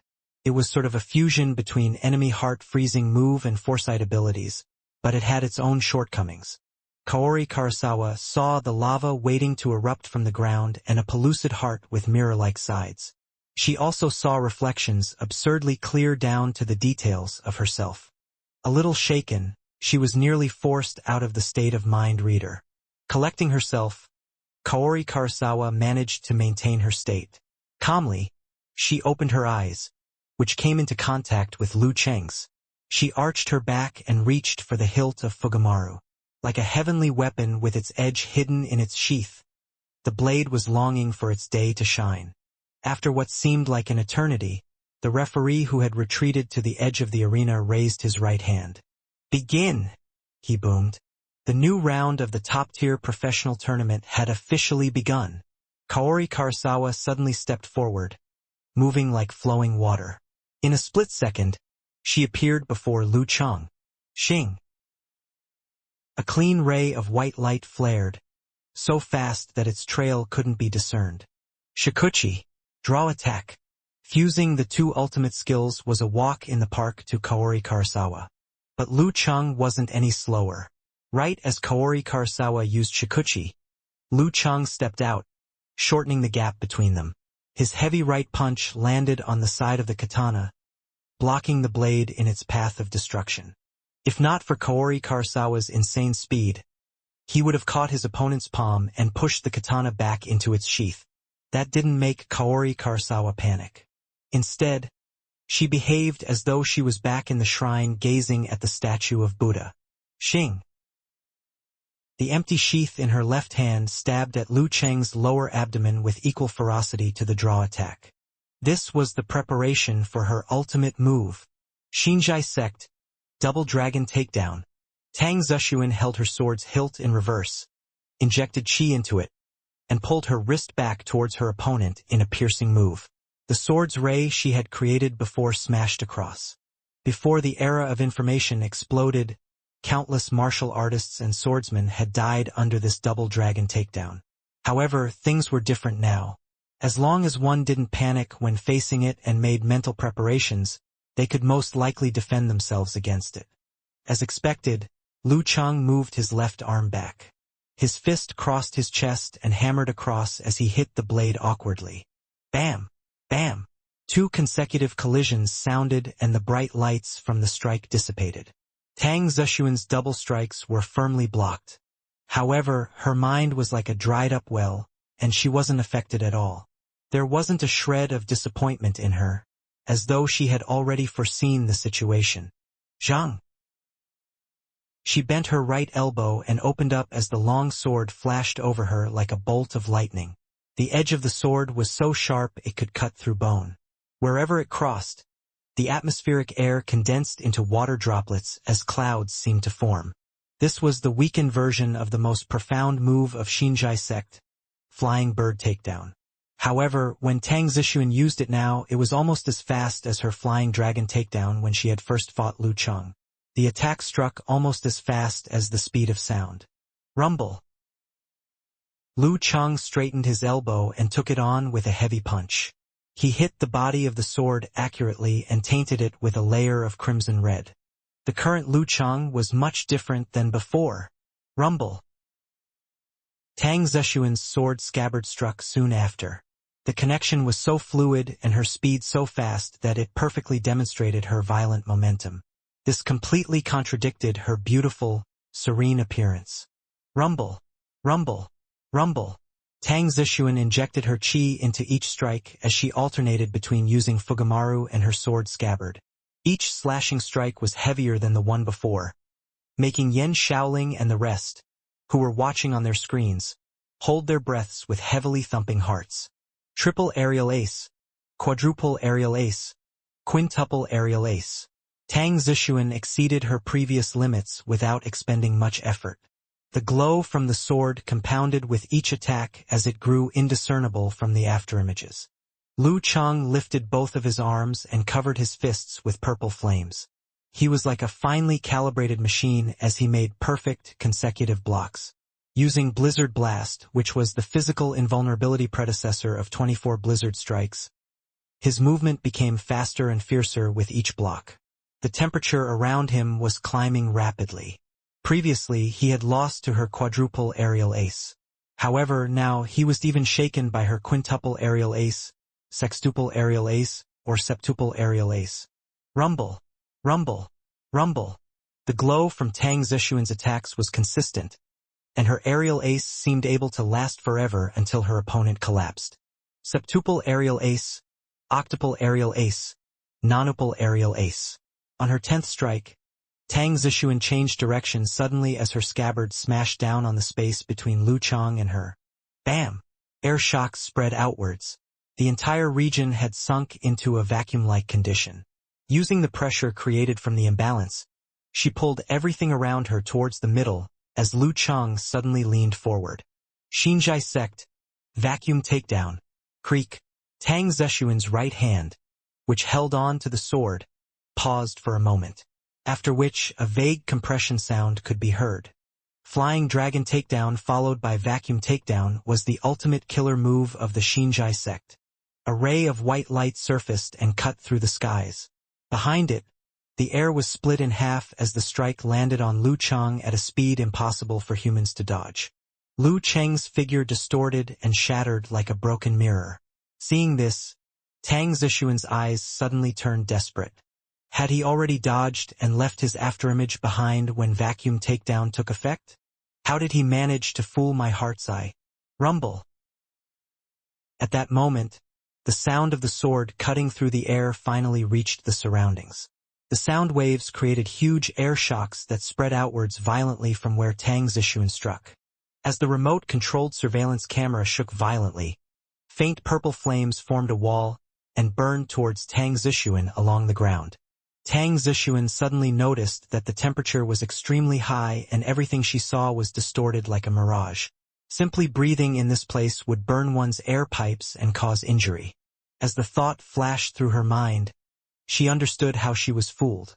Unknowingly, Lu Chang had already leveraged on the environment of his home ground and completed the setup for Fire Sec's 8th move, Mirage, Suffocating Hell. Using physical and mental interference to disrupt her, Tang Zixuan was then unable to see through the mirage. Shuffling her feet, Tang Zixuan dodged to the side to avoid the burning faint purple flames. As she stabilized herself, the high temperature suddenly deformed as a figure in navy blue martial arts suit surfaced hazily.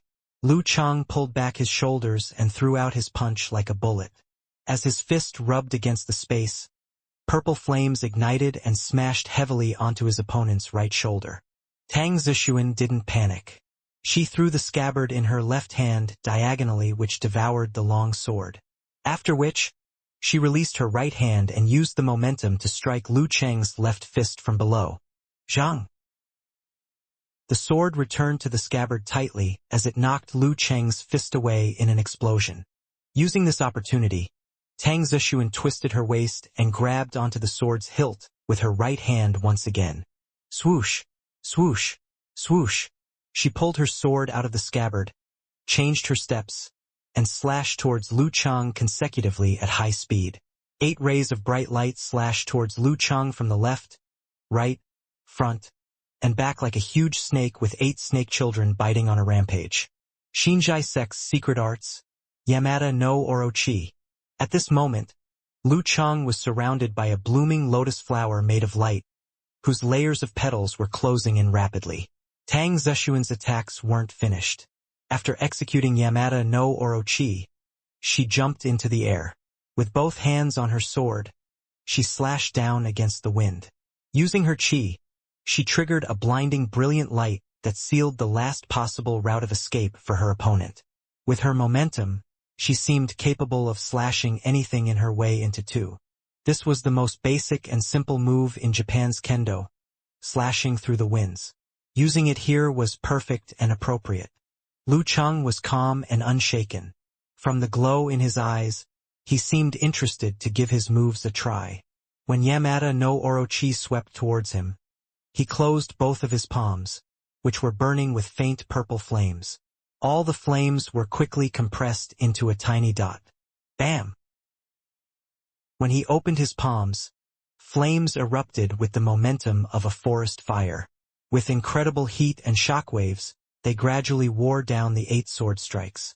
Fire Sec's first move, Prairie Burning Starry Flames. Dang! Lu Chang lifted his hand and closed his palms once again. This time, he stopped Tang Zixuan's smashing sword by pressing it between his palms. It was as accurate as if he had practiced hundreds of times. Poof, poof, poof. The lingering 8 sword strikes landed on Lu Chang. However, there was barely any strength left in them. They were only able to cut Lu Cheng's clothing, as his contracted muscles and tendons easily neutralized them. Wong wong wong. With her long sword being held, Tang Zixuan shook her wrists rapidly to make the sword vibrate like an electric saw. At the same time, she exerted strength from her back, as she kicked out blade-like strikes from her legs towards Lu Cheng's chest. However, Lu Chang flicked Fugumaru back the moment he caught it. As a result, Tang Zixuan, who couldn't exert force mid-air, flew backwards. Her vibrating sword could only cut through the air while the blade thrown out by her legs landed on nothing. Lu Chang didn't give chase immediately.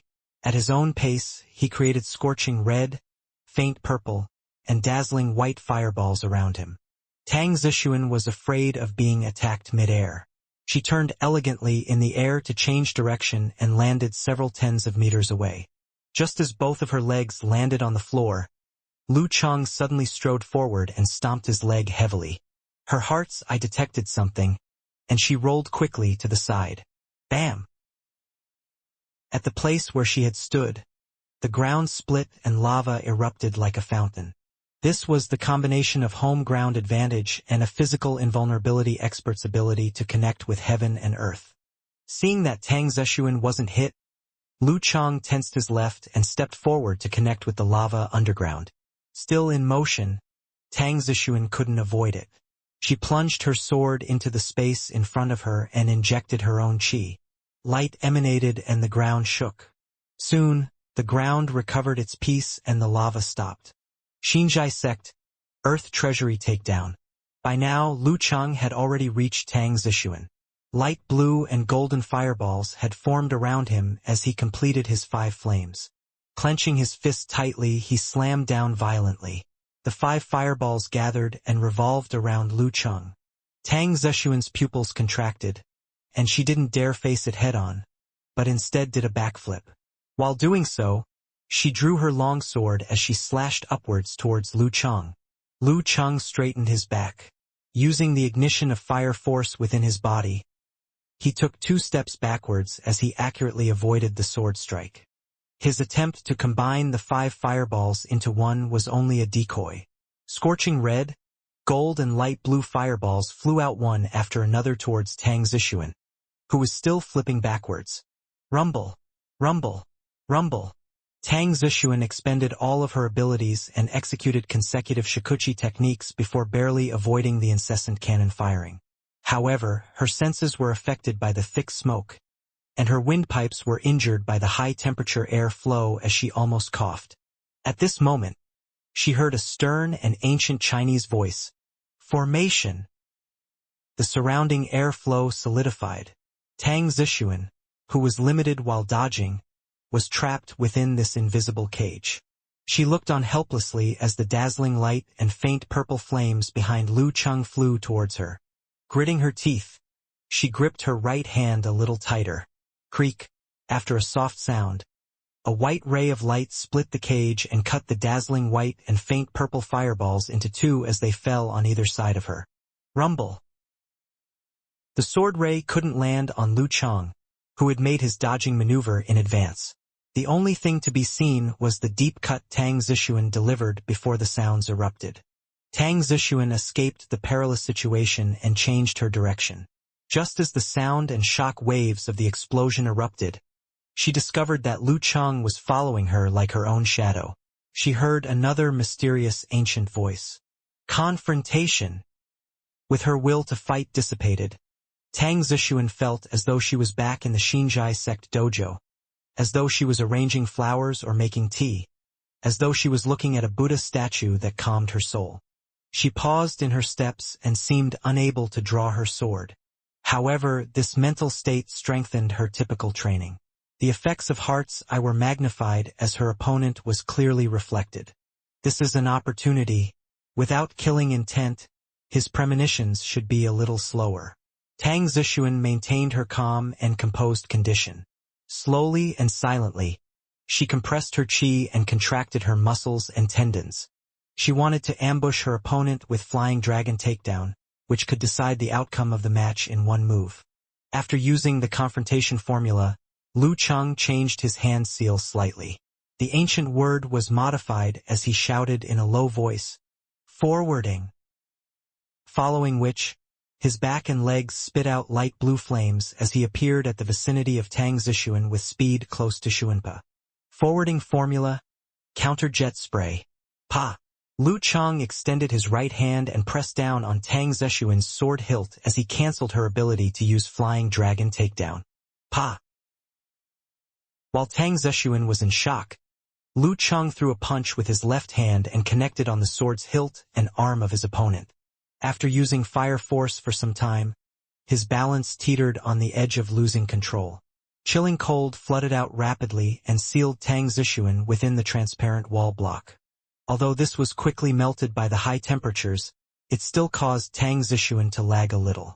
Among physical invulnerability experts, a moment was enough to decide the match. Lu Cheng swung his left elbow, threw a punch, and stopped right in front of her forehead. Tang Zixuan was still in a daze. She couldn't understand the language, but knew the name that came after. Lu Cheng wins. Though she couldn't understand what the referee was saying, Kaori Karasawa's experience in arena fights and the scene before her made her fully aware of the results. Relaxing her muscles and fascia, which she hadn't even used to their maximum potential, she let her own aura dissipate. She arched her back and bowed. "Thank you for guidance, Lu Jun." With that, she sheathed her tachi and headed for Guanwei League changing room without waiting to see if Lu Cheng had understood her. Her head was spinning. To famous kendo samurais, having their tachi forced back into its sheath as they perform an ultimate technique is mortifying. This ISS even more so when their opponents are in their same league. Had this been decades or centuries ago, the obvious choice here would have been to commit seppuku. Shinjai sect didn't condone such extreme measures, but they had their fair share of meditating before statues, abstinence from pleasures, and other self-torturous methods to refine their mind and body, all in hopes of cleansing oneself. In recent decades, such attitudes had been dying out. However, she couldn't forgive herself that easily with an excuse like that. There were two main reasons why Lu Cheng had managed to hold down the hilt of her sword and prevent its draw. First, no one could have expected his speed, as it was the first time he had combined the attainment formula with his own jet spray technique. It formed a stark contrast to her flying dragon takedown, which involved concealing her killing intent and not giving any hints, as well as a deliberate decrease in speed. However, this wasn't the main reason, since she knew about his attainment formula and self-created jet spray beforehand and had predicted and guarded against it. Second, his confrontation formula made her lose all fighting spirit, as though she was back in the shrine where she practiced mind reader. As a result, she had entered the Shinjai realm, which only her master was capable of, and made Flying Dragon takedown more unpredictable. However, in hindsight, it wasn't an error on Lu Cheng's part. Rather, it was just part of his plan. Therefore, when she had tried to punish what she thought to be a mistake on her enemy's part, she walked straight into an elaborate trap. The overwhelming feeling of impending victory was exactly what made her drop her guard against Lu Cheng's increased speed. Otherwise, even if she had lost, it wouldn't have been this fast, or ended up with her sword forced back to its sheath. "I'm such an idiot." She couldn't help but blame herself after figuring out the cause of her loss. She felt intensely and unexplainably upset, but managed to not let it show with her powerful mind suppression. She pursed her lips tightly. "Wow, Kaori-chan looks super kawaii when she's upset." Many similar comments appeared on popular Japanese forums. "My heart aches. I want to comfort her.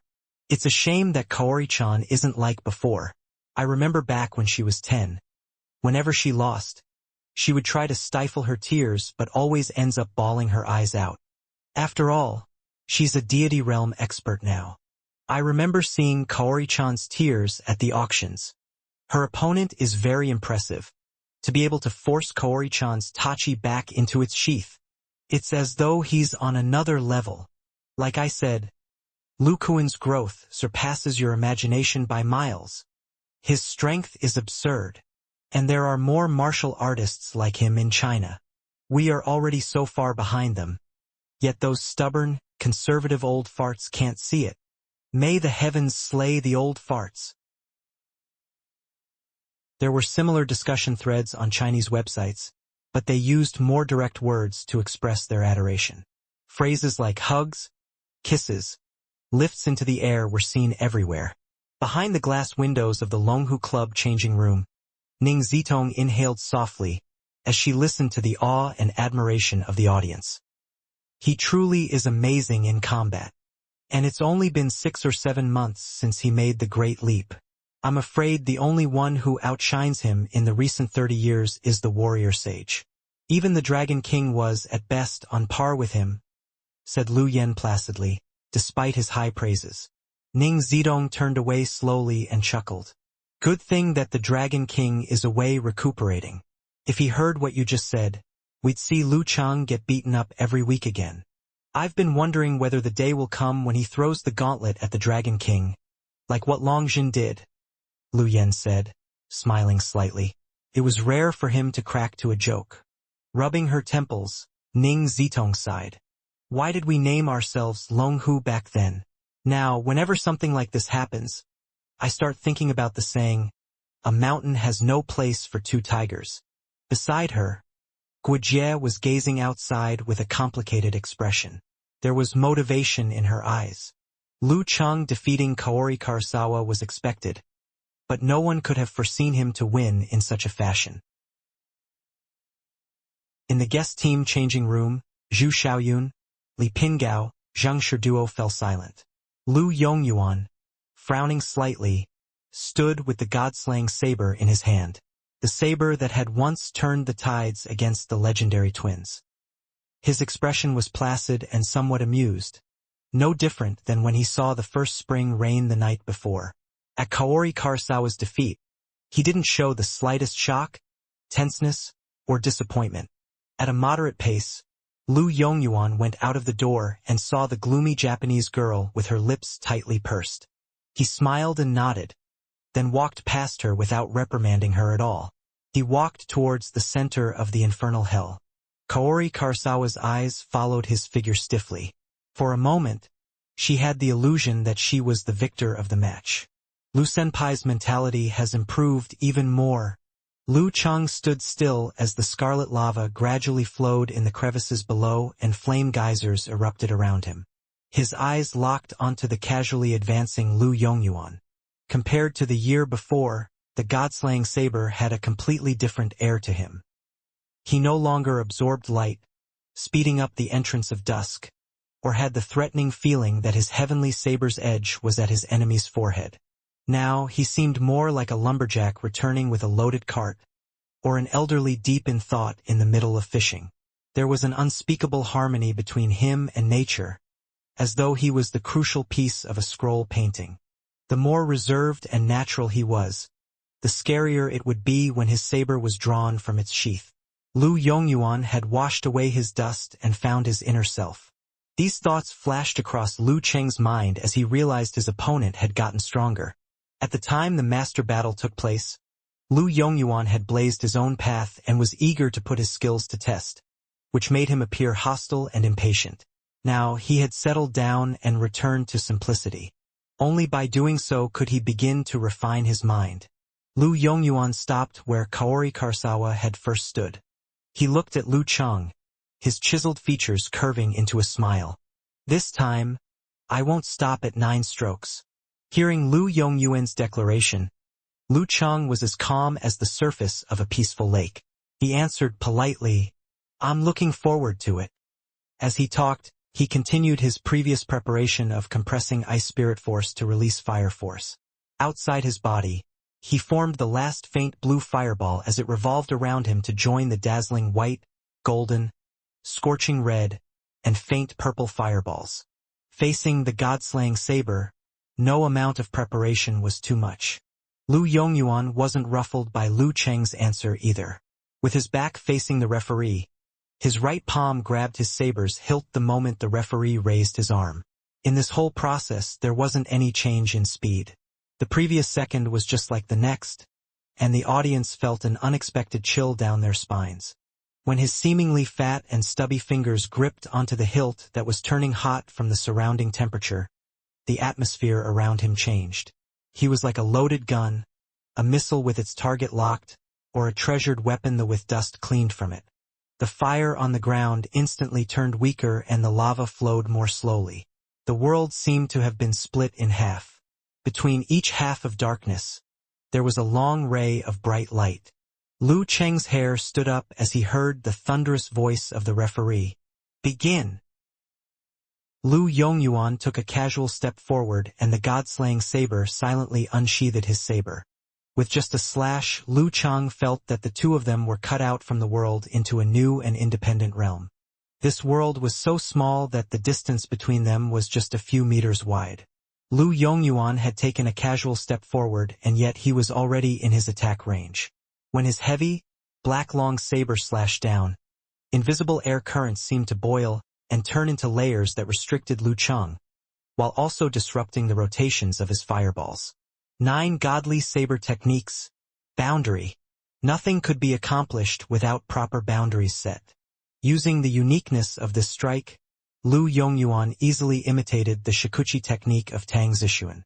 In fact, he was even faster than her as he approached the speed of Lu Chang using the forwarding formula with counter-jet spray. Yet, there weren't any smoke or flames and he was able to move around unhindered. Compared to when he was at master competition, his boundary was clearly even more mature, mysterious, and effective. In the past, Lu Chang had used fighting formula and the violence of his Dan Qi to forcefully break through boundary and barely withstand strike. Now, he made a similar decision. However, his strength was even more horrifying because he was using 9 rotations of 5 flames, Descent of the Sun. Swoosh, swoosh, swoosh. The 5 fireballs emitted brilliant light as their heat burned through the invisible restraints.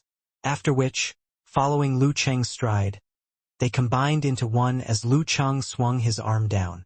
Just as Lu Chang's fist was about to strike the side of the god-slaying saber, and as the sun was forming in his hand and illuminating the area, the black longsword started shaking. The next moment, it disappeared without a trace. 9 Godly Saber Techniques. Axeless. This wasn't simply connecting a different technique after the other was completed. Instead, it was a technique layered directly onto the previous. What does it mean that it does as one wishes? It meant exactly this. Lu Chang's pupils contracted, but it was already too late for him to stop. The blinding light exploded completely. The audience shut their eyes instinctively or suffered from temporary blindness as their vision was overtaken by a patch of bright light, following which they felt the ground shake. The high-temperature and bullet-proofed glass wall began shaking violently and everyone heard thunderous boom. A huge hole appeared in front of Lu Chang and the lava below erupted like a fountain with the pressure from above.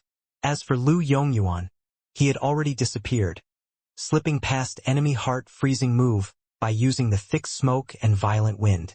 Flames shimmered in his eyes. Lu Chang suddenly felt a strong sense of danger. Without hesitation, he turned his body around to see. Using the momentum, he opened up his arms and smashed behind him. A long sword covered in brilliant light sliced through the space as it descended, followed by the burly Lu Yongyuan, whose eyes appeared green. Wang! With a shake, the brilliant light on the saber shattered into 8 parts that slashed towards Lu Chang's body like a hurricane. As for the long saber that had shed its brilliance, a dull black luster remained. It maintained its initial path before slashing down dangerously. 9 Godly Saber Techniques. 9. At this moment, a layer of crystals appeared along the surface of Lu Chang and rapidly extended outwards. The 8 homing strikes hadn't come close, but rather seemed to have fallen into thick glue. Their glow started to fade, and they gradually slowed down. The closer they got to Lu Chang, the thicker the glue. By the time they stopped, there was an ice wall. Crack, crack, crack. Amidst the sounds of shattering ice, Lu Chang's fist landed directly on the black long sword. Poof! A low voice sounded and the saber was knocked off its trajectory as it slashed into empty space. On the surface, clear and beautiful snowflakes formed. As for Lu Chang, 8 wounds appeared on different parts of his body. Ice Sec's 8th move, Frozen World, Eternal Freeze. This move was good for defending and attacking. It could affect the surroundings, rapidly decreasing the temperature and freezing the air currents to neutralize the opponent's attacks. Wherever the punches and kicks landed would also leave small frozen areas. Because of the ice spirit force hidden within, they wouldn't melt easily and could seriously affect the opponent's movement. If he wasn't in the infernal hell, Lu Chang might not even be injured. If he didn't have the ability to sense danger, along with all of his life or death experiences, he would have either executed in time or made the poor decision to dodge. If that had been the case, the 8 rays could have sealed his movements, allowing Godslaying Saber to succeed. As darkness fell in a beautiful arc and the snowflakes melted, Lu Chang was getting ready for a counterattack when he felt another strong sense of danger. This time he leaned abruptly back.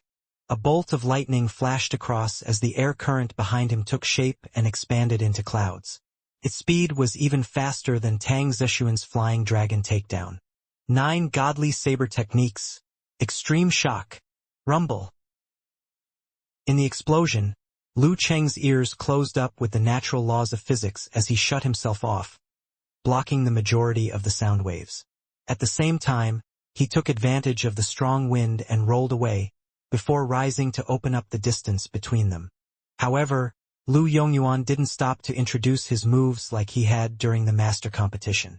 Retracting his extreme shock, he strode out to strike with his long sword once again, never giving his opponent the chance to catch his breath. This was another boundary, as he shortened the distance between the two of them once again and imposed layers of restraints on Lu Cheng. Again, as the thought passed through his mind, Lu Cheng took a deep breath and gathered his mind and force in his lower abdomen to form a miniature universe with darkness and stars in balance. The stars moved to trace the fighting formula. As he erupted his Dan force, his height grew to over 2 meters. His expanded muscles pressed hard against his clothing as the shape of his muscles were clearly shown. His skin appeared black and green, and one could vaguely see the network of flames and ice crystals flowing beneath. Lu Cheng seemed to have become an ancient giant, older even than the gods of their mythology. Bam! Bam! Bam! The restraints broke one after the other. Lu Cheng twisted at his waist and threw out his right fist like a rocket launcher. Rumble! Flames from the ground erupted as the tongue of flames tore and ripped Lu Yongyuan's legs. Lu Yongyuan was knocked back several steps. After a punch, the fire force within Lu Cheng erupted, giving him a secondary propulsion forward. In the blink of an eye, he had cut to the front of his opponent. With his left fist covered in purple flames, he smashed diagonally towards his opponent's chin. Lu Yongyuan's expression was like water in a deep pond, and just as steady. Sinking his shoulder, he slashed with his god-slaying saber once again. Swoosh, swoosh, swoosh. He slashed left and right consecutively in the shape of an X towards his opponent. Bam, bam, bam. Lu Cheng fired with both fists. He was either smashing or wrecking, each strike heavy and hot as he pressed forward in a frenzy. Lu Yongyuan's X-shaped slashes were ceaseless, making Lu Cheng's violent barrage of attacks seem like a hot afternoon sun that would eventually be enveloped by darkness, no matter how terrifying it might seem. 9 godly saber techniques. Dusk. After a round of violent attacks, Lu Cheng, with trace amounts of poison invading his body, couldn't help but catch his breath. Lu Yongyuan was like his reflection in the mirror as he did the same. Not good. The sense of danger welled up again. Lu Cheng shifted his center of gravity, twisted his back, and pounced forward. Another bolt of lightning illuminated the surroundings, quickly took shape and struck out. At this moment, Lu Yongyuan lowered his body, twisted his wrist, and forcefully stopped extreme shock as he halted his god-slaying saber in mid-air. Rumble! Amidst the explosion shock waves, he flicked his long saber before slashing down rapidly. He was just like the lightning that was clawing down at earth, like the gods in the skies throwing their long spears towards the ground. 9 godly saber techniques. Divine spear. It was another forceful change in technique. Bam! Before Lu Cheng could stabilize his landing, he was surrounded by saber rays. Unprepared, he could only respond with severe warning. He raised his fist up while forming a layer of ice armor over his body. For Lu Cheng, he had long been able to execute simplified physical invulnerability moves on the spot. Rumble! The long sword stopped as Lu Cheng staggered. Parts of the ice armor shattered and began peeling off. Lu Yongyuan pulled back his arm and made a preparation posture. Suddenly, a line of darkness appeared that absorbed all the surrounding light. All Lu Cheng could see was pitch black. All he could hear was silence, and all he could feel was emptiness. The last move of the 9 godly saber techniques, eternal silence. Lu Cheng had planned the full 9-word formula in unison to break his opponent's mental suppression and withstand this strike. He also benefited from what Lu Yongyuan said was too slow, meaning that his speed allowed others the chance to salvage the attack, even if he made a wrong decision. Now, the god-slaying saber was making a strong comeback. He had probably overcome this weakness and made specific changes to deal with 9 words formula. Facing this situation, Lu Cheng wasn't fearful at all. Instead, he was exhilarated. He had been waiting for this moment, waiting for Lu Yongyuan to use eternal silence. Even if he hadn't faced Tang Zixuan previously, his chances of winning against Lu Yongyuan, whose level was close to Dragon King and Warrior Sage, were slim. Lu Cheng's combination of martial arts with cultivation, his personal style of achieving balance to form Dan, and his self-created cosmic universe had given him strength close to a second pin expert after learning the godly techniques of Ice Sect and Fire Sect. After he mastered these 2 schools, experienced life or death trials in the war-torn areas, and gained self-understanding in everyday life, he still couldn't claim to be at the level of a first pin expert. Nonetheless, he still had a 30 to 40% chance of winning against experts at this level. However, Lu Yongyuan wasn't just a first pin expert. He was an expert that had won titles and had since improved even further. Therefore, Lu Cheng had only expected to be able to exhaust him after fighting with Tang Zixuan. However, if he was focused purely on exhausting him, he would bound and unable to perform. Therefore, Lu Cheng set an ambitious goal to give his all. This goal was to defeat him. To defeat the god-slaying saber, Lu Yongyuan. This wasn't something that was completely unattainable, as there was still a slim chance of victory. This mindset may have come from something he gleaned from the Clear Jade chapter of the Restricted Sect, and it happened to be a counter to Lu Yongyuan's self-created strongest move, Eternal Silence. Amidst the silent darkness, Lu Cheng let his heart sink. His legs were shoulder-width apart as he lifted his right hand. "This is the moment I've been waiting for." Lu Cheng raised his arm and held a hollow fist. It was dim and sparkly within his palms, as though he was grabbing onto a starry sky or universe. Deep, vast, mighty, distant, and all-encompassing. Bam! He jolted his shoulder and pressed down with his palm. Around it, the dull, soundless darkness crumbled and shattered. Fire-like radiance shot out from the cracks, as though there were endless cracks in the sky, so many that not even Nuwa herself can mend them in time. The heavy black god-slaying saber was going to land on Lu Cheng. It was at least 2 folds faster than when he used it during the master battle. However, after being attracted by Lu Cheng's palms, it swayed upwards. Once it collided with the palm, it behaved like matter that had been caught up in a whirlpool or black hole. This was what Lu Cheng managed to acquire after studying the Forbidden Sect, Yuqing chapters, using his Cosmic Universe sect as a foundation.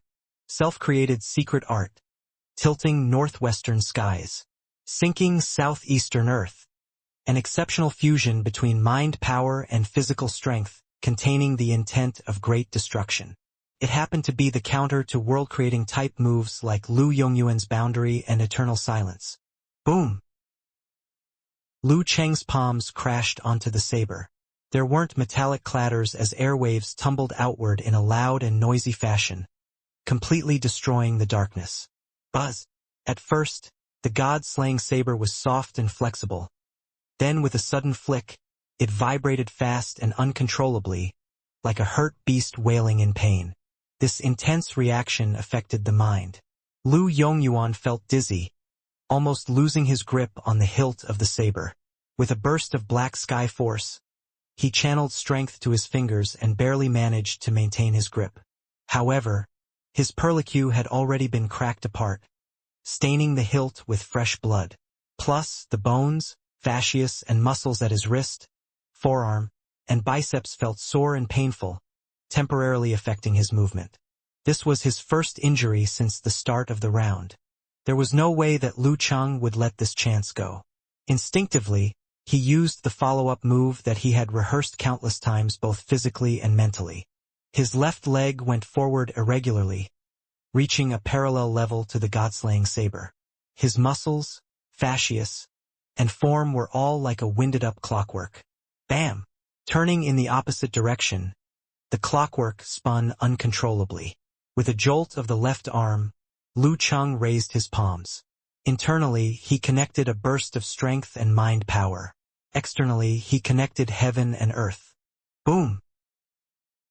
His left palm slammed down, the center of his palm a sparkling dimness. Tilting northwestern skies. Sinking southeastern earth. 2 consecutive hits. Of course, in order to seize the fleeting opportunity, Lu Chang didn't make a complete visualization. Instead, he used his movements and physical techniques, using brute strength to make up for the lost in potency. It was weaker than usual. Not like he had a choice. Against a mighty one at Lu Yongyuan's level, the tables could be turned against him if he hesitated for a split second. Therefore, as long as he had a chance, he had to combo like crazy. By doing so, if he still couldn't win or wound his opponent, he should probably be admitting defeat, especially since he was weaker and already fought a round before. The light dimmed before his eyes as air currents burst apart. Lu Yongyuan, who couldn't swing his saber with his right hand at the moment, saw his enemy's palms collapsing like heaven and earth. Even with his mind and willpower, he was inevitably a little shaken. Fortunately, he still had his left arm in sheath. Bam! Holding the upper part of his hilt, Lu Yongyuan slashed in the reverse direction, accurately hitting Lu Cheng's left palm, replacing defense with offense. Boom! A tiny crack the size of a spider web appeared on the dark green sheath. Muscles trembling, Lu Yongyuan drew his arm back and tensed his foot. He was going to kick upwards. He wasn't going to let himself enter a passive defense. At this time, Lu Chang lowered his center of gravity, channeling the rebounding force into his right foot and cracking the ground with a stomp. Bam! At where Lu Yongyuan was standing, the volcano suddenly erupted, spitting streams of flames uncontrollably. Had he not noticed the noise from the depth in advance and forcefully changed his whipped leg to a back kick, thereby leaping away, he would have been enveloped and injured by it. Lu Cheng's third combo, home ground advantage. After retreating, Lu Yongyuan immediately used his dark sect movements. As though he had turned into a saber, he generated countless clones that hid many changes. He sometimes zigzagged and sometimes went back and forth to avoid the pursuing attacks and get away from his opponent. As if Lu Chang would give him time for a breather, the flames raged forth with the help of the wind. Using the target lock-on with enemy heart-freezing move, he barely caught up with Lu Yongyuan's movements. However, his movements weren't as fluid, so the gap between them increased slowly but surely. At this moment, he grabbed out a lump of faint purple while sprinting and shot it at where he predicted Lu Yongyuan to be at next. Star-Lord's purple flames. Boom! Boom! Boom! Lu Chang attacked with both his left and right, sometimes bombarding and sometimes throwing out slithering flames. He wasn't afraid of misjudgments and used quantity to make up for it. As to the huge consumption and the fact that he couldn't sustain it in his current state, he couldn't care at all. If he couldn't take care of Lu Yongyuan with combo, then the remaining fire force he had wouldn't matter anyway. Of course, this was also preparation for the follow-up. Boom! Boom! Boom! Lu Yongyuan was surrounded by dust, smoke, and fluttering flames. Though he hasn't taken a direct hit, his movement was affected. The forceful breath he drew was about to dissipate. His footwork was starting to slow down. A certain thought flashed past. Lu Yongyuan drew a breath, as though he was about to use forced concentration to alleviate the soreness and trauma in his vitals. Noticing his pause, the light blue flames on Lu Cheng's back erupted, propelling him towards his opponent. At the same time, Lu Yongyuan's figure dimmed, as though it had turned into a shadow. When the wind blustered against it, it spread apart weightlessly. Missing his attack, Lu Chang quickly swung his arm and threw a faint purple fireball at the shadow. Boom! A ditch immediately appeared. With his odd form, Lu Yongyuan barely managed to evade, then dimmed and faded away. Finally, he paused and using forced concentration, concentrating all the negative influences to his dantian and recovering his arms as much as he can. Phew, almost ended my combo, thought Lu Chang. Directly stimulating a certain part of his body, he used a simplified version of the attainment formula. Bam! At his back and below his feet, faint blue flames erupted once more, propelling him to close the gap between them. Appearing before Lu Yongyuan in a flash, he threw a punch at him. The world darkened before Lu Yongyuan's eyes. Dan Qi inflated his body. The god-slaying saber went up in mysteriously swift movement, slicing onto Lu Cheng's fist. The edge of the fist is dim with latent power, making it even scarier. There wasn't the slightest delay in Lu Cheng's movements or hesitation in his eyes. His left fist, without purple flames around it, went for the edge of the saber. Splat! There came the sound of the dull blade entering the flesh. This god-slaying saber had ruptured his skin, muscles and fascias, and bit into his white finger bones. However, there was a significant pause, as though it was stuck in there. No, rather than stuck, it had lost all its momentum after cutting through the solid ice wall. The thick crystals that had covered the saber spread quickly, freezing Lu Yongyuan. Self-created secret art, lament of the Ice Queen. Lu Chang was wasting his fire force to create a momentary, extreme imbalance between ice and flames, to simulate a cosmic region without stars, and to simulate the terrible ultra-low temperature. No need for other preparations and no need for Five Flames revolution. He can use it just like that. The cleverness of the moves depended on the mind. Snap! The ice coffin that had trapping Lu Yongyuan couldn't last for more than a second before cracks began to form, as though it had been cut up by countless blades. Lu Chang, his combos uninterrupted, retracted his blood ice mist left fist. As though fire powder exploded in him, his right fist turned into a cannonball as he launched it as his opponent. That wasn't all. Without caring about the injury at his left fist and left arm, he used them as weapons. Using his shoulders as a pivot, he punched out. Bam! Bam! Bam! With his internal burst of Emperor Yen force, the speed of Lu Cheng's punch kept increasing. He threw out 8 punches in the time when other physical invulnerability experts could have only used 4 moves. He was so fast that the audiences thought that he had 4 arms. If only my Yamada no Orochi can be this fast, thought Kaori Karasawa as she stared intently. To push Lu Senpai to this extent, Lu Kuan has truly left me in the dust. Bam! Bam! Bam! The ice coffin completely shattered, but a portion of coldness still lingered in Lu Yongyuan's body. Against Lu Cheng's mad bout of attacks, his god-slaying saber went horizontally and vertically, up and down. Even though he was slower, he managed to block the 8 punches through sheer saber techniques and judgment. Bam! Lu Chang suddenly bent his knees and arched his back. As though he was insane, he pummeled the ground. Lu Yongyuan relaxed. Just as he was going to use the move Divine Spear to switch from defensive to offensive, there was a sudden change in his expression. He could sense the energy in the ground. With this strike, Lu Chang wanted to detonate the infernal hell in the surround area. He was going to exhaust the majority of his home ground advantage here. No matter which direction I go, I will be hit by the lava. Even if I use black sky energy to protect myself, it's only a temporary solution and wouldn't prevent me from getting injured. I still have to deal with Empress Luo later. As the thought flashed past in his head, Lu Yongyuan jumped up high, his legs obscured by dim darkness enveloping it. Boom! Apart from where Lu Chang stood, the ground within 30 meters radius suddenly collapsed. Flames, lava, and dust spurted up, painting the sky in red, then gray.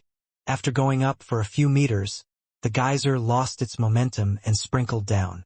It failed to devour Lu Yongyuan, and merely tore apart from the area below his feet apart for 2 seconds. The dimness faded away. His shoes and socks had been reduced to ashes.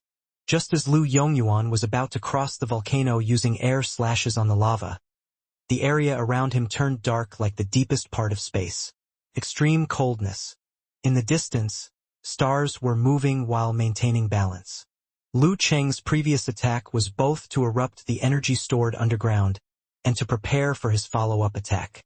Cosmic phantoms. He straightened his back, raised his hands, and stood up. At first, Lu Yongyuan became a worm, in transparent amber. Then he watched as the stars struck at him in succession. I have won now, haven't I? Lu Cheng's consecutive attacks had exhausted him. He gazed at the sky as he waited for the result. Boom! Boom! Boom! The ice coffin was shattered.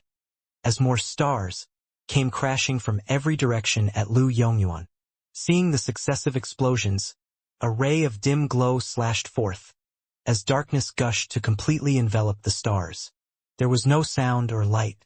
The ninth style of dark sect, darkness devouring the day. Eternal nightfall descends. This was the parental blueprint of the last move in Lu Yongyuan's 9 god-slaying strokes. Eternal silence. As compared to eternal silence, which had undergone many changes, this killer move from the dark sect was clearly more complete. Damn! Lu Cheng felt a chill down his spine. He didn't expect Lu Yongyuan to be able to use this move without any preparation. If that's the case, shouldn't he have one way earlier? Looks like he can't use it easily. Probably comes at a heavy price. In the time of a breath, the darkness was ripped apart like a curtain. Faint rays of light streamed down, swallowing the lava. Lu Yongyuan's figure appeared. His hair was still flawlessly neat, but his clothes were already in tatters, and his god-slaying saber was tremoring non-stop. Seemingly out of strength, he fell down in a straight line. However, there was no ground below him, only scarlet lava flowing slowly and irregularly. Retracting his gaze, Lu Cheng lifted his right hand strenuously. That was when Lu Yongyuan had recovered. His figure faded, turning into a shadow once more, which visibly slowed down his free fall. Then he sent an air blade at Lu Cheng's position, using the recoil to change directions. He seemed to have more strength in his reserves. However, a majestic shade of purple filled his eyes as he saw a dense, terrible fireball forming at Lu Cheng's right palm. I cannot veer in time due to being airborne, so I'll have to take a direct hit from that. The result of that would be losing the chance to cross the lava lake by using the recoil from the airblade. I'll end up falling into it. Even if I use black sky to protect my body, there's a 50% chance I get reduced to nothing and another 50% chance I barely crawl to the surface and escape with grave injuries. Lu Yongyuan's eyes turned icy at the thought. He sheathed his blade, and with a lift of his soul, he kicked a dim arclight at the island where Lu Cheng was standing. It landed on rock walls. Using the recoil, he floated backward weightlessly, landing 30 meters beyond the lake like a kite. While he was doing that, Lu Cheng did not use his Star-Lord's purple flame, and dissipated all of it instead. The god-slaying blade had given his answer by sheathing his blade. Without hesitation, the referee raised his right hand. Round 2, Lu Cheng wins. Exhaling a tense breath, Lu Cheng felt as though he was shriveling up. Before Lu Yongyuan said anything, he gave a fist and palm salute. "Thanks for going easy on me, senior," he said with a smile. With that, he turned and headed for the Longhu Club changing room coolly on unsteady steps, just like how Lu Yongyuan made his casual exit at the end of 9 strokes back then. He won. Kaori Karasawa was standing by the glass windows of Guanwai League's changing room. Her distinct black and white eyes opened wide, as all she felt was the strangeness of the referee announcing the match results and how Lu Cheng turned and left. In her heart, Lu Yongyuan was forever the ultimate master in the field of kendo, one of the top practitioners in the entire world.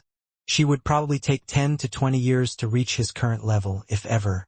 These thoughts didn't just come from hearsay, but also her own experiences. Their sparring since she joined the Guanwai League had clearly proven this. Even when Lu Yongyuan was distracted or unmotivated, the way he handled details always amazed her. Bu the god-slaying saber had lost. He had lost to Lu Cheng, who had been weaker than her just a few years ago. The strength of the god-slaying saber wasn't a farce, and his improvements had been witnessed by many. So where did he go wrong? Lu Cheng's improvements were so scary it almost felt like he wasn't real. Kaori Karasawa wasn't the only one feeling this way. Several threads and tweets on the internet that had similar opinions. Even on sites unrelated to martial arts, people were using "what the hell" and "what's going on" to express their emotions. In the room of an unknown commentator, notification after notification popped up, nearly covering his handsome face. "What the? God-slaying saber lost. I'm not sure if I should be saying this, but lolo la la la lol. I just want to say to those who are here, nothing is impossible. Although he had the home ground advantage, isn't this still a little much? Liu Chang just fought Kaori Karasawa too. Dear, come and take a look at God. Anyone wanna make a bet with me? Bet that Liu Chang will get his first title in the next 3 years. I have a bold idea. I'm not listening. Scram. Looking at these pop-up messages, an unknown commentator, Kai Zongming's laughed out loud in secret. He cleared his throat, intending to humble them with his words. Have you all forgotten? One of God-slaying Saber's special characteristics is to fail where failure is not expected. We shouldn't be too surprised by him losing to one physical invulnerability expert or winning against another. As he finished his words, a message popped up in eye-catching green light. Supporting her friend God-slaying Saber, Yan Shaoling said, I think that God-slaying Saber was actually very serious today. I think the loss had more to do with Liu Chang. But yeah, that's all. You could tell. Kai Zoming was speechless, as he didn't think Yan Shaoling would have been able to tell. I guess if you think about it, even a pig would be able to tell simple things after watching so many years of martial arts competitions. Although Yan Shaoling often says and does stupid things, like gonna collect a package but returning to her dormitory with a bag of snacks. She isn't that dumb. As these thoughts flashed through his mind, Kai Zoming suddenly felt like gnashing his teeth. This brat was supposed to draw users to him, but instead she came to knock his legs from under him? As he thought quickly, Kai Zongming had a brilliant idea. He organized his thoughts and said, being careless and underestimating opponents doesn't just refer to the match itself. It also includes the pre-match preparations. God-slaying Saber was indeed focused and used all that he had learnt. However, he was clearly not prepared for Liu Chang's sudden killer move. Isn't it a lack of respect to not educate yourself on your opponent's performance? Just like when we were studying, aside from students who didn't have to worry about their grades, most people were very focused during examinations. It didn't matter if they were doing the exams themselves, sharing notes, asking around, or even on the outside. We all tried our very best. But what about before the exams? How many students actually revised their work seriously? How many students were distracted, whispered during lessons, or only listened at the beginning and end? Who can say that they truly understand everything inside out? Speaking of this makes me think of a friend of mine. He was always very serious during exams. But on the day of, he didn't even know which subject he was supposed to take or remember the exam time. The situation of the God-slaying Saber is similar to this. After Kai Zongming finished speaking, no one could disagree with him and many people supported what he said. He couldn't help but heave a sigh of relief and was deeply impressed with what he had improvised. Surprisingly, no one discovered the logical loophole in my argument. They're all nostalgic for their own pasts, triggered by my example, or still caught up in their youth themselves. Liu Yongyuan not guarding against the killer move didn't sufficiently prove that he didn't respect his opponent enough. It's more likely that he had no way of knowing about it.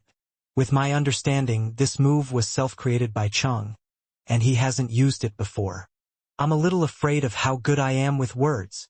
Another viewer asked, didn't the God-slaying Saber give up a little too easily?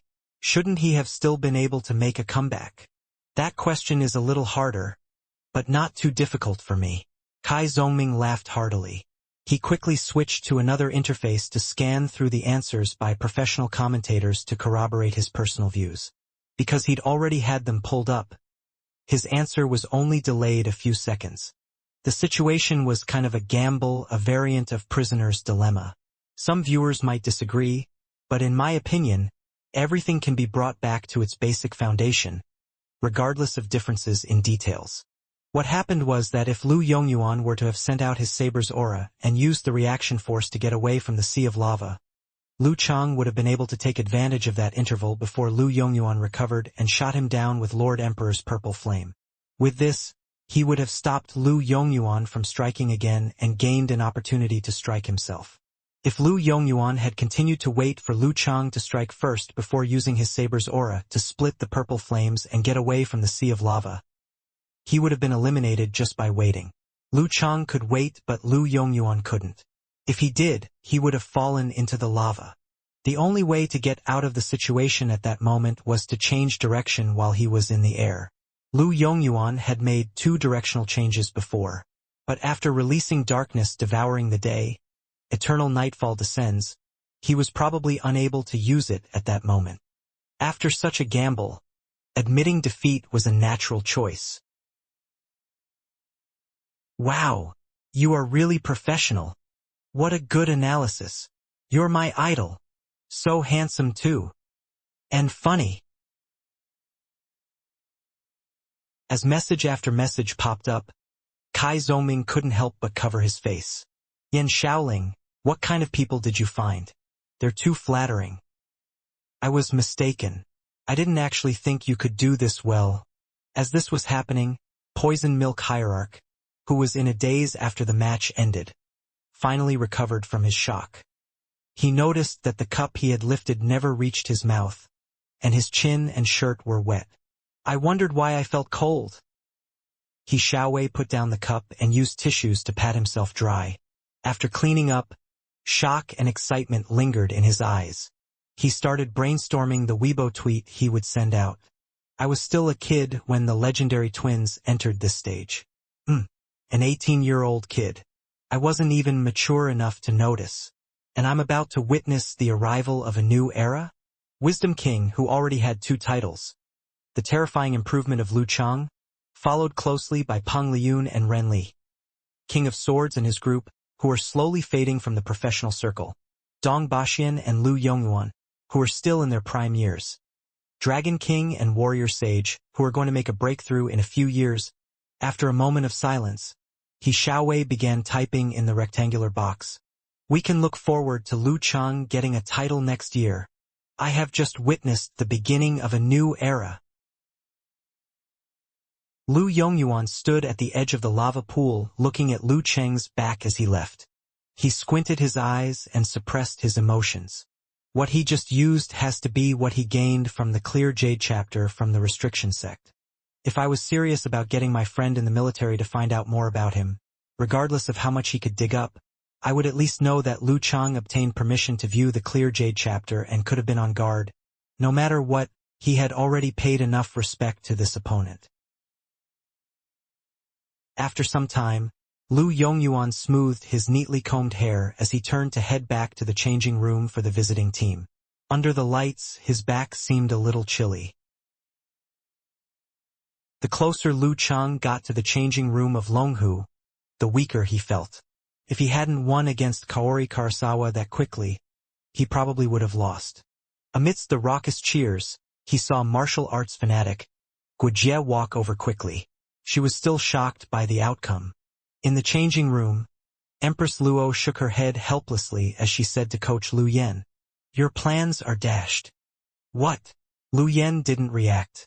Ning Zitong continued, "You said you wanted her to go up under pressure as a form of trial. Now she won't have any pressure at all." Guojie and Zhu Xiaoyun were both second pin experts. Even if she was slightly weaker and lost, there was still a final boss behind her. Lu Yen was silent for a while before mumbling, "How was I supposed to know it would turn out this way?" After exchanging nods with Lu Chang, Guojie walked away along the edge of the lava lake, surrounded by ground flames. The nervousness in her heart had vanished. She was more relaxed than when she attended the title tournament, as though she was fighting an unimportant match. But that didn't affect her fondness towards the match. As a martial arts fanatic, fighting different opponents, witnessing various martial arts, and experience different combat styles was one of her hobbies. Her nickname of martial arts fanatic didn't come to be without a reason. Inside the Guanwai League changing room, the average height, malt-complected Zhu Xiaoyun stretched her lips and sighed. She stood up reluctantly. "Don't let the pressure get to you, Sister Xiaoyun," consoled Zheng Shiduo with a helpless smile. "It's not the first time Boss Lu lost unexpectedly. It's not like we are expecting you beat the both of them, especially when it's the renowned Empress Luo at the end." Zhu Xiaoyun pressed her fingers against her lips and smiled. "I'm not stressed. I was just thinking about how I couldn't find out anything about the martial arts fanatic. She doesn't do anything apart from training, attending competitions, eating and sleeping. Rinse and repeat. I couldn't find out on her dark past. It's gonna be tough later. There were two reasons for her to search for others' black histories. The first was to satisfy her gossipy nature. The second was to gather material for her illusionary secret art, which becomes more effective through targeted arrangements. She was, in a sense, powerless against people who had plain, boring lifestyles. Before Zheng Shiduo said anything else, Zhu Xiaoyun stretched her neck and went for the changing room exit. As she grabbed onto the handle, she glanced back at Li Pingao, whose skin radiated with a metallic sheen. He was deep in thought with his head dipped low. In her heart, she said, "I'm heading out for the battle. You must come out of your slump. Among us, you are the one with the highest chances of getting to first pin and becoming a contender for titles." As Guijie and Zhu Xiaoyun approached the lava lake, Lu Chang took back his phone and special nutrients drink from Alman, who came over from the glass room. As he gulped it down, he walked into the room. Ning Zitong was standing beside the window with her hands drooped low. Giving him a look, she chided, "What were you thinking? Wrecking our home ground like that, dragon kings like that, and now you are like that. Of all the things you could learn from him, you choose to learn the bad ones." Lu Chang turned and gazed at the wide lava lake. He laughed dryly. My bad, my bad." However, if he hadn't done that, he would never have beaten God's slaying saber. Then again, Sister Ning has a point there. If detonations on this scale were to occur a few more times, this place would truly become a lava lake with scattered stone pillars. By then, it would be more beneficial for martial artists with exceptional movement abilities or Qinggong rather than fire sect experts. Plus, it would be more perilous as well. At that point, they will have to seek for another main home battleground, and there weren't many similar ones in Huaqing either. 5 years ago, the previous home battleground had been wrecked by the Dragon King. Ning Zitong pretended to spit at Lu Cheng's reply. "Why are the two of you so good at home demolishing? If you clinch the title of the King in the future, I suggest you call yourself the King of Demolition." Lu Chang knew better than to reason with Empress Luo and protest his new nickname. He laughed and retreated to his seat. Putting the empty bottle of nutrient drink aside, he lit up his phone and saw Little Fairy's plaudits. He smiled delightfully as he drafted a reply. "I got reprimanded by Empress Luo right after going back to the changing room.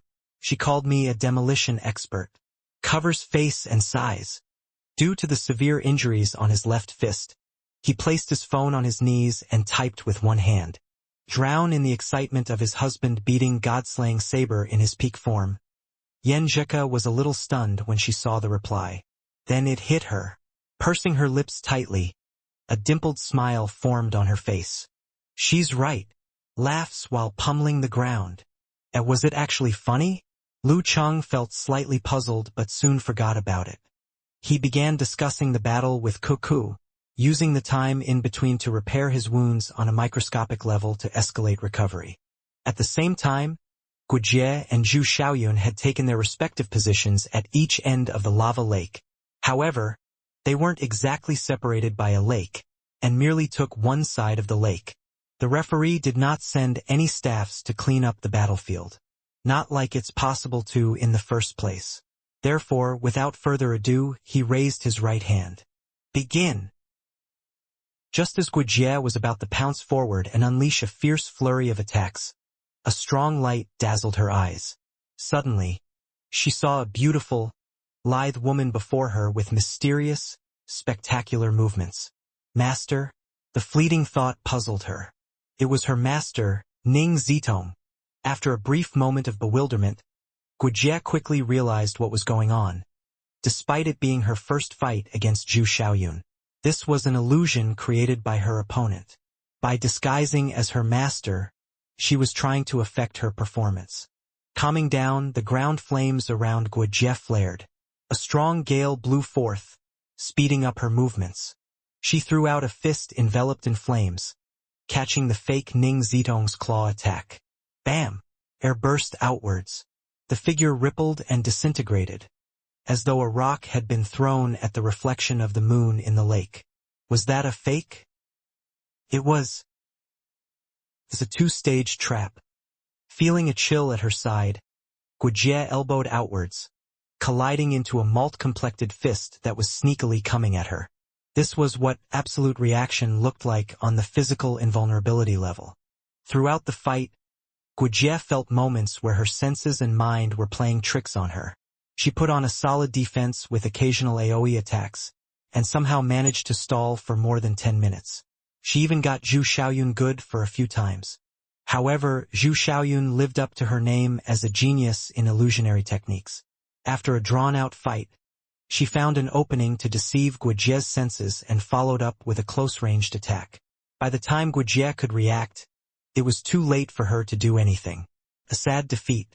In the changing room, Ning Zitong sighed. I hate fighting against her. She almost makes me remember embarrassing and awkward moments that I dislike remembering, she mumbled.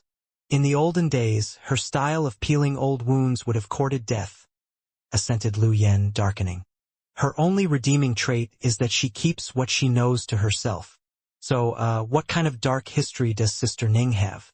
Lu Chang was extremely curious, but he lacked the courage to ask. He watched Empress Luo as she sashayed out of the door. That was when a thought flashed past Lu Cheng's mind. With great interest, he turned and asked, could it be that you are letting Guijie participate because you don't want to face Zhu Xiaoyun? Coach Lu? Does she have dirt on you? Lu Yan's expression stiffened. Me afraid of her? He hissed. He stood up, walked to the window, and gazed at the arena. You might not be afraid of her, but you are afraid of facing your dark past, thought Lu Chang with surreptitious amusement. He looked towards the big screen and began multitasking to repair his internal wounds.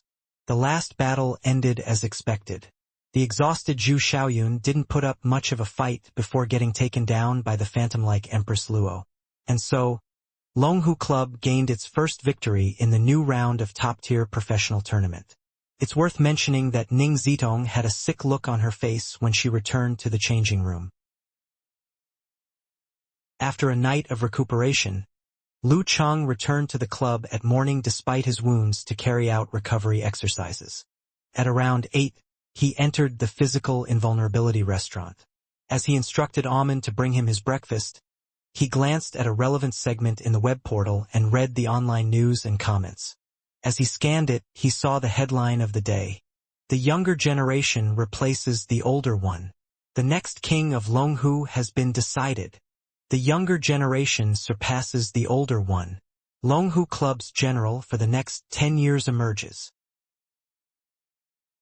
The younger generation replaces the older one. Longhu Club's general for the next 10 years. Lu Cheng's mouth twitched as he read the comments. Many thoughts flashed through his head. Are they trying to get me into trouble? Don't make me sound like some sort of usurper. I can imagine the Dragon King saying, watch your step, Lu Cheng. Subconsciously, he looked around. He felt rather relieved. Thank goodness the Dragon King is recuperating in the hospital. In a hospital affiliated with Longhu Club, the Dragon King, in his patient attire, was demonstrating a slow set of punches on the balcony. A French window away, his phone and newspapers were on the table in the room. Incidentally, they were all displaying the article on the battle between Longhu Club and Guanwai League. Mr. Lu, Amen, who had carried over several steaming baskets of breakfast, saw Lu Chang looking a little strange. She called out to him uneasily. Lu Chang recovered quickly. He put down his phone, squeezed out a smile and said, you can just leave them here and take what you want to eat. Amen followed professional protocol and didn't ask about what she shouldn't. She smiled, nodded her head, and left. Lu Chang picked up a custard bun and bit into it. He had intended to scroll through the web page with his free hand to see the comments section under the new headline. When he saw Empress Luo, Ning Zitong, wearing a white exercise uniform with a towel around her neck, walk in energetically. Eating at this hour? Ning Zitong smiled and greeted, her voice questioning if he was all right. She suddenly recalled, Dragon King will only return next week for recovery practices. The second round of matches is still on us. Dragon King isn't returning for some time? Lu Chang unknowingly heaved a sigh of relief. He rubbed his vaguely painful mouth and said in a light-hearted manner, "I'm okay, Sister Ning.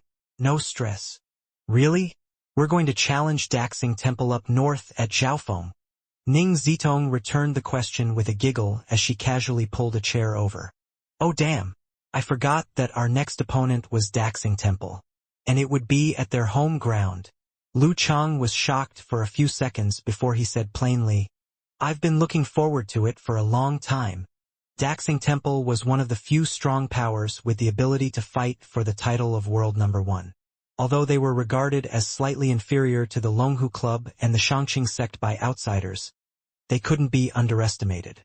Fa Yuan Divine Monk was of the same generation as Lu Cheng's master and would be 57 years old this year. He practiced silent Zen, had great mastery over thought steel, and had won 2 titles previously. Despite his old age, his foundation was solid. Wisdom King Zhi Hai was one of the most outstanding representatives of the newer generation of martial artists. He had obtained the titles Supreme Class and King before the age of 28, and was regarded as having the potential to be the name of his generation. Living Buddha Shi Shan was the holder of the mystery of reincarnations. With generations of practice, his mental strength was terrifying, and he was the most difficult first-pin expert who still hadn't won a title. This was a lineup with 2 superclasses and a first pin.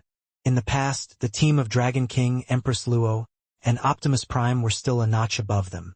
After Longjun left, no matter if it was Longjun or Lu Chang who replaced Longjun, they would still be slightly behind.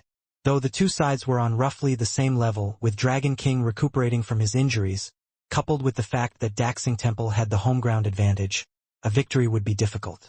"Your attitude is pretty positive." Ning Zidong took the bowl of noodles from her assistant before laughing. "There. You can do as you like, since it's not our home ground. Just dismantle and destroy as you wish. When are you going to stop with this joke?" Lu Chang cursed silently. He purposely changed the topic and said, "Sister Ning, you're only eating a small bowl of noodles? The serving of a normal bowl isn't enough to fill the gaps between my teeth. There are more bowls coming." Ning Zitong pointed to her assistant waiting at the storefront of the noodle house. She had already finished nearly the entire bowl of noodles without so much as a slurp. "Why don't you just put everything in one bowl? It would be so much easier to just use a big basin," Lu Chang replied casually. Ning Zitong stared at him and said, "The noodles aren't nice if they're in the soup for too long. And do you think I'm the kind of person to eat directly from a basin? So it's about image. Image. I'm the kind of person who eats from the basin." Lu Chang had no words. Zhaofeng City, Bodhi Mountain, Daxing Temple. The monk in charge the monastery reception, Zhi Jing, stepped into the yard where the abbot lived and greeted Fa Yuan Divine Monk who was sitting on a round futon. "Abbot, I have something to report." Fa Yuan was wearing a yellow monk's robe with a red kasaya. He looked haggard, and the edge of his eyes, mouth, and nose drooped down. But still, there wasn't a wrinkle on his face. His eyes were gentle and peaceful. One could easily see their own reflection in them. As Zhi Jing finished, the abbot extended his hands towards the pile of papers, took one out, and placed it in front of his chest. There were 3 words written in black ink with a large question mark. "What's the matter?" Zhi Jing was long used to this form of questioning. After all, his abbot practiced silent Zen too. He thought about his words before continuing. "Abbot, the reporters here today have insisted they interview you. They are from Inner Heizi. What's wrong with these people?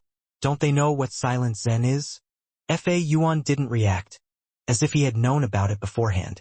With his compassionate eyes, he took a piece of white paper and scribbled several words on it. "Let Shirshan and Zhihai head over. I still have work to do." "Yes, Abbot. I'll look for Zhihai and Marshal Jr. Shirshan right away." Zhi Jing took a few glances before placing his hands together to bade goodbye.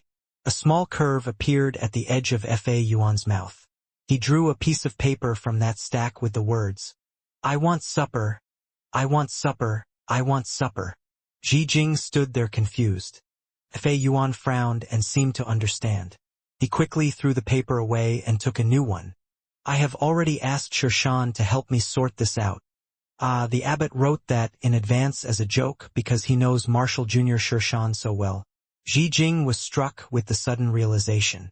Fa Yuan nodded gently and took out another paper from the original stack. Great, great. The words on this paper were like scribblings of a kid. Clearly, it wasn't the same handwriting as before. In that case, I shall take my leave first. Ji Jing controlled his desire to laugh. Fa Yuan took the paper at the top with two majestic words written on it. Namo Amikba. When Ji Jing left the Zen room and closed the door, Fa Yuan immediately waved his robe and flipped the papers. The stack of papers fell to the ground and revealed their contents. Sweeping his gaze over, he saw comical expressions and words made of symbols like. His mouth twitched several times and he almost blurted out laughter.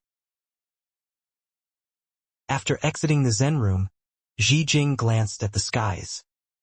He made his way to the kitchen quickly and indeed saw the fat, burly living Buddha Shirshan looking in, swallowing his saliva, just as Fa Yuan's joke had implied. He seemed incapable of waiting any longer. Marshal Jr. Shirshan, the abbot has instructions for you, Ji Jing said with a smile. What's the matter? Said Shirshan without turning back. He wants you to attend the interview. Can you help me inform Marshal Jr. Ji Hai too? Ji Jing got straight to the point. I'm not free, said Shirshan as he waved his hand. All of his attention focused on the buns about to be cooked. Ji Jing kept his hands behind him and walked several steps around him. After which, he said, the reporter who came this time is a big shot. We've prepared top-class snacks to welcome them. Where is it?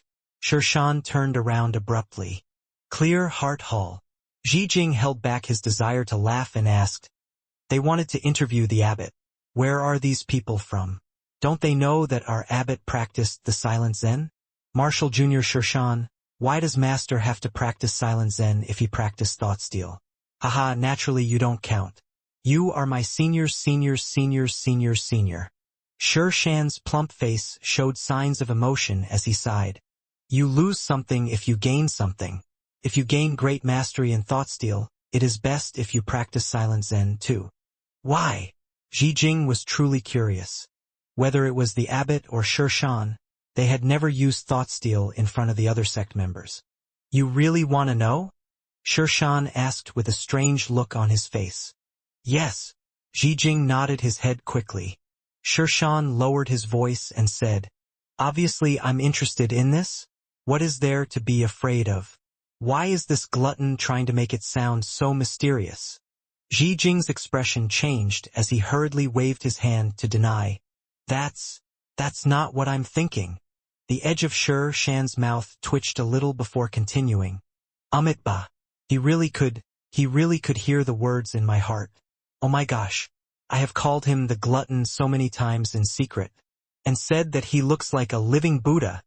Ji Jing's jaw dropped. He wanted to say something but couldn't in the end. Shirshan helped him out of goodwill. I'll leave by myself. Before he finished his sentence, Ji Jing lifted his monk's robe, covered his face, and left in a hurry. Look, at times like this, don't you wish that I practiced the silent Zen? Looking at Ji Jing leaving, Shirshan shook his head and laughed. He wasn't insulted or angry at all by how Ji Jing saw him. He swung his monk's robe and headed to Bodhi Garden. When he opened the door, he saw Wisdom King, Ji Hai, standing between two Bodhi trees. This world-famous young man was wearing a white monk's robe. He had a baby face and often wore a smile, giving off bright, amiable vibes to others. At this moment, he was looking at the top of the Bodhi trees deep in thought. No one knew what he was thinking about. Shirshan didn't attempt to listen to his thoughts. This wasn't a personal discipline issue, as he was able to use and release it at any time, but he wasn't engrossed in it. He just still wanted to see the other party's soul and mind. When he had first mastered thought steal, his lingering, teenager mischievousness had once made him listen to the thoughts of his martial senior Ji Hai. He learnt that Ji Hai was the type of person whose mind aligned with what he was doing. When he was practicing, he would think of practicing. When he was eating, he would think of eating. He had almost no distracting thoughts at all. There were obviously times when he thought about many things, such as now. But because of his strong mind and spiritual cultivation, Shan could only roughly make out the contents without the details. Sensing the arrival of Shan, Zhihai turned around. He revealed his usual bright smile and said, "I suddenly detest my former self." "What do you detest?" Shan cooperatively asked. "I could see past money, sex, and other things but still couldn't look past fame. I'm ashamed." Zhihai shook his head and laughed as though he was talking about someone else.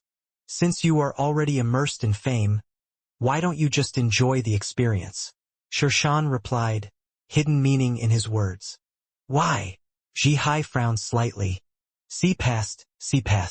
If you don't experience it, how can you see past it?" Shan replied casually before changing the topic. "The abbot wants us to take an interview in Clear Heart Hall." Zhihai nodded his head and followed Shan to the Clear Heart Hall. When the interview ended, they headed to the Zen room of the abbot to report. "It will be better if you do the reporting," Zhihai said to Shan with a smile. "All right." Shan walked to the side of Fa Yuan Divine Monk and sat down casually on the futon. The Zen room went silent.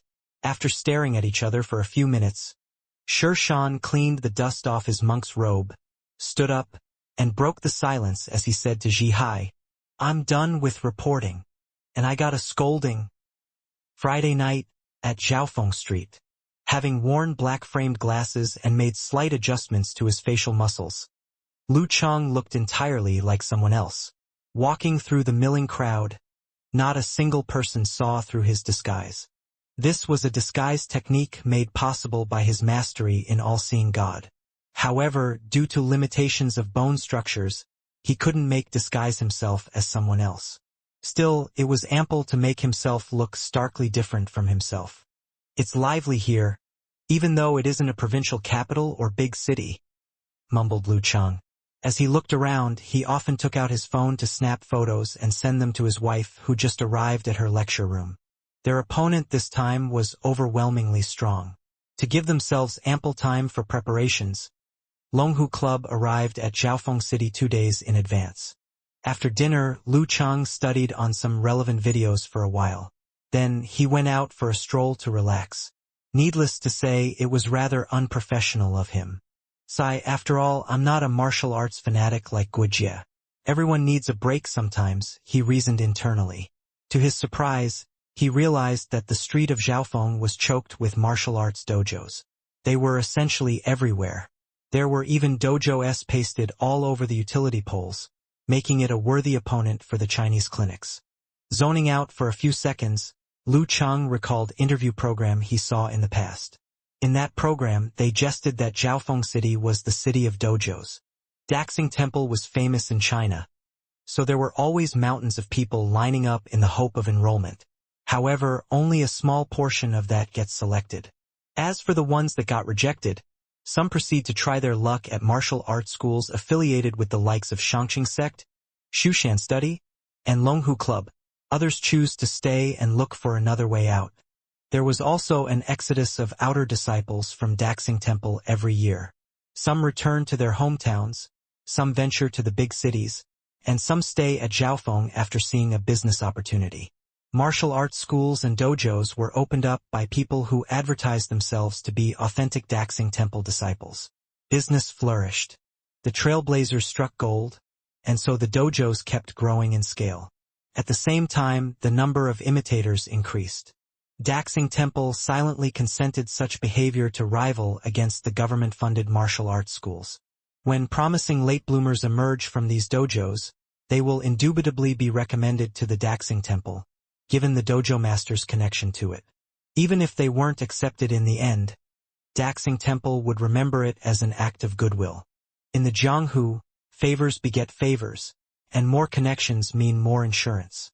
After years of development, Zhaofeng City was flooded with dojos and martial arts schools.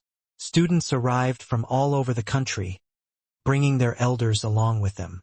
This, in turn, boosted the economy, which includes the housing industry, the agricultural industry, the entertainment industry, and the service industry. It also contributed a lot to the GDP and tax revenue. At first, the Zhaofeng city government thought of it as a hindrance to the city's economic directions and was against the trend. Afterward, they began closing their eyes to it, and even relished the profits it brought.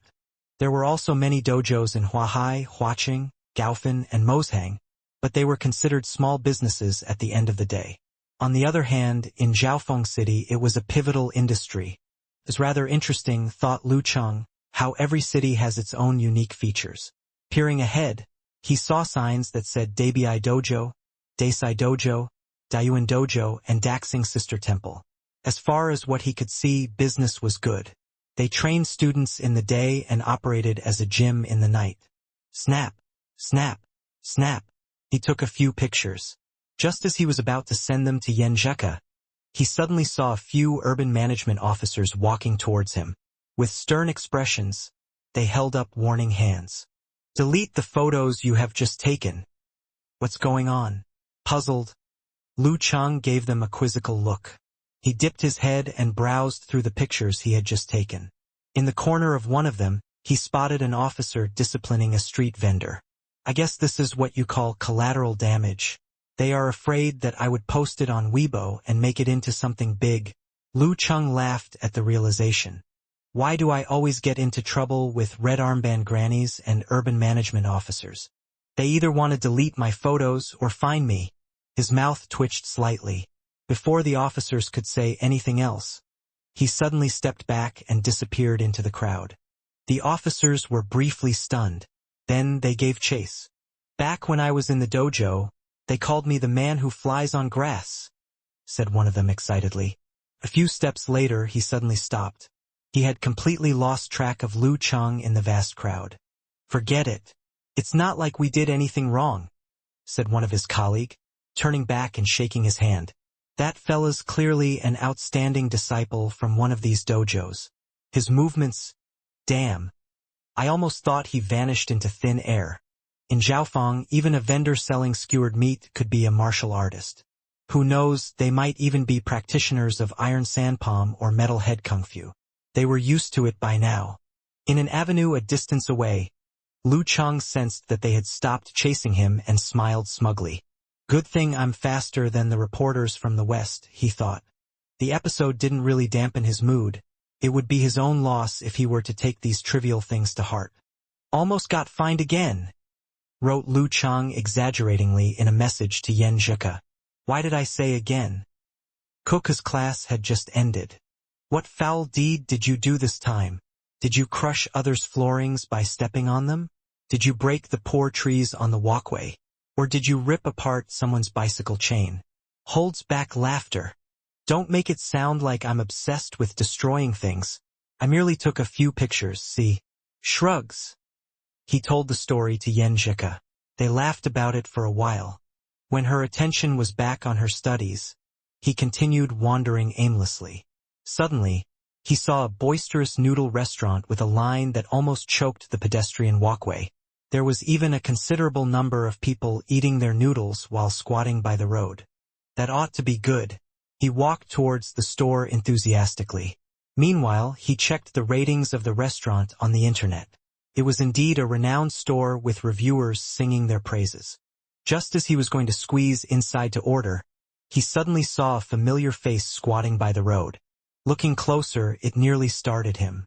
What the, isn't that Coach Lu?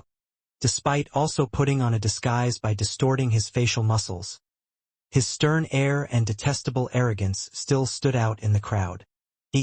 Him squatting by the roadside eating noodles? Coach Lu doing something like this almost seemed unimaginable. Sensing his gaze, Lu Yen swiftly turned around and saw Lu Cheng. His face darkened, then turned his head and faced his bowl, as though he was trying to tell him, "You got the wrong person." Now isn't this awkward? Lu Cheng felt a twitch at his mouth. Following the line, he paid at the counter and proceeded to wait for his meal. After collecting his bowl of noodles, he planned to squat beside Lu Yen. Through my actions, I'll let him know that we are all the same, so there's no need to be awkward, he thought. However, by the time he went out, Coach Lu was nowhere to be seen. An empty bowl and a pair of chopsticks remained at where he originally sat, waiting to be collected by the waiter. I can almost hear him shouting, "Don't group me together with you!" Angrily, thought Lu Cheng. He smiled self-deprecatingly and squat down. As he slurped on his noodles, he glanced at the street across. Across the street, there was a row of stores that sold Buddhism-related items, like blessed statue of Buddha, all sorts of prayer beads, Buddhist equipment, and stuff like scriptures and sariras. This was another specialty of Xiaofeng. These noodles are so good, though, Lu Cheng. It's a pity that I didn't run into the living Buddha, or I'll make him pay for his previous dine and dash. In a meditation room in Daxing Temple, stroking his tummy, Shirshan looked out of the window. His mind had gone to the stalls at the night market. Ultimately, there was one reason that stopped him. He's broke. As a member of the higher echelons in Daxing Temple, he obeyed the abbot's call to lead by example and live a frugal life. Therefore, he did not have any salaries. Anyway, since food and accommodation were provided by the temple, a monk like him didn't really have other needs for money. That was also why he enjoyed participating in professional tournaments and titled battles. He gets to keep whatever prize money he wins. However, he only retains a tiny portion of his prize money. Otherwise, he wouldn't be broke so often. He sighed and rubbed the letter of appreciation between his hands. It was a gift he received from donating to needy children. I thought my savings would last me until next month, but I ended up spending all of it on food during the New Year season. He shook his head and chuckled. Walking out of his room, he knocked on the Wisdom King, Jihai's door. He never had scruples when it comes to borrowing money. Thud, thud, thud. Jihai walked out amid the rhythmic rapping. Just as Shirshan was about to speak, his eyes stopped at a similar letter of appreciation in Jihai's hand. "What's wrong?" asked Jihai. "It's nothing. It's nothing," said Shirshan with a smile. He then turned and walked off. "Go back to sleep. Go back to sleep." Such unfathomable wisdom hidden in his words. "That's the reincarnated living Buddha for you," mused Jihai earnestly. He mulled over the meaning of those words as he watched Shirshan leave. On Sunday afternoon, the Longhu Club party scaled the stone stairs that led to Daxing Temple. Daxing Temple's arena was an open field of over 300 square meters. There were old pagodas at each corner. Some were made of wood while others were forged from stone. They all emanated righteous, compassionate, and peaceful vibes which merged in the center of the field and gave off a glow. It was as though the Buddha realm had descended on this spot to let the audience, who was watching from tall tower some distance away, forget their worries and worldly desires. One could tell that once a martial artist entered this area, his soul would be greatly affected and his mind greatly disrupted. This was the home ground advantage of Daxing Temple. At the middle of each of the 4 pagodas, a monk in a red kasaya was sitting on each azure stone roof. They were either old or middle-aged, haggard or rosy, holding a demon-subduing ring or a long black whip. They were all high monks from Daxing Temple's Bodhi Garden. They were sitting there to prevent any shockwaves or off-target fireballs from damaging the pagodas. Inside these pagodas were relics of the previous generations of venerables. Because of this, Daxing Temple wouldn't have to worry about their home ground being completely destroyed. No matter how badly damaged the limestone square was, it would still be fixable. Fighting in this place makes me feel like I'm disrespecting the ancestors. What is Daxing Temple thinking? Lu Cheng stood at the window of a hall that was being used as the visiting team's changing room and looked towards the holy ground of Buddhism. Ning Zidong tied up her hair and revealed her slender neck, still without wrinkles. She laughed lightly. Everything is nothing but emptiness. If they cared about all these, how would they be monks? And plus, isn't borrowing strength from the relics a common tradition of monks? That's true. Lu Cheng looked away and took out his phone. I guess I'm just a regular guy who can't see these things with such an open mind. In the home team changing room, which was decorated plainly, Xi Jing knocked on the door before entering. He placed both of his hands together in greeting and said, "Abbot, the supervisor tower is rushing us for our lineup." Because there were unmanned drones taking videos. Fa Yuan? whose eyes, nose, and mouth were drooping, hadn't brought any paper to make signs, trying to maintain his image as a divine monk. However, this didn't stop him from interacting with others. Sher Shan sat opposite to him fewer than 5 meters away. After a silent stare shared between them, Sher Shan stood up and said, "We'll just let nature takes its course today. Let nature takes its course." Those words are too deep. Wisdom King Zhihai sank deep into thought. He had another nickname on the internet where he was called Elder Tang, which meant that he was as handsome and naive as Tang Sanzang. Demons loved him and couldn't wait to devour him. Note: Tang Sanzang was depicted as a naive monk who showed idealistic compassion to demons without wisdom in the popular Chinese novel, Journey to the West. This is where the blur characteristic comes from. Sher Shan glanced at him and sighed helplessly. It seems like I'm the only useful physical invulnerability expert in Daxing Temple. He ripped the paper into 3 pieces and wrote the abbot's, Wisdom King's, and his name on them. After shaking, he asked Ji Jing to pick them out. Ji Jing placed a hand in front of his chest like a pitiful lady afraid of being bullied. He silently recited, "I'm not thinking of anything," over and over as he extended his hand to pick the first physical invulnerability for the round of matches. He opened up the paper and saw the 2 words Fa Yuan. After which, he drew out the next slip and said, "Abbot Venerable." After which, he picked the 3rd physical invulnerability and showed the slip of paper around Marshal Jr. Zhihai. And thus the sequence of appearance for Daxing Temple was decided. Divine Monk, Fa Yuan. Supreme Class, Zhihai. Living Buddha, Sher Shan. Zhihai currently held the title of Supreme Class and therefore could use it when he submitted his name on the lineup. As for the reserves, there were Wang Xiaoshuang and the rest. In the visiting team's changing room, Lu Yen got dressed, looked at his surroundings, and said, "Without a doubt, with Optimus Prime gone and Dragon King temporarily out, our strength is inferior to Daxing Temple. Since we're the underdogs, we have to show them the attitude of one."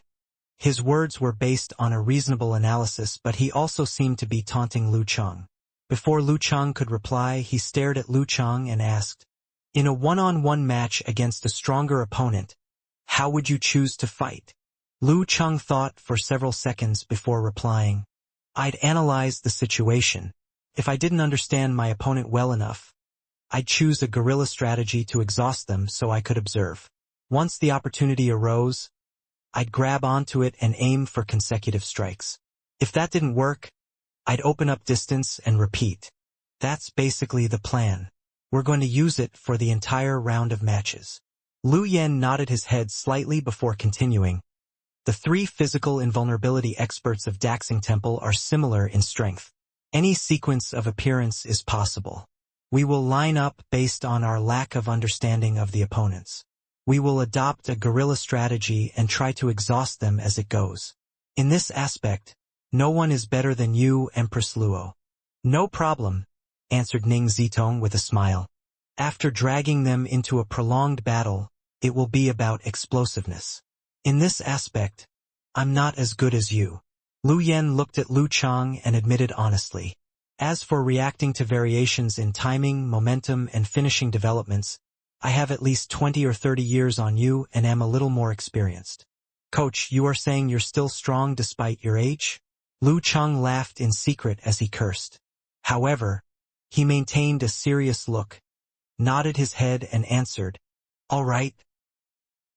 After making the arrangements and submitting the lineup, they still had 20 minutes until the start of the competition. They moved their bodies, adjusted their mental states, or looked afar to seek encouragement from the audience. Lu Cheng kept his phone with a satisfactory look on his face. Just as he was about to close his eyes to make some adjustments, he suddenly heard Guijie ask him softly from the side, "If you were fighting against Divine Monk, Fa Yuan, Supreme Class, Zhihai, and Living Buddha, Sher Shan separately, what would you say to each of them during the conversation time? Would there be any differences? Since when is martial arts fanatic so talkative?" Lu Cheng tilted his head over in surprise and saw Guijie looking out the window, clearly distracted. Perhaps she was thinking about what it would be like to face Fa Yuan? Zhihai, or Shan since she wasn't participating this time.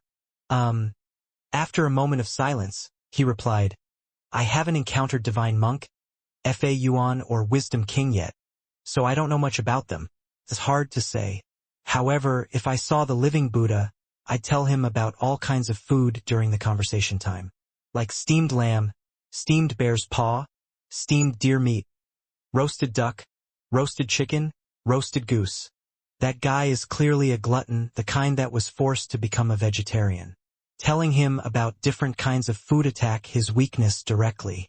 Just as Lu Chang was feeling proud of this idea, Guijie looked over and asked curiously, Did you host a talk show before? How can you name things off like that so effortlessly? Lu Chang was dumbfounded and only answered after a long time, I've just always been interested in listening. It was the middle of the night in Connecticut. Seeing that it wasn't yet time for the competition, Yenjika was getting flustered at how slow time was passing. She decided to open up her laptop and do some research. I'll just work on my report to calm myself down a little. In a dormitory room in Songchang University, He pushed the door open and entered. She saw Yen Shaoling putting on a face mask. He, come comfort me.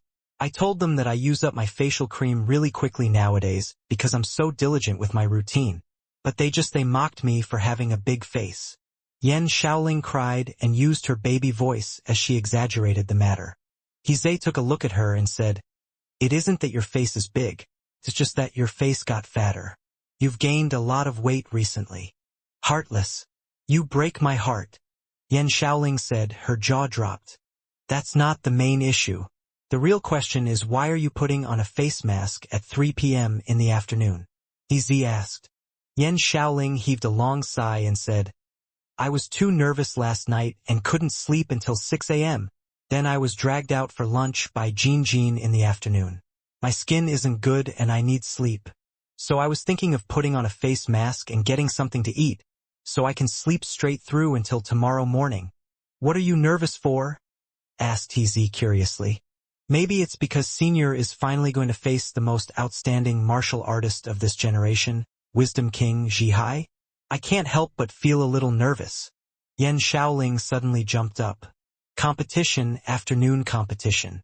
I forgot that the competition is in the afternoon. I slept so much that I forgot all about it. Yen Shaoling quickly looked for her laptop to search for live streaming websites. While looking, she knocked over her school bag, hit her head, and ended up crying from the pain. Seeing that she was a mess, He sighed helplessly as she mumbled softly, I'd forgotten about it too. As the saying goes, proximity to cinnabar makes you red. Staying close to Ling makes one dumb. At 3:10 in the afternoon, the shadows of the pagodas extended over the limestone square. The rays of the sunlight covered the other areas of the limestone square in a layer of gold. The referee walked to the middle of the arena and waved at the changing rooms of both sides, signaling them that the competition would soon begin. So it's Divine Monk Fa Yuan. Ning Zitong glanced at the lineup as she pushed open the door, leaving with a grin on her face. Why does Sister Ning look so excited? Lu Chang mumbled to himself. Lu Yen, who was standing beside him, explained, It's a pastime of hers to try and make Divine Monk Fa Yuan break his silence during the conversation period. She's acting like a little girl.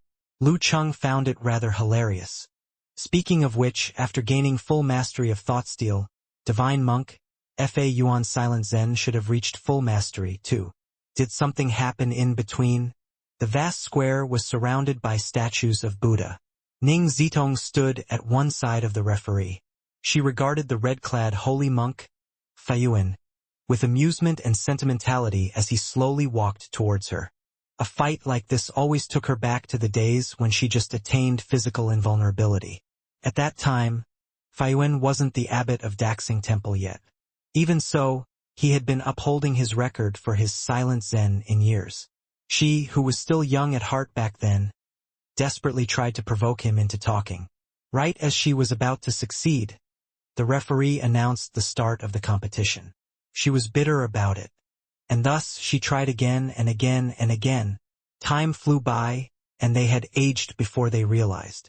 The youthful beauty in her primes was already a middle-aged lady, and 50s didn't seem all that far away.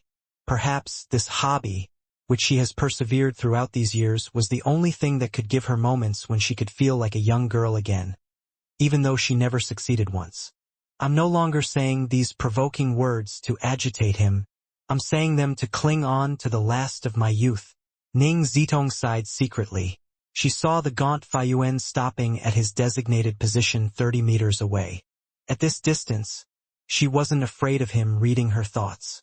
According to the results gathered from actual combat by other seniors and fighters, the effective range for his thought steal was no more than a 10-meter radius. That was when the referee checked the time and raised his right hand. Talk time begins. Ning Zitong smiled, as though she had been dying for this segment. It's been a long while, Master Abbot, she said eagerly. Once she said that, the audience and netizens saw the irony in her words. Putting aside the last fight between Longhu Club and Daxing Temple or the recent title battle, it hasn't even been 2 months since Ning Zitong last saw Faiyuan during the top-tier professional tournament celebratory dinner. Are you saying that on purpose to make the holy monk retort you? Even we won't fall for such a cheap trick. Faiyuan seemed a little numb with his head drooped low and a dull expression on his face. He nodded ever so slightly. Unperturbed, Ning Zitong went on. I have had a query for some time now, Master Abbot. I was hoping you could give me some guidance. So, the thing is, if Buddhist disciples do the silent Zen to reduce unwanted harm that could be done by words, then what should a holy monk practicing that do if he happened to know a secret that could save the lives of billions if told? Should he speak? Or should he remain silent? Of course, she was aware that many wise monks have pondered over such questions. A monk from either the Madhyana branch or the Hinayana branch would have been able to come up with a reasonable answer. Therefore, there was no doubt that the wise abbot before her would have a good response to the question. However, such questions often spark controversies, not to mention they were being broadcasted right now. If Faiyuan chose not to answer, it could potentially be detrimental to his and Daxing Temple's reputation. Even if a Buddhist practitioner answers in his place online, it would still stir up a shitstorm. Such is the specialty of an information society. Unfazed, Faiyuan maintained his posture like a lifeless tree. That's a high monk who practices silent Zen for you. What admirable patience, thought Ning Zitong. Then, smiling, she said, It's all right if you don't answer me, Abbot. I know you are struggling inside. Despite the intentional taunts, Faiyuan remained silent throughout. Even his breathing rhythm and gaze didn't change in the slightest. After making some more taunts, Ning Zitong stopped out of consideration of her image. She smiled sweetly. I heard that your silent Zen should end when you master thought steal. If that's the case, why are you still refusing to speak? Could it be that you are extending it because you made a blunder, or broke a rule, or accidentally uttered a word? Faiyuan did not make the slightest movement to this malicious speculation, nor was there any change in his emotions. After shuffling through a few more methods, the unsuccessful Ning Zitong noticed that talk time was ending. Reluctantly, she gave up on her attempts and began preparing for the fight. That was when she saw Faiyuan's pupils move, like a creature that had just awoken from hibernation. Hibernation! Hibernation! Don't tell me he was sleeping just now? The ludicrous thought stunned her, making her feel amused and pissed at the same time. The referee didn't give her any time to think. Swinging down his raised right arm, he shouted, Begin! Faiyuan's withered, yellow skin began emitting golden light. He raised his right palm and pressed at the air before him. Ning Zitong's upper body remained still as she moved away with specter-like movement. At the back of where she initially stood, a deep and clear palm print formed on the vinyl tiles. There weren't any cracks around it, as though the imprint had been made by sharp, metallic objects. Vajra Realm, Vajra Seal, Almighty Push. This technique incorporated various secret arts. Only a few people in this world could have done it as effortlessly as Faiyuan. Sidestepping, frigid gales began blowing around Ning Zitong. The wind that had been stained black grew blacker. Whoosh! As she moved around Fayuan, she suddenly began spinning towards her opponent like a drill. She weaved many shadows into the wind before diving into it, which made it hard to spot her real body. At the same time, droplets of rain began to form. The raindrops, falling and floating, all went towards Foon. The rain droplets had a black shade, but it was actually crimson. Dark sect, bloody rainstorm. The wind tears through the mind and body, while the rain was poisonous. Her movements were hidden by the illusory shadows that seemed real. Unexpectedly, Ning Zitong went on the offense from the get-go, instead of fighting while being on the move. This was how Phantom King should be. It felt as if everything darkened around them. A shade of lapis lazuli flashed across Fayuan's eyes. Suddenly, a ring of light appeared at the back of his head. A bright, clear light that illuminated the area. The light seemed to contain the 5 Buddha statues that represented the 5 great wisdoms. Right as it appeared, all the phantoms vanished without a trace.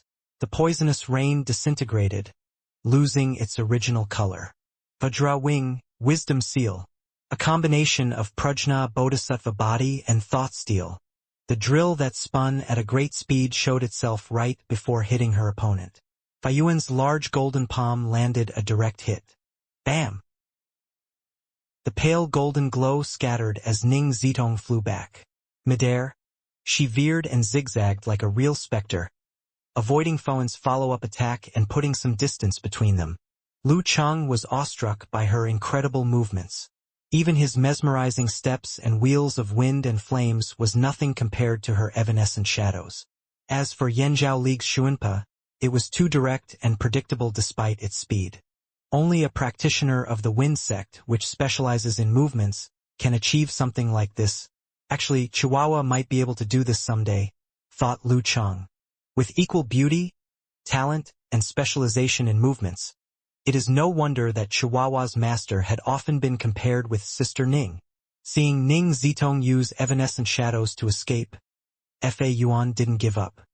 He waited at his initial spot, waved the sleeves of his red kasaya, and strode in her general direction. Bam! Bam! Bam! With every step he took, air gathered naturally below his feet and formed glowing lotus flowers. They seemed to support and add speed for Fa Yuan as he completed Shikuchi technique with ease and approached Phantom King. Ning Zitong at high speed. Vajra sect, lotus seal, lotus steps. Seeing this, Lu Chang, who was in the changing room, found it hilarious. According to Dragon King, these people only knew how to show off. Why did they have to make the gathered air into the shape of a lotus? The most basic iron plate shape would be sufficient and the effects were similar. Using more energy and mental strength to shape it into a lotus was simply a waste. Lu Chang still remembered when Empress Luo heard Dragon King's comments and was dumbfounded. Mouth twitching, she had commented, "I'm not going to argue with a barbarian." Swoosh, swoosh, swoosh.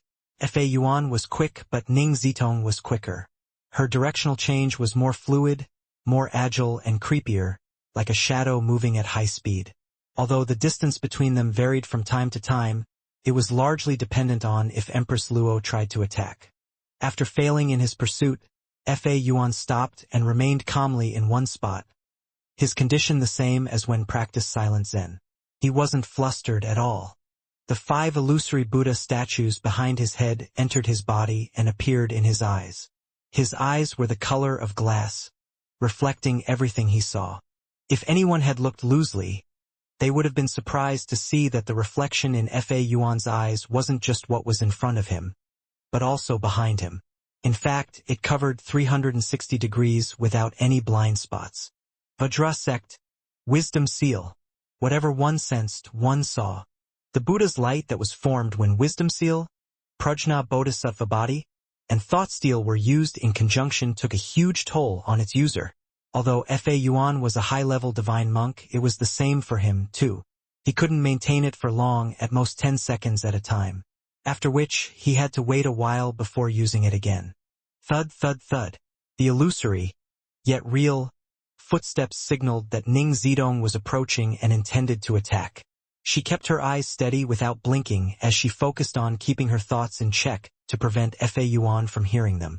Thinking that Fa Yuan was about to push out the great Vajrapani palm, Ning Zitong pulled her body back to escape from his thought-steal boundary once again. She moved like a robot with a fixed algorithm. However, Fa Yuan's palms, which were glowing faintly gold, suddenly became gentle. Flicking his 10 fingers at the same time, 10 holy rays shot out. Swoosh, swoosh, swoosh. The 10 rays crisscrossed and didn't shoot towards Empress Luo directly. Instead, they sealed her escape routes in every direction. Following which, Fa Yuan placed his palms together, opened them up, and followed with a push. Noisy, hot, endless Buddha's light erupted and swept towards Ning Zitong in a deluge. Golden Light Sutra. Buddha's light illumination. Surprisingly, Ning Zitong didn't choose to avoid by breaching the holy rays, which only had 1/10 of their original strength. Instead, she lowered her stance, executed a forced concentration, and punched her right fist forward to take on the Buddha's light directly. Her fist was as white as jade, but the surroundings became dim and faint. Darkness gathered, making her fist seem like a monster hidden in the depths of the universe that had opened its mouth to devour all light. Zzz. The Buddha's light wasn't as strong as it looked, and it dissipated instantly upon contact with the darkness. Seeing this, Lu Chang realized that Fa Yuan's Buddha's light illumination was a farce. Because he was not in the battlefield and therefore couldn't sense the danger, he wasn't able to tell whether or not the 10 holy rays or the following attacks were Fa Yuan's real intention. Once Empress Luo started avoiding, things would get difficult for her. If she dodged to the side, she would face at least 4 holy rays. However, she would also be in danger if she became passive, losing her advantage in movement technique. This was a different variation of the Buddha's light illumination that Lu Chang had seen many times before, as it was a new application technique recently completed by Fa Yuan. He would have never expected that Ning Zitong wouldn't fall for it. In addition, Ning Zitong was able to discover the weakness in the Buddha's light, as she grabbed the opportunity to counterattack. Zzz. The darkness spread rapidly as the Buddha's light dissipated.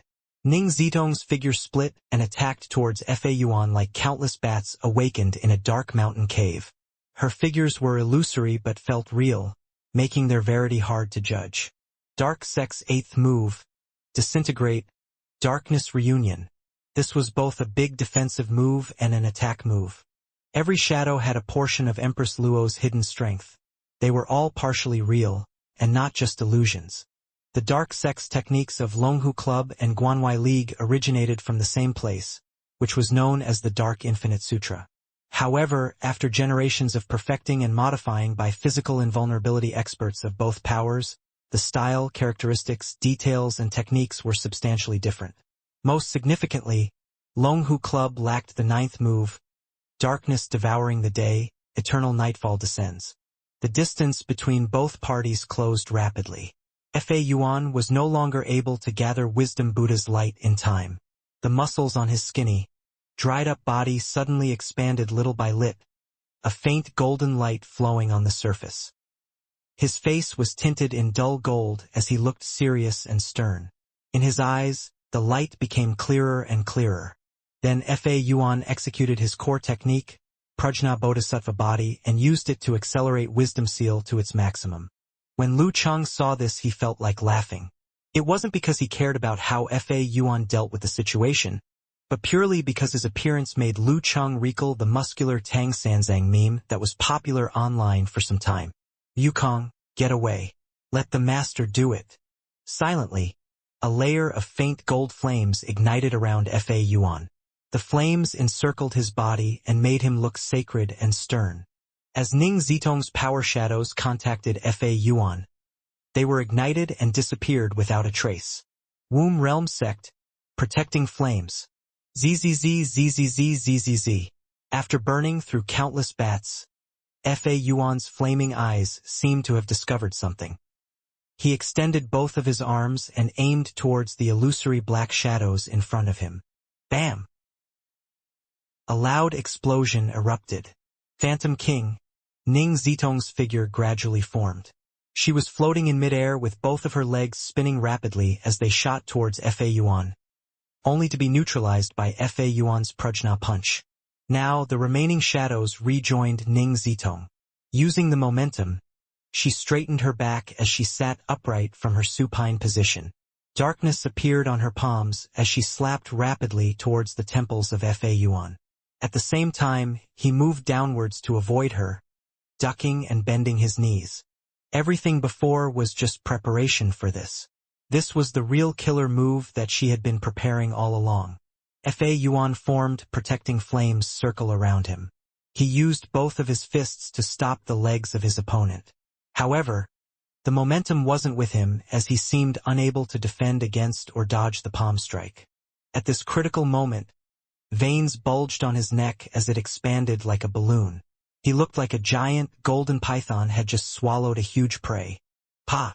He lowered his head, swung his neck, and exerted his strength. Without dodging or forming a guard, he focused solely on attacking. Dang! After a loud metal collision sounded, Fa Yuan used his head to hammer Ning Zitong's left palm as he knocked her back. The attack from the left missed its target. Surprisingly, a black patch appeared on his injured, scarred head. Daxing unique technique, iron head technique. This was a technique prevalent on the streets. Fa Yuan had picked it up casually a long time ago, but did not expect it to have such a surprisingly powerful effect today. Without the Python Swallow's momentum as a trigger, he wouldn't be able to withstand Phantom King's attack with just the iron head technique. Even so, as the golden color faded from his head, a slender, beautiful palm mark was left on the side. There were dark spots where the poison was hidden within. Bam! Fa Yuan stepped on lotus flowers as he opened up the distance between him and his enemy. His vision was getting blurry. Failing to connect on her attack, Ning Zitong suppressed her frustration as she went back to a guerrilla strategy. The two of them exchanged attacks and fought for another half hour. The square was filled with signs of fighting as darkness and Buddha's light clashed from time to time. This was what Ning Zitong specialized in, as she slowly but resolutely exhausted Fa Yuan. However, she was affected mentally by the relics in the 4 surrounding pagodas. Every movement took a bigger toll than usual. As for Fa Yuan, he was able to execute a simplified hum formula without saying it out loud to recover his state. The scale of victory began to tilt towards him. Just as the situation seemed impossible to salvage, Ning Zitong, who was moving around from afar, suddenly smiled. She formed hand seals and hummed, "Wholeness." Lu Cheng's had gathered the 9 words formula by working together with the military to share the parts each of them lacking with each other. As Ning Zitong had accumulated substantial merits, she had naturally decided to exchange some of her merit for secret techniques, as the military allowed them to do. After using the wholeness formula, Ning Zitong was instantly revitalized and revealed no sign of fatigue. She abandoned her guerrilla strategy again. She closed their distance and executed overwhelming, bloody attacks consecutively. Pa pa pa, bam bam bam, rumble rumble. After countless collisions, the dark force that Fa Yuan couldn't expel from his body had accumulated. He began to feel breathless and found it hard to exert his strength. Pa! Ning Zitong grabbed the opportunity to make several directional moves. She appeared behind Fa Yuan like a phantom with her palm just behind the back of his head.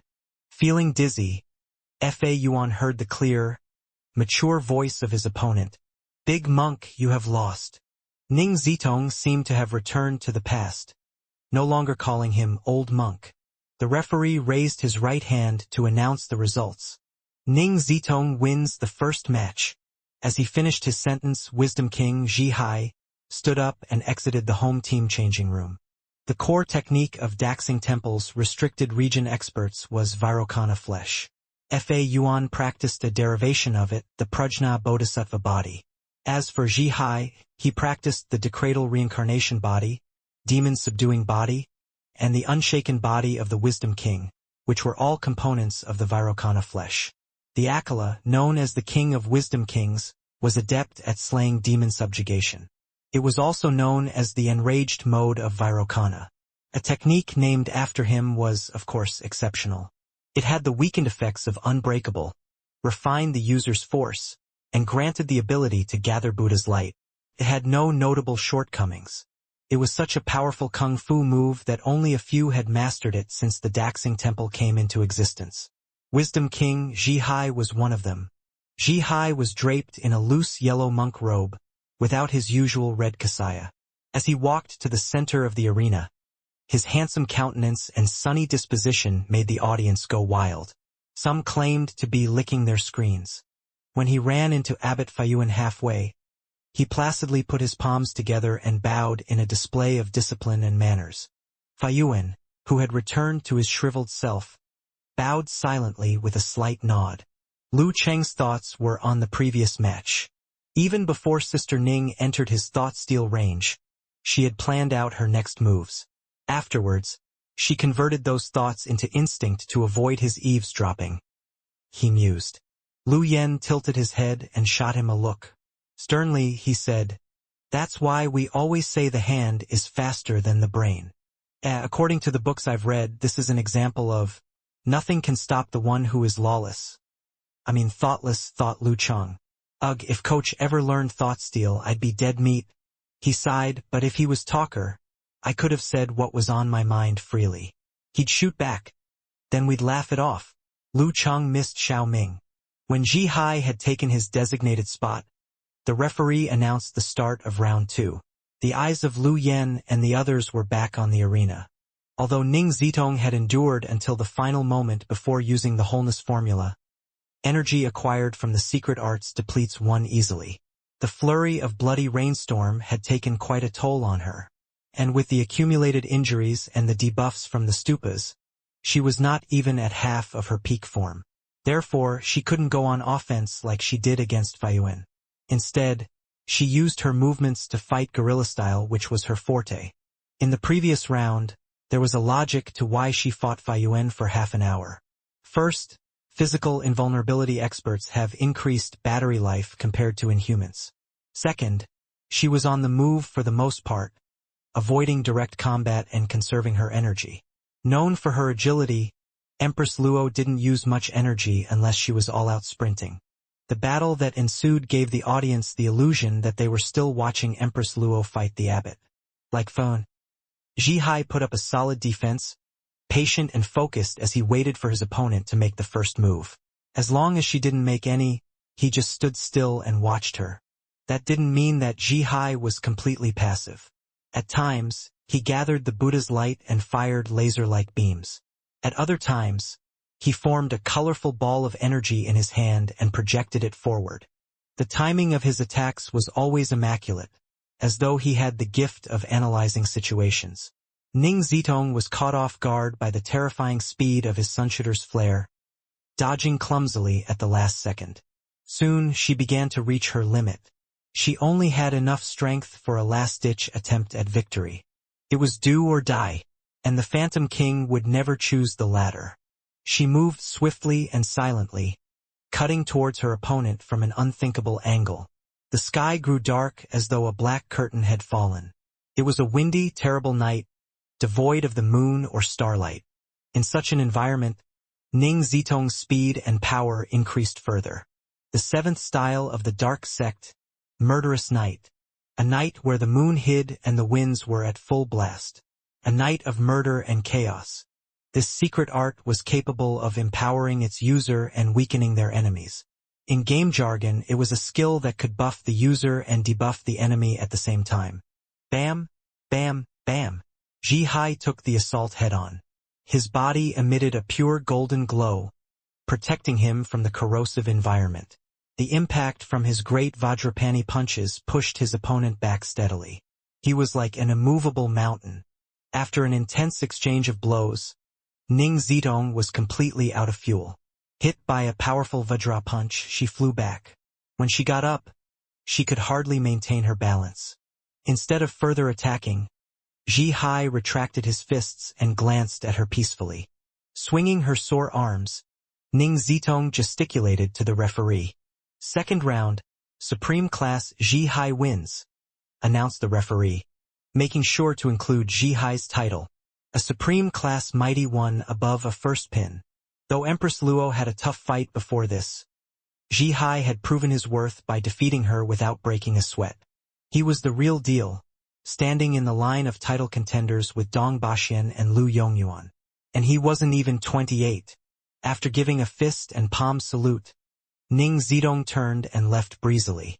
The minor tears on her martial arts suit and blood-stained wounds did little to reduce her charm.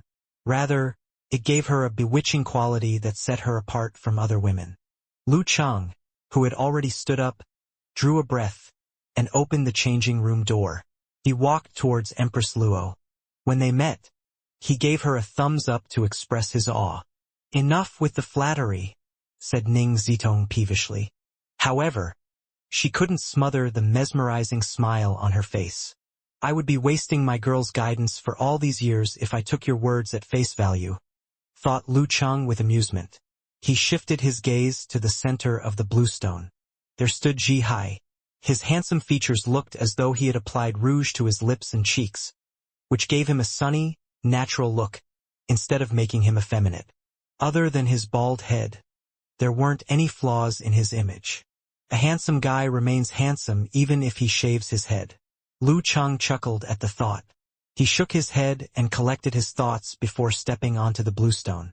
Just as he entered the arena, he felt his fighting spirit rise and the tremors in his body fade away. All around him was peace and silence, as though he was in no man's land. "It's like the confrontation formula," thought Lu Chang, his eyes narrowing. This time, he truly felt the effects of the sariras within the pagodas. To resist, he had to constantly invest his attention. As these thoughts flashed past, Lu Chang walked to his designated spot calmly. Taking advantage of his relaxed state, he easily entered visualization mode, where he constructed an ancient character stroke by stroke. Fighting formula. Once the character formed, he had an indomitable quality. His chi and blood turned vigorous, and his will turned palpable as it shot into the sky. Opposite him stood the strongest heavenly son of China, the 99th renowned Wisdom King. Opposite him stood a true, top-class mighty one who had once defeated the warrior sage and dragon king. Opposite him stood someone whom he had constantly been compared to, a milestone to be crossed. He had been waiting for this match forever. In the chat room of a certain no-name streamer, Kai Zongming began on a sentimental note. Finally, Lu Chang meets the Wisdom King. Even though the latter has already fought a round and isn't in peak form, it doesn't reduce the significance of this match. As for the significance, I encourage everyone to look it up yourself on the internet. However, I would like to remind everyone that we shouldn't judge who's stronger based on this match alone. It's not the olden times anymore, and everyone has losses, including the Dragon King and Warrior Sage. No matter who loses, don't be too hasty to pass judgment. Results are important, but they aren't everything. You should believe what you see during the match. When he was done, he saw comments float across the screen. "Feels like you are speaking in Lu Cheng's favor." Exactly, you were teammates in Songcheng Uni Martial Arts Club, and roommates in the same dorm. Biased. Kai Zongming gave an exaggerated snort. "Do I look like that kind of person? I mean, look at me. I am the face of justice. Impartiality is my middle name." He then lifted a paper board with Lu Chang written on it. "Alright, kindergarten class starts now. Repeat after me." Kai Zongming pointed to the words. "This reads, the rules here." There was a pause. Then came an influx of comments. "Lu Chang equals the rules here. I love your shamelessness. Nice. This style of commentary is refreshing." Looking at the replies, Kai Zongming smirked. Dismally, he thought, if Chang was here, I could tell many more jokes. But now, there's no one to exchange quips with. Looks like I have keep this one-man show going. At 4 p.m. on a day in early spring, the sun retreated west as daylight began fading. Right as Lu Chang got into the zone and etched Ji Hai's figure into his eyes, the referee raised his hands and shouted, "Begin!" Boom! A faint blue flame erupted from Lu Cheng's back and soles, propelling him forward as he punched at Jihai's face. He wasted no time in committing to a full frontal assault, something he had been wanting to do for quite some time now. How could he miss the chance to measure his opponent's strength? Unmoving, Jihai drew a sharp breath. His muscles bulged and swelled beneath his monk's robe. His skin turned blue-black, but it didn't lend him an evil look. Instead, he looked holy and mighty. It was a strange contrast to his handsome countenance. Ikana fortification. Excited comments floated across the screen on the Livestream website. "Here comes Elder Tang," said one commenter, referencing Tang Sanzang from Journey to the West. "The almighty Elder Tang can defeat the Monkey King with one hand." Jihai just stood there. He didn't avoid or dodge, but simply used his unshaken body of the Wisdom King. It was as if he was waiting to clash with Lu Cheng directly. Seeing this, Lu Cheng felt his blood boil. Without thinking further, he made the fighting formula he had previously traced visible, no longer restricting it to affect the other party's will or mind. "If you want to fight, you'll get one." Bam! Lu Cheng moved like a rocket, flames propelling him from his back. In an instant, he covered the distance between them and threw out his punch. Together with this punch, his muscles expanded as though his whole body was made solely of muscle.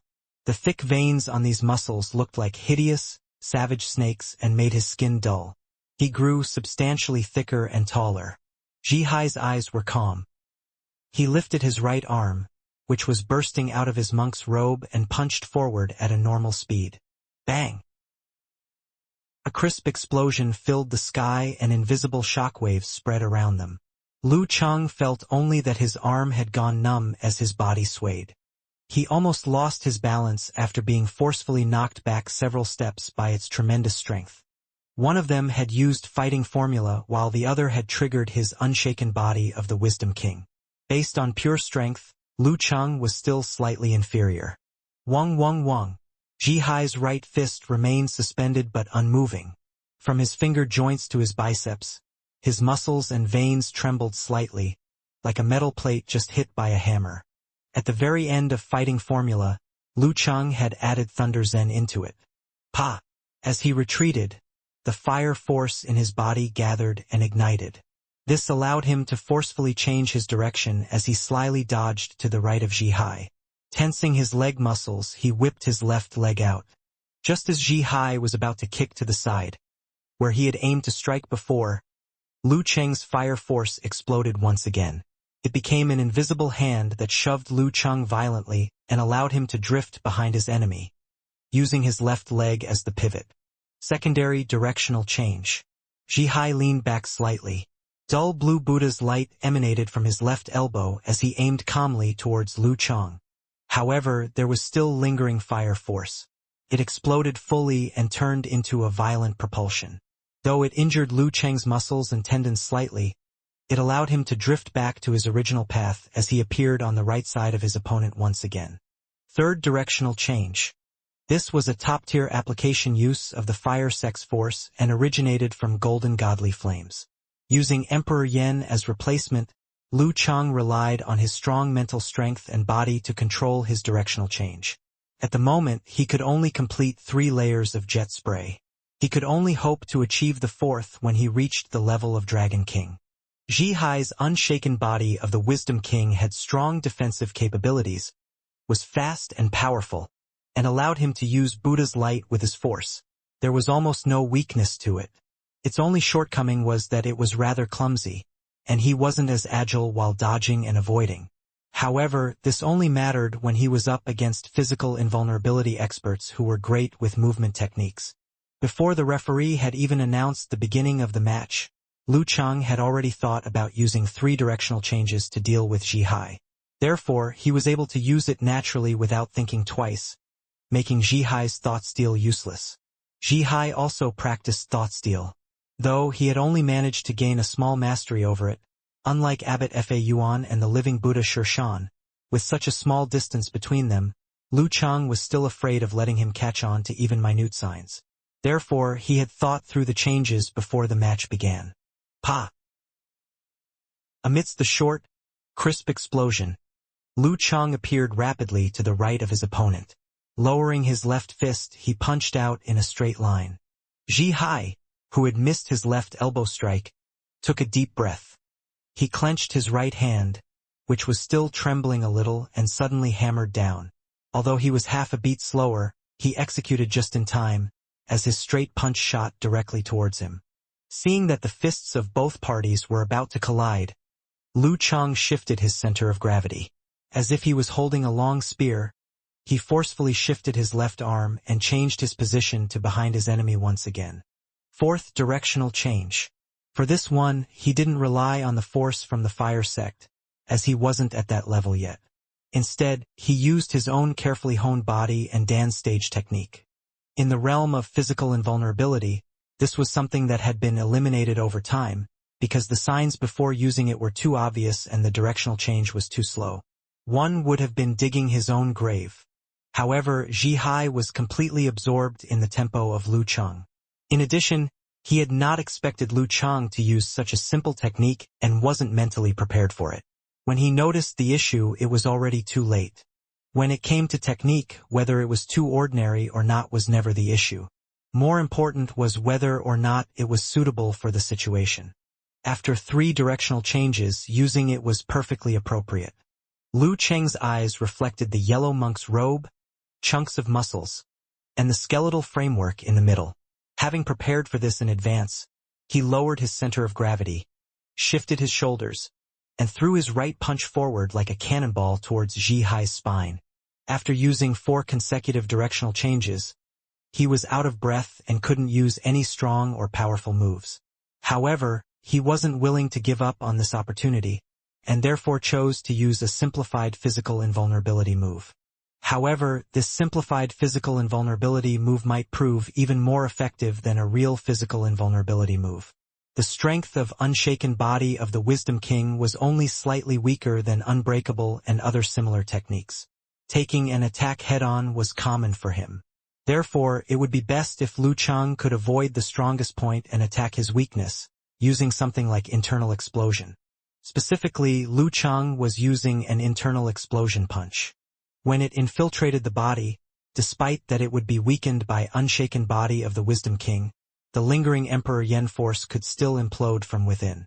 This would be enough to damage Zhi substantially, and significantly it would hit the spine. Faint purple flames covered the surface of Lu Chang's fist. Zhi's back was completely open. Several commentators had all stopped their commentaries as they waited for the outcome. Suddenly, pure, bright blue light erupted. From Zhi's ribs grew an illusory yet lifelike arm. It had all kinds of Buddhism symbols engraved on it and seemed capable of pushing back evils and defeating devils. Wisdom King descended on earth. This was an extremely unique skill that Zhi had developed from Umantakification. Bam! The arm swung down rapidly and collided directly with Lu Chang's right fist. Its front portion silently exploded into pieces that turned into broken glass and fireflies that danced around them. Nonetheless, it was deflected the lethal punch from its original trajectory. Before the audience could react, the lingering portion extended suddenly as it became a blue rope that wrapped towards Lu Chang's fist, forearm, and finally the entire arm. The unshaken Wisdom King held the treasured rope in one hand and a sword in the other. Lu Chang's heart was ice cold and didn't seem to be disappointed or frustrated. Taking a deep breath, he pulled back violently as he broke the treasured rope forcefully. Using the momentum, he retreated backwards. Crack, crack. When the treasured rope broke, it cracked instantly and ignited by itself. The flames were dim blue and looked illusory and cold. Despite his great control over fire, Lu Chang wasn't able to stop its spread. They burned his skin and clothes and sunk into his body. These were the demon-subduing treasured flames carried by the unshaken Wisdom King. One could easily guess the outcome if the flames started burning one's 5 organs: the heart, liver, spleen, lungs and kidneys, and 6 viscerals: the stomach, large intestine, small intestine, bladder, gallbladder, and sanjiao. Seeing this, Lu Chang's eyes contracted. He didn't dare delay further as he froze his right arm in crystal-clear ice and trapped the demon-subduing flames within it. With this momentary delay, Zhi reacted. He shifted his body sideways and moved his arms. Smashing his right fist backwards, he headed towards Lu Cheng. At the same time, two illusory arms formed from the dim black and grew out from his shoulders. One carried a sword while the other carried a robe. Ji Hai attacked without concern for reserving his strength. His handsome face was tainted with an eerie tinge. Bam bam bam. Ji Hai threw his forearms forward as he hammered at his opponent like a frenzied monster. There were no breaks and each punch held tremendous force. Lu Cheng's breathing and blood flow were disrupted by the beating as his arms went numb, and he struggled to keep up with the tempo and pressure. He tried to change his approach several times to break free from this predicament, but the forearmed Ji Hai didn't give him the opportunity. Ji Hai was always able to disrupt his plans and follow with a new barrage of attacks. Neither the scorching hot Emperor Yen force or the freezing cold ice spirit force were able to move the unshaken body of the Wisdom King. As the purple flames clung to him, the glow on his skin prevented any burns. The layer of frost reformed over and over as it broke. The limestone ground cracked and gravel flew into the air. Lu Cheng was clearly losing as he was dragged into the tempo of the Wisdom King. However, his ice heart was solid and kept distractions away. He was calm, and as he defended, he slowly understood why each of his attempts kept failing. Thought Steal. Ji Hai was using Thought Steal to predict his moves before he actually made them. Just as the combination of all-seeing God and connection between heaven and earth allowed Lu Cheng to know the subsequent events after an opponent's move, Thought Steal allowed Wisdom King to anticipate his opponent before he even made his move. To deal with this unique, godlike skill, one could either keep distance before approaching, or fight without thinking, meaning one would have to strike before considering the outcome. The former was what Lu Cheng wanted to do, but he was always disrupted by Ji Hai. All he could rely on was fighting without thinking. In his countless practices, Lu Cheng could apply his techniques instinctively, never needing to consider the consequences. However, in battle he had to make his judgments based on the situation and turn what he was thinking into action. Just pretend this is morning practice. Just pretend this is morning. Lu Cheng, busy hypnotizing himself, wasn't worried about Ji Hai hearing him. Ji Hai wouldn't know which moves he practiced each morning. Bam! He lifted both of his hands and stopped the hammering of the two illusory hands. Without looking at Ji Hai's reaction, he made his response. His body shrunk naturally as he squatted down. His left fist punched out from his waist upwards towards his opponent's vitals. It was a little strange and mysterious. Ji Hai's eyes twitched a little. Both of his arms blocked downwards.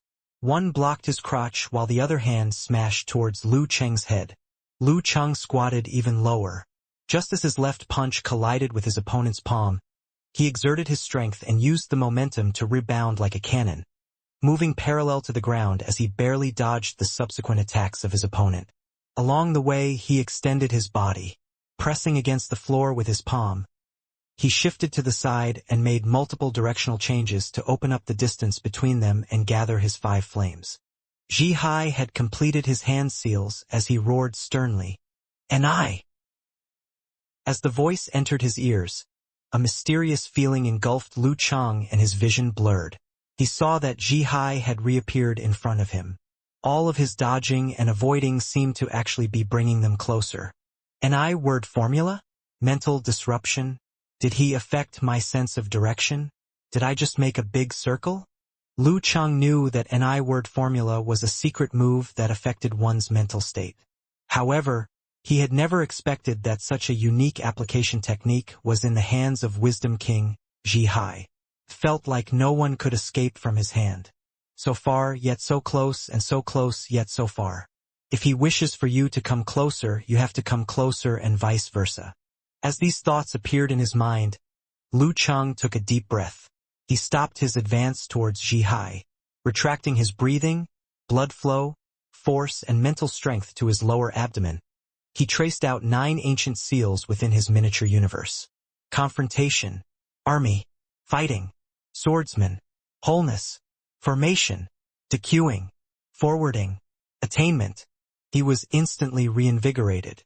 He felt like he could rip everything in front of him apart, and that nothing could affect his judgment now. Seeing Ji Hai approach, he did not try to open up the distance. Instead, he erupted his Dan force, made hand seals and shouted loudly, "Army!" As he shouted, Lu Cheng recalled the first time he was involved in a life-or-death situation in Shoshan. He recalled when a life was lost after just 3 to 5 moves. He recalled the professional ninth pin from the dark sect that bled from his eyes, nose, ears, and mouth after being hit in the temples by his palms. He recalled that battle in the underground car park where his life was hanging by a thread. He recalled Gu Hui whose brain was ruptured by his strike. He recalled the mummy that disintegrated under his cosmic phantom. He recalled the resourceful, sneaky dark night bat having his head blasted off by him. He recalled Talon from the branch of the Witch King that turned into a puddle of mud. The violence in each of these life-or-death situations and the edge he had gained over these intense battles were all integrated into the army formula as they swept towards Wisdom King Zhihai. As a contemporary monk, these were experiences he lacked. Over the last few days, Lu Cheng had discussed the shortcomings of the Wisdom King with Empress Luo, Lu Yan, Guijie, Yan Zhika, Ren Li, and others as he tried to find opportunities he could exploit. Other than that, his movements weren't very agile. This was the only thing he could think of and prepare for. He wanted to bring these scenes back to life and add them to the army formula to increase its might. Army! As he was approaching, Zhihai suddenly felt a chill down his spine. He sensed bloodlust and danger as his brain seemed to take a beating. The images were so clear and vivid. His monk heart was deep and therefore wouldn't lose composure, but it was inevitable that he would feel a little afraid. He tried to resist such emotions, which slowed his movements momentarily. What Lu Cheng wanted was this tiny moment. Leveraging the momentum of his erupting Dan force, he strode out with his left leg. His entire body tensed up like a compressed spring. Lu Cheng raised his right arm and opened his fingers. Faint darkness gathered in the middle of the palm. It looked as deep as the entire universe with small dots of bright light. Tilting northwestern sky, sinking southeastern earth. Pa! As he placed his palms down, the surroundings dimmed as though they were immersed in thick, boiling porridge. Zhihai saw, but it was already too late to dodge. The dim blue light on the surface of his body shone brightly as he raised both of his real hands and the illusory hands upwards. Rumble! The boiling porridge swept across violently as the dim blue light shattered. The illusory arms lost their shape and he was temporarily paralyzed. The 2 real arms of Zhihai had cracks and his skin looked like it was made of metal. This was a unique characteristic of unshaken body of the Wisdom King. Connecting, Lu Cheng quickly executed force concentration. He extended his left palm, opened his 5 fingers, and grabbed towards the head of Zhihai. He didn't give Zhihai a chance to catch his breath at all, just like how he had dealt with the god-slaying saber Lu Yongyuan. Zhihai lifted his right arm forcefully and placed in front of his face. No matter if it was his temples or eyes, these were still weak points that monks who practice unbreakable must guard. Pa! Those 5 fingers grabbed onto Zhihai's arm. Lu Cheng didn't pull but injected ice spirit force into it. White frost began to spread. After using tilting northwestern sky, sinking southeastern earth, Lu Cheng relied on Dan equilibrium to compress his fire force while allowing his universe to turn cold. Self-created unique skill, Lament of the Ice Queen. Seeing that his body was about to be frozen, Zhihai's eyelids drooped down. Faint golden flames ignited on the surface of his body and extended outwards into 8 sky dragons that shattered the ice crystals. Dharmapala Velurium flames. Lu Cheng retracted his left palm instantly. Pulling his right arm back a little, he shot it out like a bolt of lightning. The excess fire force from Lament of the Ice Queen erupted into the shape of a ball and raged rampantly, a tinge of faint purple within it. He didn't care about how it looked as long as it was quick. He couldn't let Zhihai recover and adjust himself. Zhihai lowered his stance and threw out his left fist in response. His Buddha's light was dim compared to before. Rumble! His fist collided with the fireball as the flames raged. The cracks on Zhihai's left arm became deeper, but there was no blood. He was knocked back, causing him to take 3 steps. Lu Cheng triggered the attainment formula as he pressed ahead. He stomped his left leg on the floor and shook the ground. Hundreds of crushed stones were sent into the air and shot towards the lower body of his opponent like arrows released from a crossbow. Lu Chang wanted to force him into defending. However, no one had expected Ji Hai to not do so. All he did was to tilt his thigh slightly inwards. Bam! Bam! Bam! The broken stones landed on Ji Hai's calves and thighs. They cut through his pants but weren't able to damage his dim blue skin. Bam bam! 2 lucky stones broke through all obstacles and landed on Ji Hai's crotch. But he didn't scream or shout in pain. Was this the effect of a metal underwear technique? Although Lu Chang was shocked, his actions were not stalled. Using the strength from stomping the ground, he straightened his back and pressed head. His fists were like 2 dragons moving across the sea, covered in heavy faint purple flames as they struck towards Ji Hai's temples. With both of his arms injured and him not yet adjusted to the situation, Ji Hai could only half squat and duck his head down to avoid the attack. Bam! After breaking through the air barrier, Lu Chang kicked consecutively. Amidst the crisp sounds of collision, Lu Chang's kicks were so fast that they left afterimages with his burning purple flames. After blocking a few strikes, Ji Hai backflipped, using his legs as razors to slice upwards. Bam! When their legs collided, Lu Chang followed the momentum and jumped higher. He shrunk his body into a ball before extending it to throw his right hand downwards. The sky turned dark once again, decorated with countless bright spots. It was as though the starry sky was reflected in it. Core unique skill, Cosmic Phantom. Ji Hai's legs had just landed on the ground when the surroundings froze. With a quick thought, he completed his hand seals in advance. He silently became an insect trapped within a block of ice. He couldn't move at all but only watch as the stars collided into him one after another. Bah! The serious, solemn voice that came from within the layer of ice and Ji Hai's aura strengthened. Ba word formula could temporarily increase one's strength, but it couldn't aid in making a huge leap forward. After using the Ba formula, Wisdom King, who was at the peak of the physical invulnerability stage, would be even closer to the Forbidden Region, much like the Dragon King and Warrior Sage. Plus, the unshaken body of the Wisdom King is a technique similar to the Forbidden Region. Wouldn't that make him... As these thoughts flashed through Lu Cheng's mind, the changes were already taking shape in front of his eyes. From within the ice layers that were shattered by the stars, bright light erupted. It wasn't scattered, but formed the shape of a huge, majestic Buddha statue made of pure light. The Buddha statue extended his right hand, his palms seemingly in possession of limitless light. The stars were drawn to it as they crashed into it one after another. Vairocana had descended. Closing his palm, the dazzling white light disappeared and the surrounding area regained its original colors. Lu Chang had initially thought that the temporary Vairocana flesh would dissipate quickly, but soon noticed that the atmosphere created by the 4 surrounding pagodas had all gathered into Ji Hai, allowing him to maintain it. ZZZ. Home ground advantage. Just as Lu Chang landed, the Buddha statue made of light appeared above him. That palm covered the surroundings as it pressed down towards him, leaving him no room to escape. Lu Chang knew that this was a true illusion after his mind was strongly affected. He quickly visualized the complete 9 words formula to strengthen himself and weaken his opponent's ability to withstand them. Confrontation, army, fighting, swordsman, wholeness, formation, dequeuing, forwarding, attainment. The ancient words glowed brightly. The Buddha's light finally faded as he saw Ji Hai. His body was shivering and looked fatigued as he pushed his palm towards him. In the middle of his palm, endless light was gathered. At this very moment, Lu Chang wasn't able to execute any complicated moves after using 9 words formula. He circulated all the Emperor Yen and Ice Spirit force within his body and directed them to his hands. Bam bam! He threw both punches, one covered in horrifying purple flames, the other covered in ice crystals.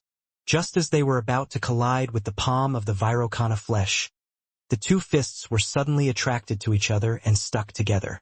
The ice and fire lost balance as they swirled together like a whirlpool. Darkness started to appear from within. Poof! The two fists collided with the Buddha's palm as the light and darkness clashed. With Lu Chang as the center, the surrounding radius, several tens of meters wide, collapsed into a crater hole. At the spot where his fist collided with his palm, it was over 2 meters deep. Lu Chang's legs were shaking, just like when he was young and acted tough by refusing to put on pants during winter. Fresh blood flowed from the edge of his mouth as his breathing weakened to its lowest point.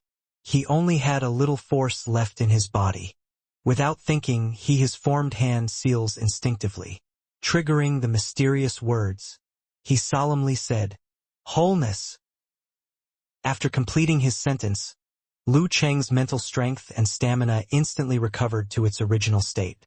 Wisdom King, Ji Hai, who was standing opposite of him, shouted at the same time, "Hum!" A mysterious sensation descended. His fatigue vanished and his condition was refreshed. "The two of them are indeed a great match for each other," Poison Milk Hierarch commented. "One of them fought half a match before, while the other is weakened by the home ground advantage. It seems like the match is going to get even more intense." As he Xiaowei said, Lu Chang knew that there was a tough battle ahead. Right after using the wholeness formula, he used force concentration, which condensed the churning in his blood, the tremor in his bones, the soreness in his muscles, and other negative effects in his lower abdomen. By doing so, he maximized the alleviation effects. At the same time, he condensed and released his Dan Qi. Borrowing strength from it, he leapt backward, his body facing Ji Hai. He swiftly retreated to the edge of the crater. The latent Emperor Yen force in his body was ready to erupt at any time.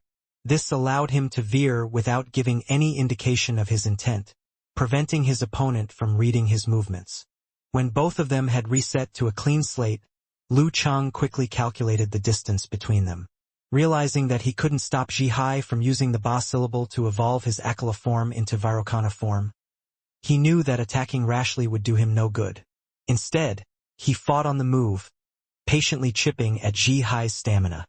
The recovery effects from wholeness formula and hum syllable were both achieved by intensely shocking the body, meaning they merely appeared to be back to their peak form. In actuality, the rate of energy depletion was faster than usual. When it came to physical and mental endurance, Lu Chang might have outlasted even the warrior sage and dragon king, much less Ji Hai.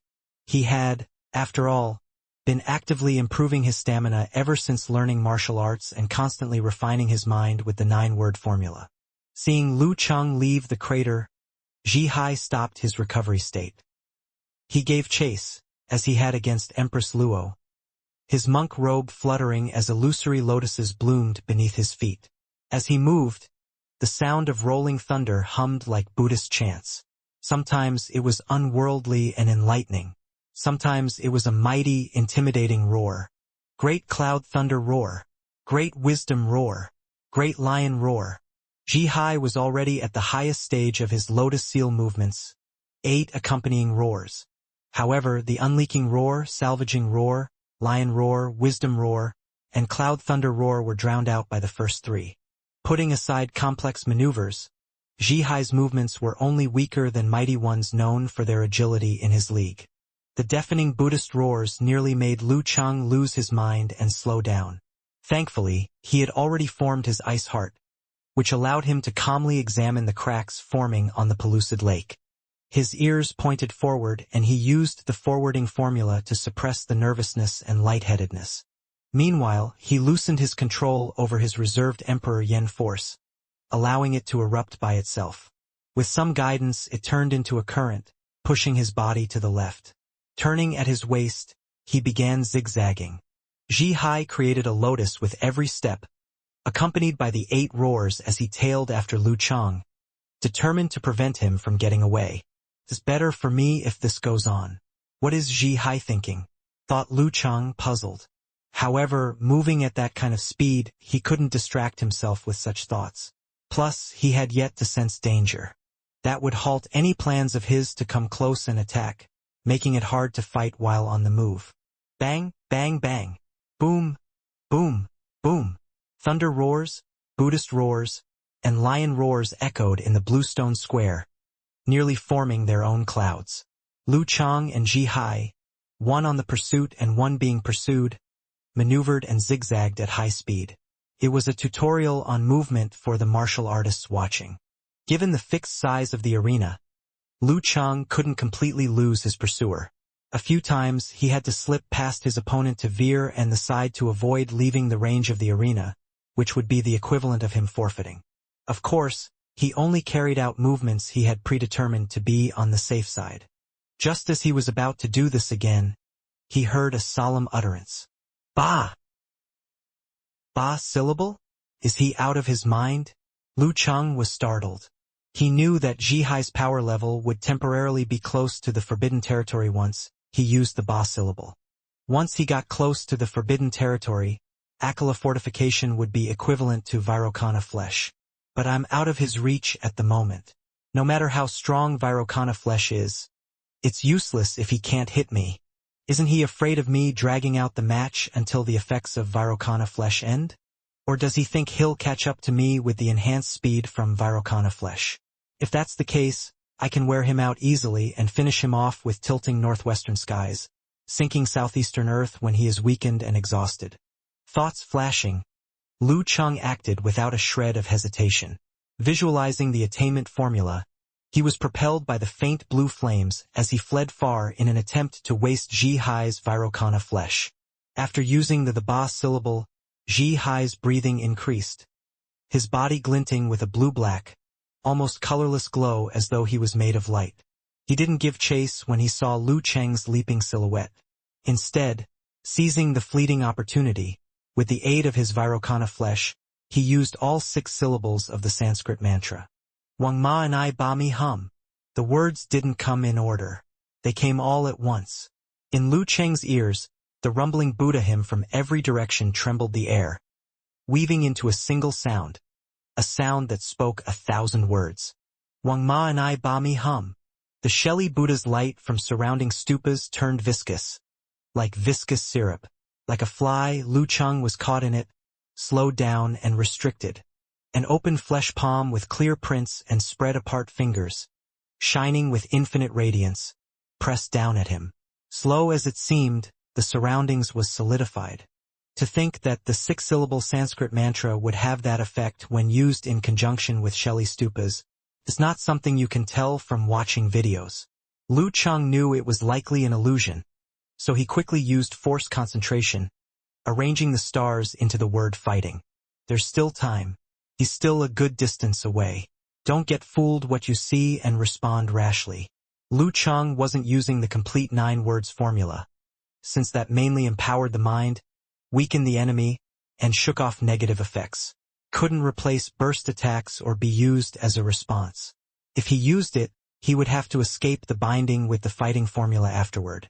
Then he would have to worry about taking a direct hit from the Vairocana palm, or perhaps try to avoid it.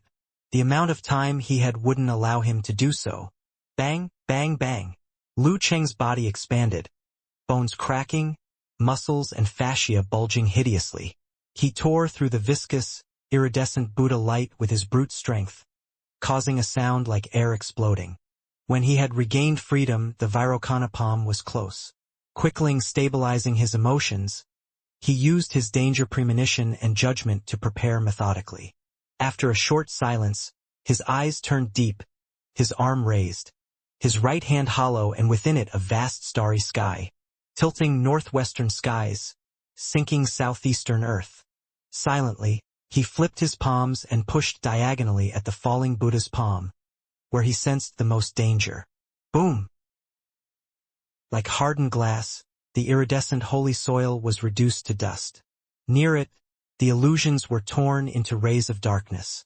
The Buddha land was filled with swarming destructive intent that gave the tiny palm the power to resist the giant hand glistening with Buddha light. In the thunderous din, the Vairocana that filled the heavens and the earth crumbled, and Zhihai's figure reappeared.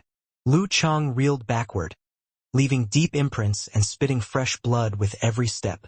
His right arm trembled and his hand swayed. He nearly lost his balance. With his injuries, he was in awful shape. With the remaining force, under the illumination of the remaining Shelly Buddha light, Zhihai preserved his radiant Vairocana form. With lotus steps, he tensed his feet, knees, waist, and the joining muscles like Maharaga. His palm went towards Lu Chang, bursting with pure, endless light.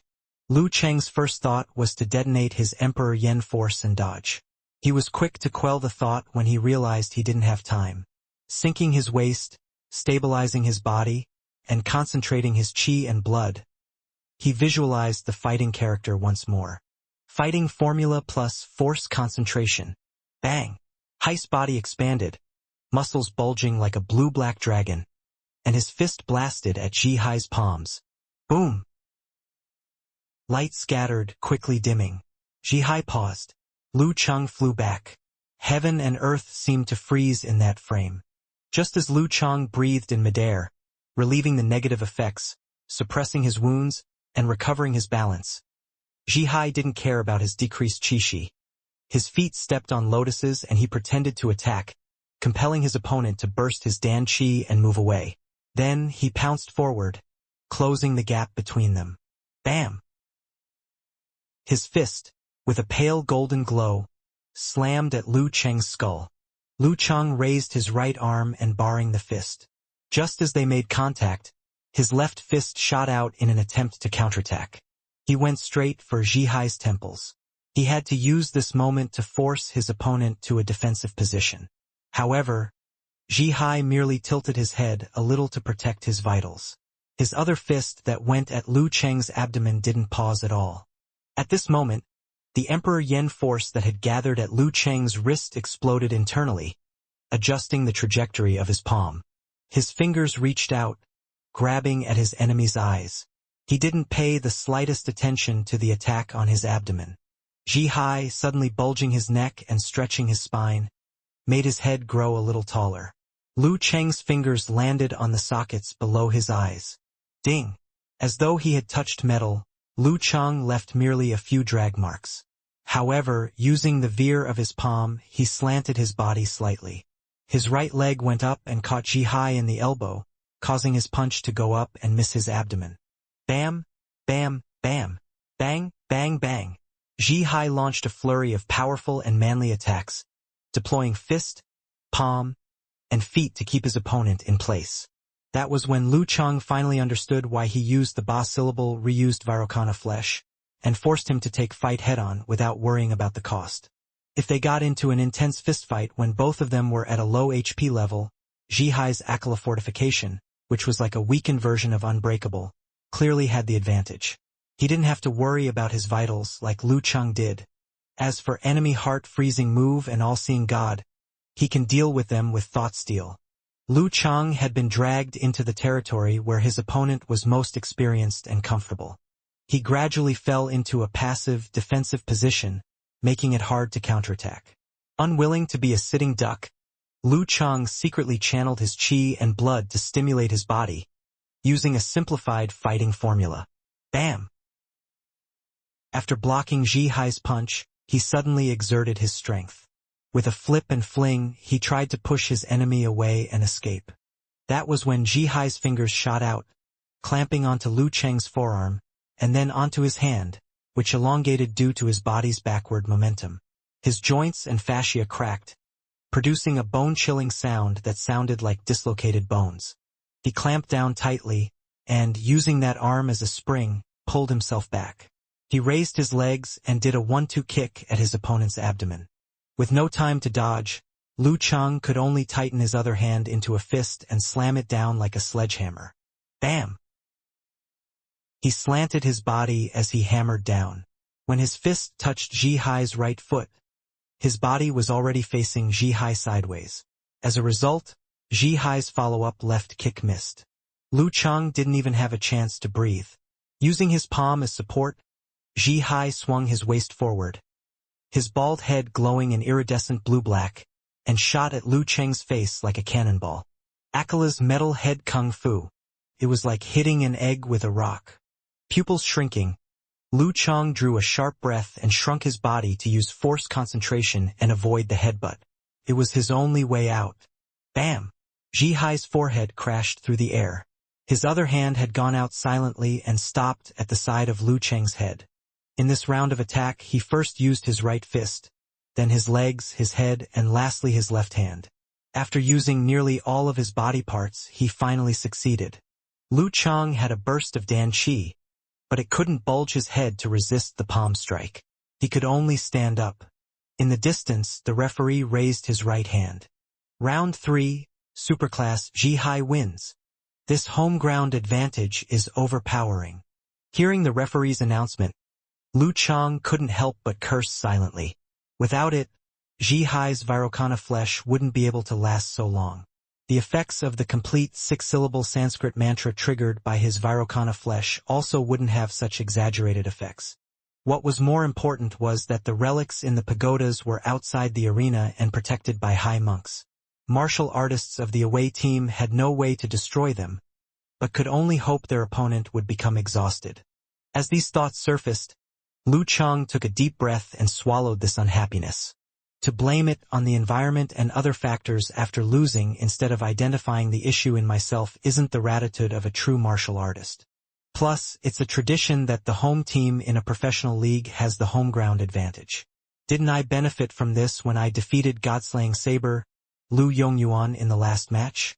Daxing Temple's relics weren't added in at the last minute but had been placed in the pagodas for years.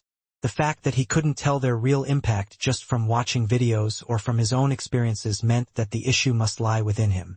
Huff! Lu Chang exhaled and greeted the Wisdom King, Zhihai, who had retracted his punches and kicks as he stood upright. At that moment, Lu Chang was struck with a realization. He recalled that his opponent knew thought steal. Although he has only gained a small mastery, I wasn't trying to hide anything before. Could he have heard my thoughts a while ago? Damn it. What if he thinks that I'm a sore loser? This is too damn embarrassing. Lifting his eyes, Lu Chang looked into Zhihai's eyes, the window of his soul, as he tried to discern whether or not he had heard his thoughts. His eyes were as innocent as a child's, with no sign of distraction. It seems like if he isn't in battle, he doesn't use thought steal. Lu Chang heaved a sigh of relief, turned around, and walked to the edge of the limestone square.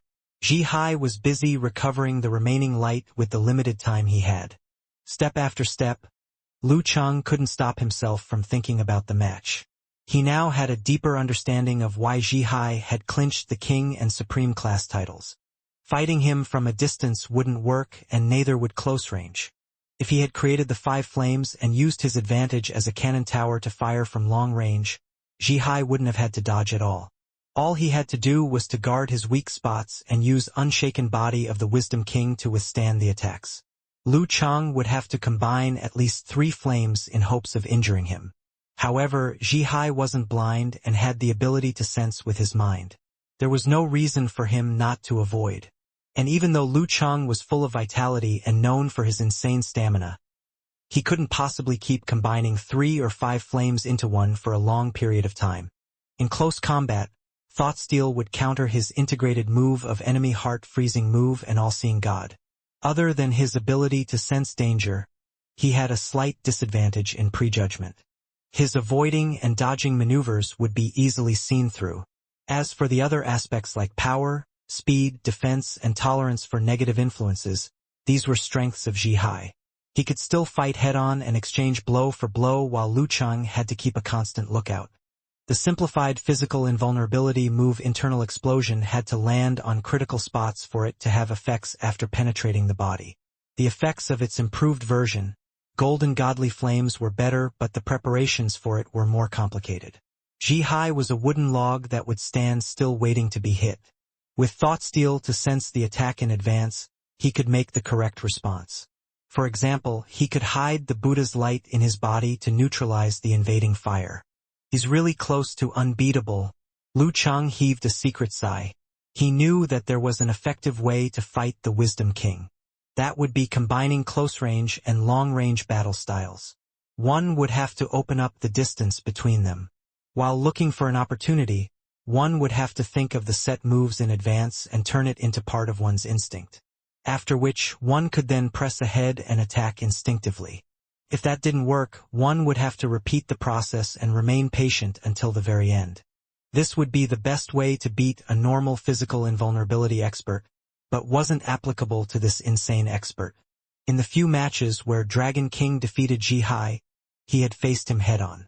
Using the penetrative impacts of golden godly flames and his own body's incredible strength, he was able to launch fire-like invasion attacks and not gave Ji-Hai the opportunity to use the 6-syllable Sanskrit mantra. Even if he could hear it, he couldn't break free of it or find ways to counterattack. All that was left was to be beaten to death. However, at the level of Dragon King, a small mastery in Thoughtsteal probably would not have much effect. What a shame I'm not at that level yet. Lu Cheng nodded his head slightly as he stood outside of the limestone square. He saw Lu Yen walking straight towards him.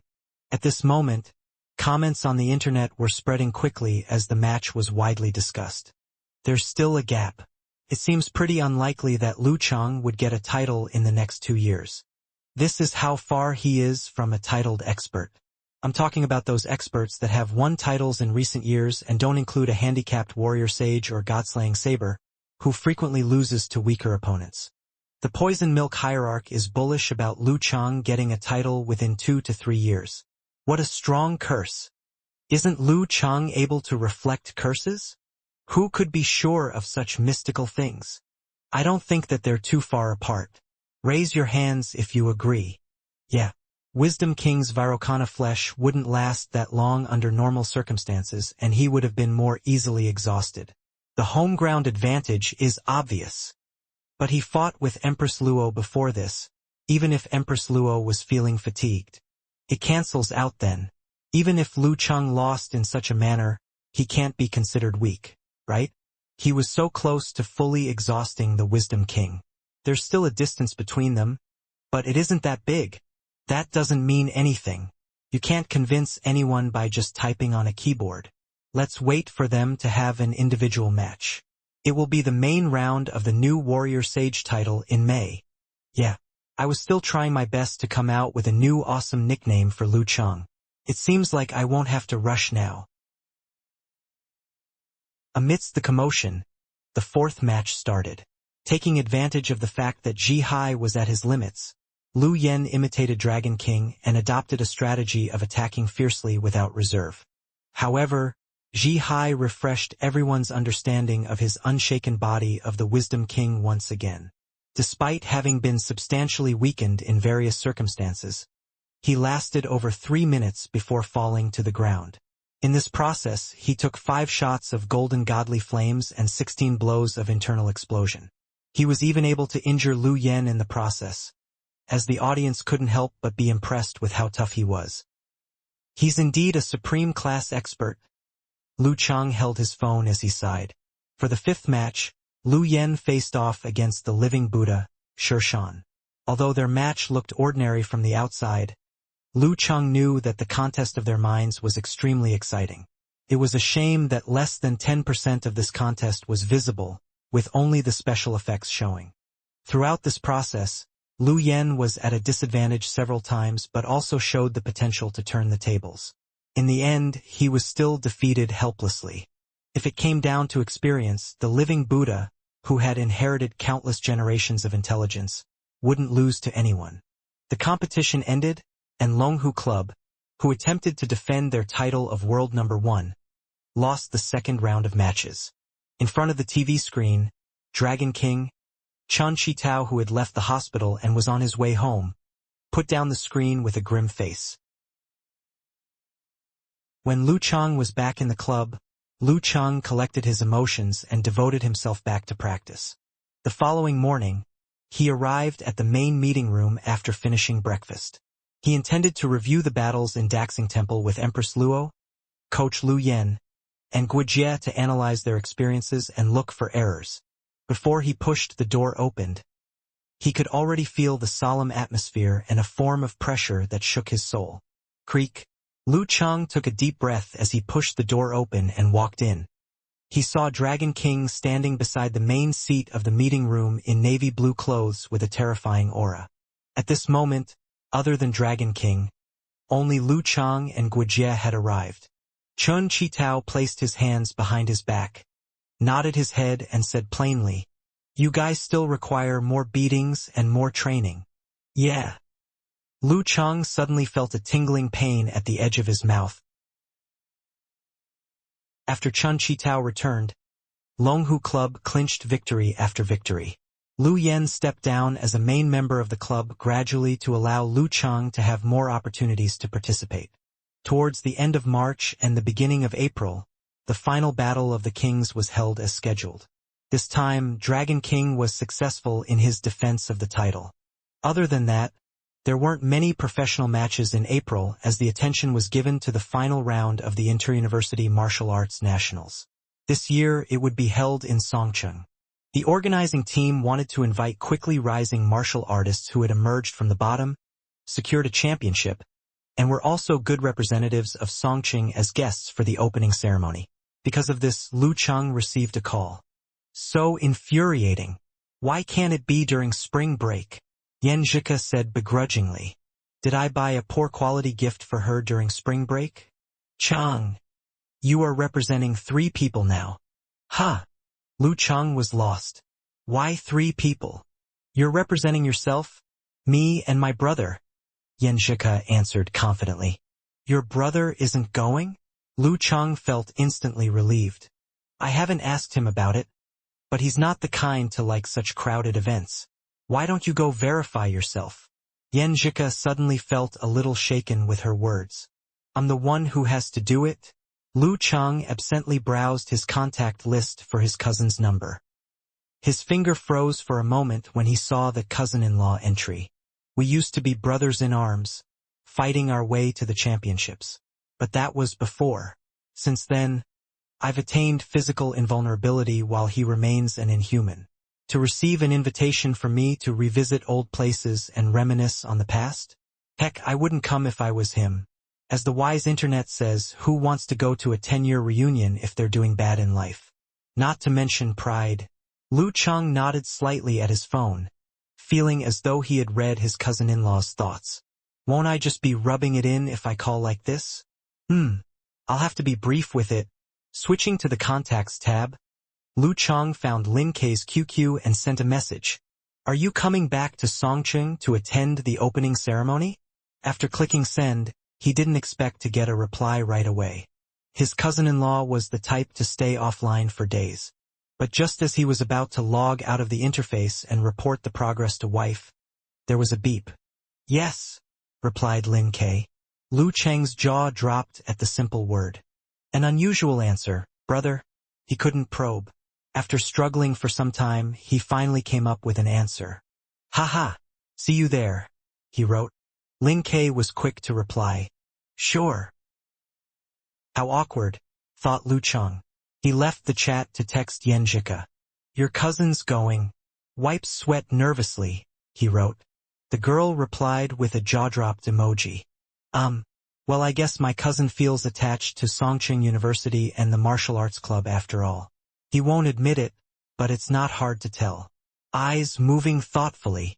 At least he's honest with his actions, quipped Lu Chang. Is he always so cool and standoffish when he chats online? He never spares a second word for me. Don't read too much into it. My cousin is just used to expressing himself concisely. Rubs chin thoughtfully. I could feel his coldness. Shivering, wrote Lu Chang. Isn't he like that in real life too? It has nothing to do with chatting online. Dumbfounded, wrote Yan Zhika. Yeah, I guess you're right, said Lu Chang. He thought for a moment. I'll try asking him a harder question and see how many words he uses to reply. What is it? What's the question? She pressed curiously. I'm gonna ask him when he's going to arrive at Songcheng. Let's see if he can answer that with one word. Confident. A few seconds later, a second message from him came. It was a sad emoji. HM? Did he do it with one word? How? Yan Zhika's eyes sparkled with curiosity. He didn't use a single word this time. Blank look. He sent me a screenshot of his flight details. Yan Zhika paused, then giggled and sent a pummel's ground laughing emoji. June 6th. Songcheng Scenic Hotel. The committee staff who received him led him to his room. Mr. Liu, please be reminded that there will be a party at 11:30 a.m. tomorrow. The opening ceremony will commence at 7 p.m. sharp. We have arranged a car for you, said one of the staff politely. Got it, nodded Lu Cheng gently. He watched as they left. Once the door was closed, he bid farewell to his mature, taciturn facade and held up his phone. With a smile on his face, he casually snapped photos of his room from every angle to send to Yenjika. The committee isn't too stingy. It was 5 a.m. in Connecticut and she was still asleep. After sending the message, he planned on contacting Talker to check on his teammates and maybe plan to meet up. As he typed the first word, he felt something. He looked at the door. A few seconds later, a rhythmic hand rapped on the door. Smiling, Lu Cheng walked over and pulled it open. Without a doubt, it was Xiao Ming in his casual clothes. I was just going to look for you. Great minds think alike, he jested. I've been knocking on every door and inviting whoever's in for a gathering, said Kai Zhongming disdainfully. A couple of faces popped up behind him. There was the square-faced Li Mao, the soon-to-be-wed Sun Jian and Lin Hua, and He Zi, Wang Dali, and Mu Jinyan, who still had more competitions ahead of them. Standing against the wall was Lin Ke, dressed in his usual simplicity and neatness. He still kept his hair short and was reluctant to talk. It seemed as if nothing had changed. Kai Zhongming smiled and threw up his hands. Surprise. Surprise? Surprise, my ass. I'm not blind, and my brain isn't defective. The moment you guys gathered at the door, I knew who and how many of you were there. Lu Cheng's mouth twitched and his eyes showed his disdain. Let's go. There's a restaurant nearby, perfectly suited for us to have a good chat, said Kai Zhongming. He pointed his chin at the lift. All right, said Lu Cheng. Without speaking further, he took his things and shut the door. He took a serious look at Lin Ke when he walked past him. To his relief, he realized that his cousin-in-law had recovered well from the inhumane modification experiment. His spirits were good and his body in normal condition. However, it didn't seem like he had improved much. But, as Cuckoo said, maybe it was a blessing in disguise. A smile set on Lu Cheng's face. He raised his right hand at Lin Ke, like how they used to high-five during their days in the martial arts club. Lin Ke did not move. Lu Cheng could sense the judgment in his look. Now this is awkward. Just as Lu Cheng was about to laugh drily and retract his hand, Lin Ke raised his palm and gave him a high five. Beside them, Kai Zhongming stifled a laugh. How come you don't high five with the rest of us? Cheng, I'm going to sue you for discrimination. He sighed dramatically. Everyone hears the laughter of the new wife, but the weeping of the old wife goes unheard. You're so dramatic, chided Lu Cheng. Behind them, He Zi watched their interaction intently. She had taken out her pen and paper, but didn't draw anything after a long time. Are you thinking of drawing yaoi? Said Wang Dali, subconsciously moving away. He Zi nodded seriously. I've already thought up a 500,000-word fanfiction. 10 minutes later, Lu Cheng was studying his surroundings, stunned. Peevishly, he said to Kai Zhongming, Is this what you meant by a restaurant that suits us? How does someone mistake the food market as a restaurant? Kai Zhongming gave a hehe laugh. I call this a journey down the bittersweet memory lane. With all of us here, there's bound to be a lot of emotions as we drown in reminiscence. Private room isn't the place for that. This is the best place after all. No one will bother us even if sing at the top of our lungs, swinging bottles in our hands. I have missed the Songcheng food market, said Li Mao sentimentally. So have I, thought Lu Cheng secretly. It had been an memorable phase of their lives. They found a secluded place and set up a table. As usual, Kai Zhongming busied himself with ordering food and drinks. When he was done, he sat beside Lu Cheng. Placing a hand on Li Mao's shoulders, he said, You are glowing with health, Senior Li Mao. Looks like you're doing well. Nothing worth mentioning, said Li Mao. Really? I heard that you're now the head of security in your company, laughed Kai Zhongming. Talker's well informed with how everyone's doing. He's so much better than me at this. Some people are born a people person, thought Lu Cheng, listening to their conversation with a smile on his face. I'm the head of a small department, said Li Mao self-deprecatingly. At least you don't have to guard the door, mumbled Sun Jian. Ow! Lin Hua pinched his leg. Li Mao pretended not to hear. Continuing on the subject, he said, "Before this, I had to go all the way to Huahai to do security courses." He sighed. "That moment when you realize nothing you learned in university is useful at work. What a damn waste of time," he said, tongue-in-cheek. "A waste of time? That only applies to people who made it through university without getting into a single relationship," said Kai Zongming. A few of those that were present felt like they took an arrow to the knee. After garnering some attention, he took a cup and clinked it against the table. "Come, here's to Songcheng University Martial Arts Club, our champion title, our passionate dreams, our unforgettable youth, and this long-awaited reunion. Oh, good with words, aren't ya? Becoming a streamer has done you plenty of good, huh?" said Lu Cheng through telepathy. He followed suit and raised his soda-filled cup. "To our youth and this reunion. To our youth and this reunion," echoed the rest, following suit. Even the aloof Lin Ke tapped his cup and raised it. Kai Zongming glanced at Lu Cheng. "To becoming the champion." He threw back his head and gulped down the contents of his cup. "To becoming the champion." The resounding cheers made it seem like it was only yesterday. They ate, drank, and talked about the past until after 9 at night, when the group of ex-Songcheng University Martial Arts Club members followed the path back to their hotel. Along the way, Li Mao, Sun Jian, and the others sang drunkenly at the top of their lungs. They were unexplainably excited as they smiled silly smiles and grabbed onto each other while continuing on. This drunken behavior. Lin Hua kicked Sun Jian's calf, embarrassed. Kai Zongming had also had a lot of alcohol. He looked back with a smile and noticed that the alley was abnormally quiet and deserted.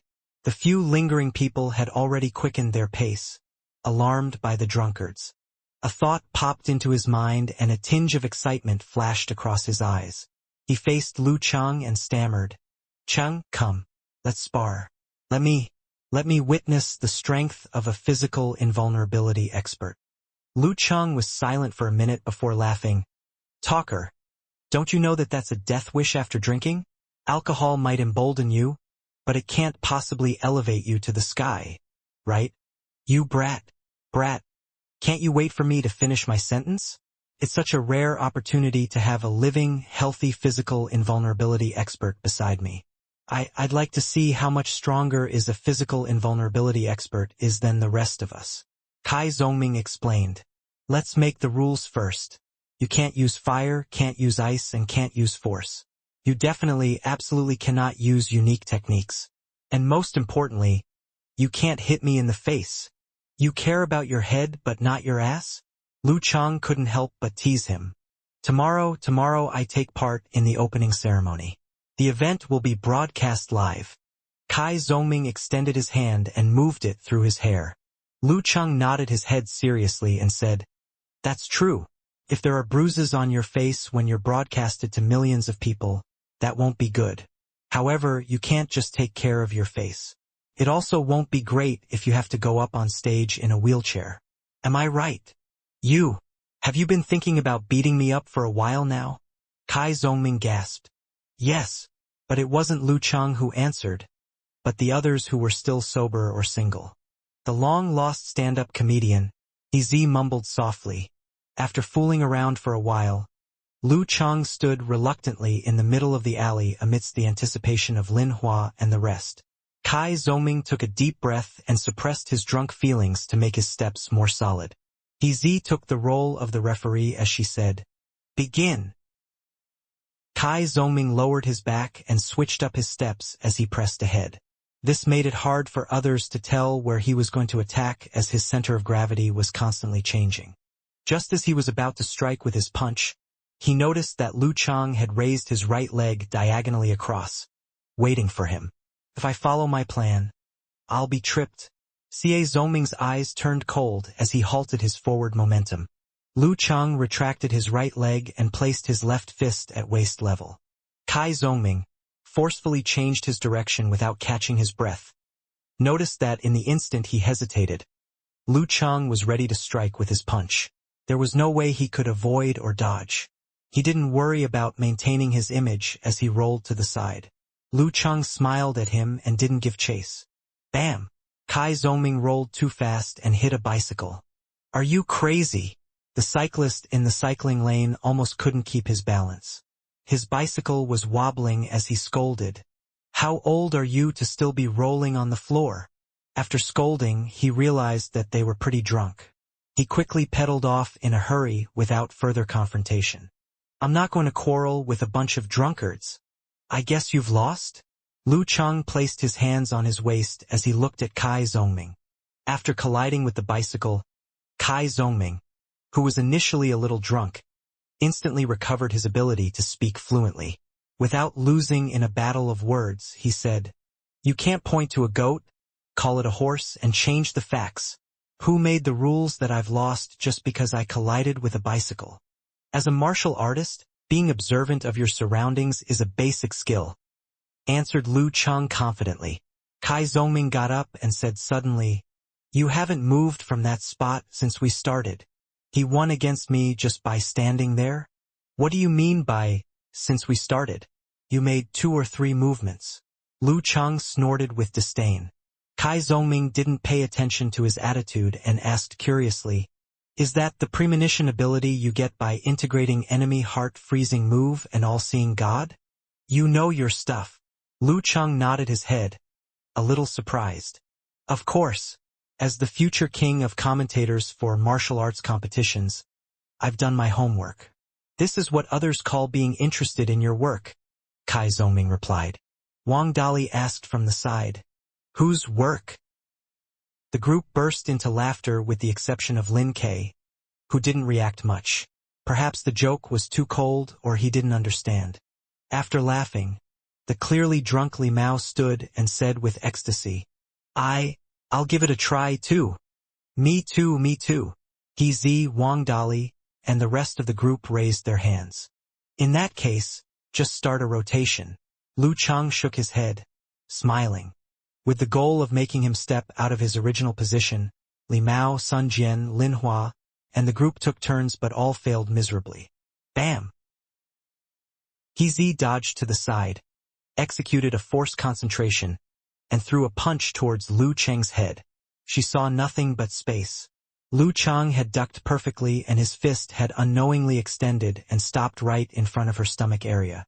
Your attack can be fierce, but you have to keep your guard up to prepare for any change in circumstance. Lu Cheng gradually straightened as he commented. He Z, who was at the dance stage level, was the last to go up against Lu Cheng. She wanted to ask questions when she saw someone else had stepped up. It was the expressionless Lin Kei. What the? Cousin-in-law you're gonna try too? Lu Cheng thought to himself, half surprised but also looking forward to it. This is going to be a good show. He Z retreated to the side as she regretted not having popcorn. Li Mao and the rest had similar expressions. Hello, is this the city control agency? There are 2 people who are going to dismantle the streets. If it weren't for Lin Kei, Kai Zongming would have said his thoughts out loud. As for now, he could only keep them to himself. Lin Kei didn't say anything. Bending his body slightly, the atmosphere suddenly turned heavy. Begin! He Z had almost forgotten her duty. Bam! The concrete below Lin Kei shook violently. He was like a meteor cutting through the sky as strong winds erupted from his back and he appeared in front of Lu Cheng. Lu Cheng struck his right palm out in advance and grabbed firmly onto the fist of his cousin-in-law. Just as he was about to use force to shake off Lin Kei's accumulated strength, he suddenly felt the tiny muscles on the fist he caught wriggling creepily, as though they had a life of their own and were trying to escape. Bam, bam, bam. Lin Kei opened up his stance and struck with consecutive punches. The surrounding street lights were distorted as though an invisible hand pulled at them. Lu Cheng's body felt as though it was submerged in water as the pressure on him became greater and greater. However, this level influence had almost no effect on him. In an instant, he twisted his waist and opened up his fist, shaking off Lin Kei. Bam, bam, bam. Lin Kei's moves were fluid and each punch and kick was accurate, as though they had been measured with a ruler. However, no matter how hard he tried, coupled with the rule of not using supernatural ability, Lu Cheng faced what was dealt to him without budging from the position he defended.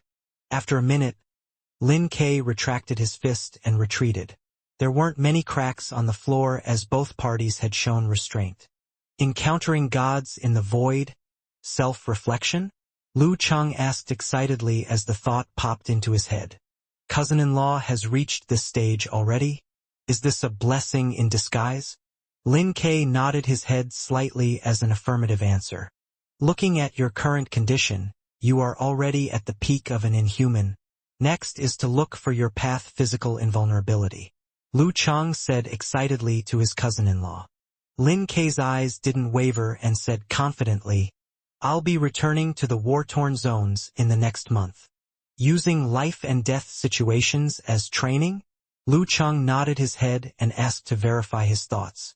Lin Ke shook his head, tucked his hands into his jacket, and walked towards the end of the alley before saying calmly and plainly, There's an answer I want in that place. Returning to the hotel and entering the elevator, Lu Cheng, who was still thinking about what his cousin-in-law actually meant, was about to give up and ask his wife when he got closer and asked with a smile, Senior, Xiaoling said, she has forwarded an email to you regarding some television show. Eternal Nightfall? Lu Cheng thought about it for a few seconds before saying, She's doing her internship at the television station? Yeah, she specializes in editing. She's on good terms with reporter Shu, who recommended her for an internship at a studio. This television program is also hosted by reporter Shu, explained He Ziai. All right, I'll keep a lookout for the email. However, I don't remember seeing her forward an email to me, replied Lu Cheng as he recalled his inbox that he had checked some time ago. He sank into silence, after which, she said with her mouth twitching, With her intelligence, she might have sent it to the wrong person, but try checking again. At this moment, the lift reached his level. As Lu Cheng was about to step out of the lift, he opened up his inbox and indeed saw a new email. However, the sender wasn't Yan Xiaoling at all, but had a sign-off signature of Lu Grink. Is it this? Lu Cheng showed it to He Zi as he wasn't sure. He Zi was stunned for some time before calling Yan Xiaoling directly. She asked quietly in the corner, What's the signature of your email? It's... Yan Xiaoling kept silent for a moment, then shook her head profusely as she denied. It's not me. It's not me. It's not me. It's over. I forgot to change my childish signature from my second year in middle school, and my senior has seen it. If it's not you, then who sent the email? He Zi's face was clearly twitching as she replied. I don't know.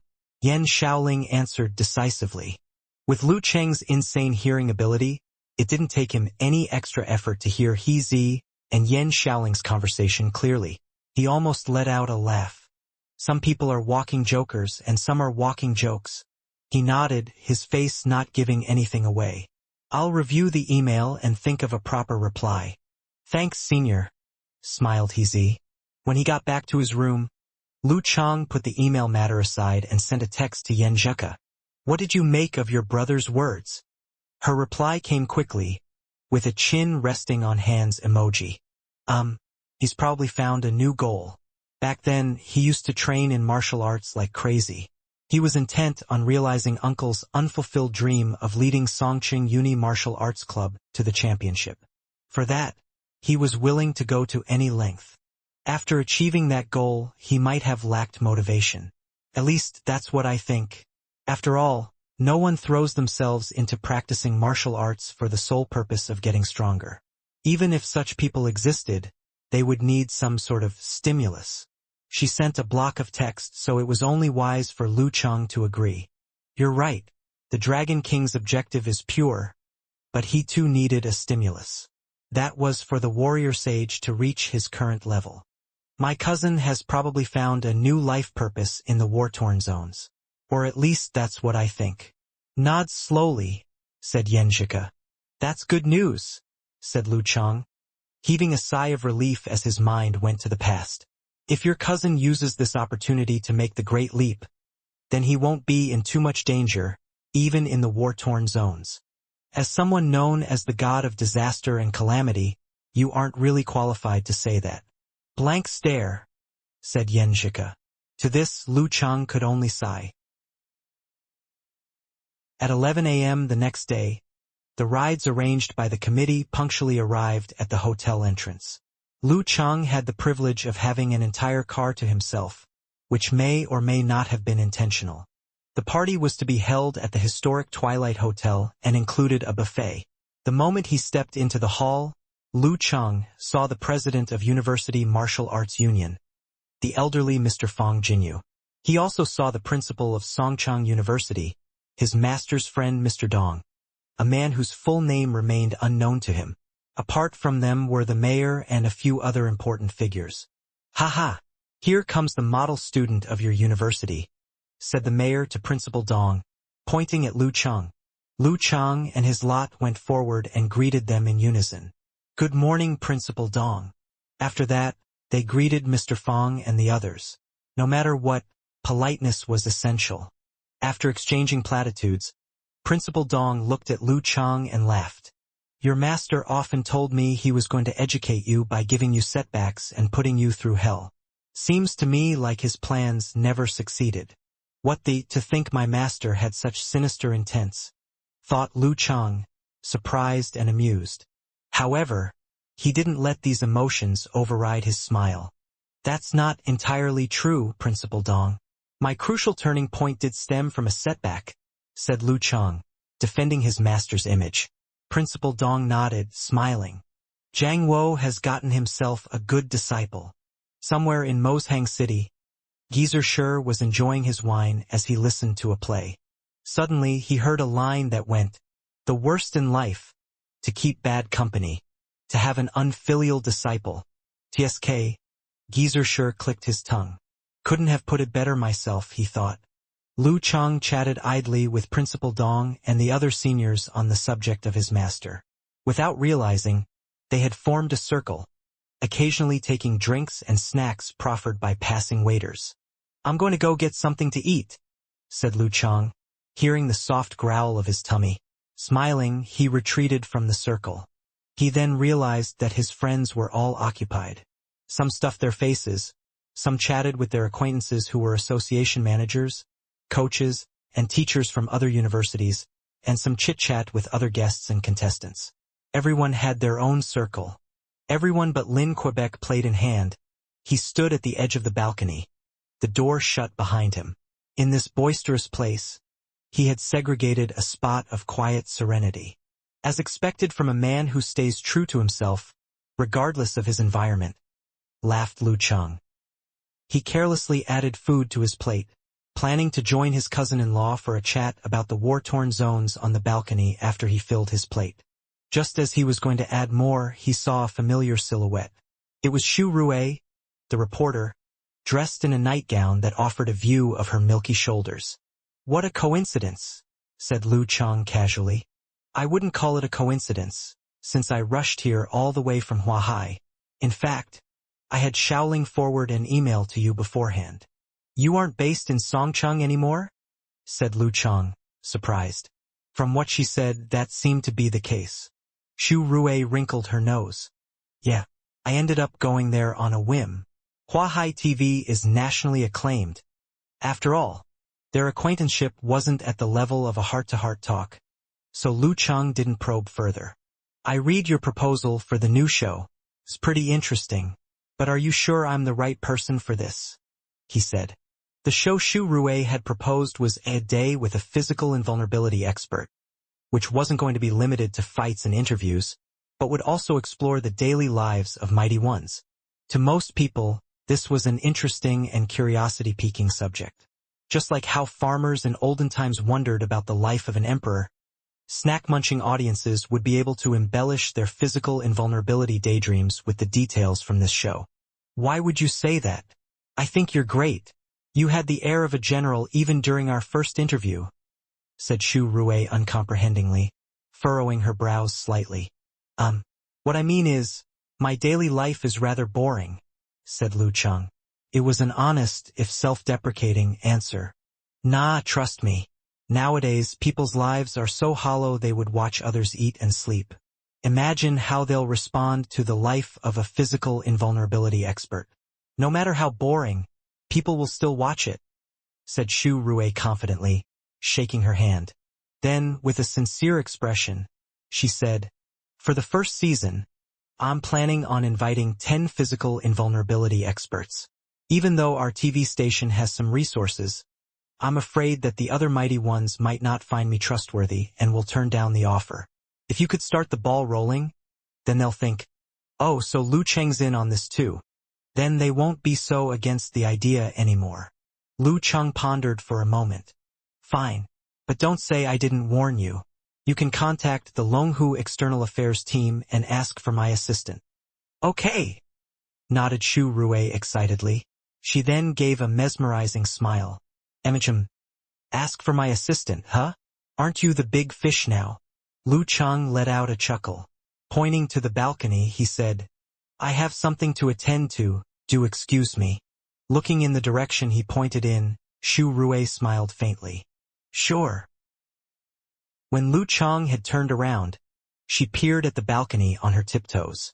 "So, the conversation killer's here too?" she mused to herself.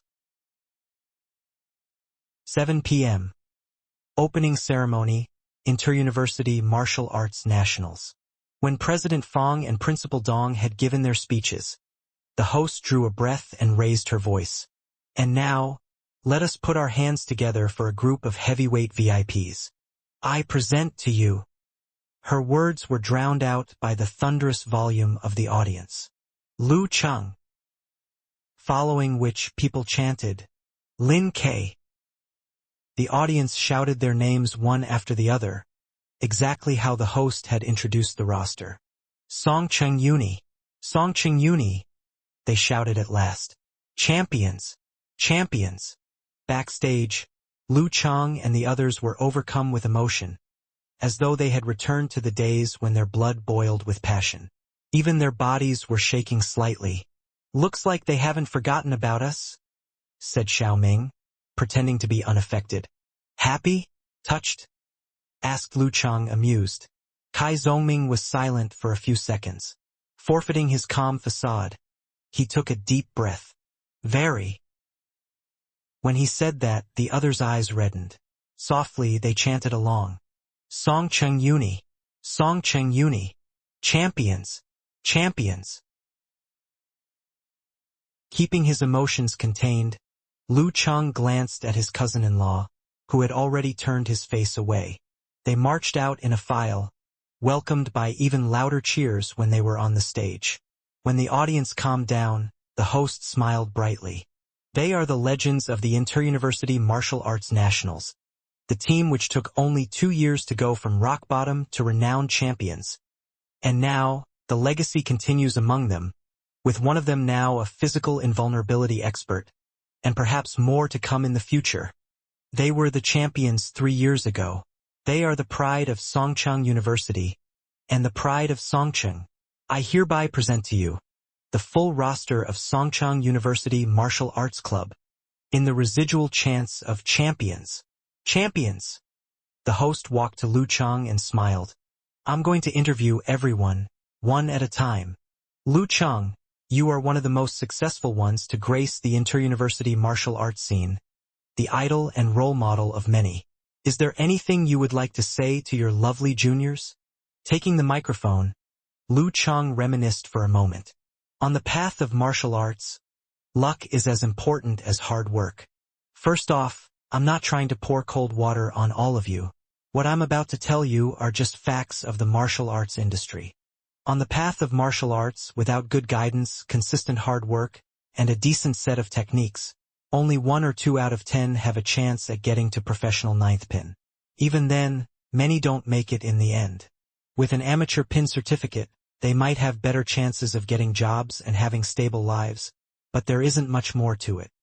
Professional ninth pin is the point where you will truly feel like a martial artist, the stage where you can show off your charm before your crushes.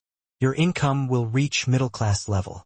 However, there is limited room for growth unless you make it to Dan stage. From professional ninth pin to Dan stage, even if you inherit good techniques, only 1 or 2 out of 10 will make it. Beyond that, inhuman is another bottleneck, and the number of people who eventually make the great leap is merely a handful. And that's about it. If you really want to walk down this path, then it's best for you to know that you will likely end up as a low amateur pin. If your education fails to reach a certain standard, your future will be limited to a small city. It's a lot less rosy than what you might expect. Alright, I've said enough, so here's one last thing. If you make a decision solely based on passion, I call it imprudence, not courage. A true warrior, a true martial artist, is a person who follows their dreams unwaveringly after thinking through the risks and difficulties. That's what I wanted to tell you. To the audience, what Lu Chang said wasn't very dreamlike or inspiring. It was more of a wake-up call, as he revealed bare truths that many people weren't willing to think about.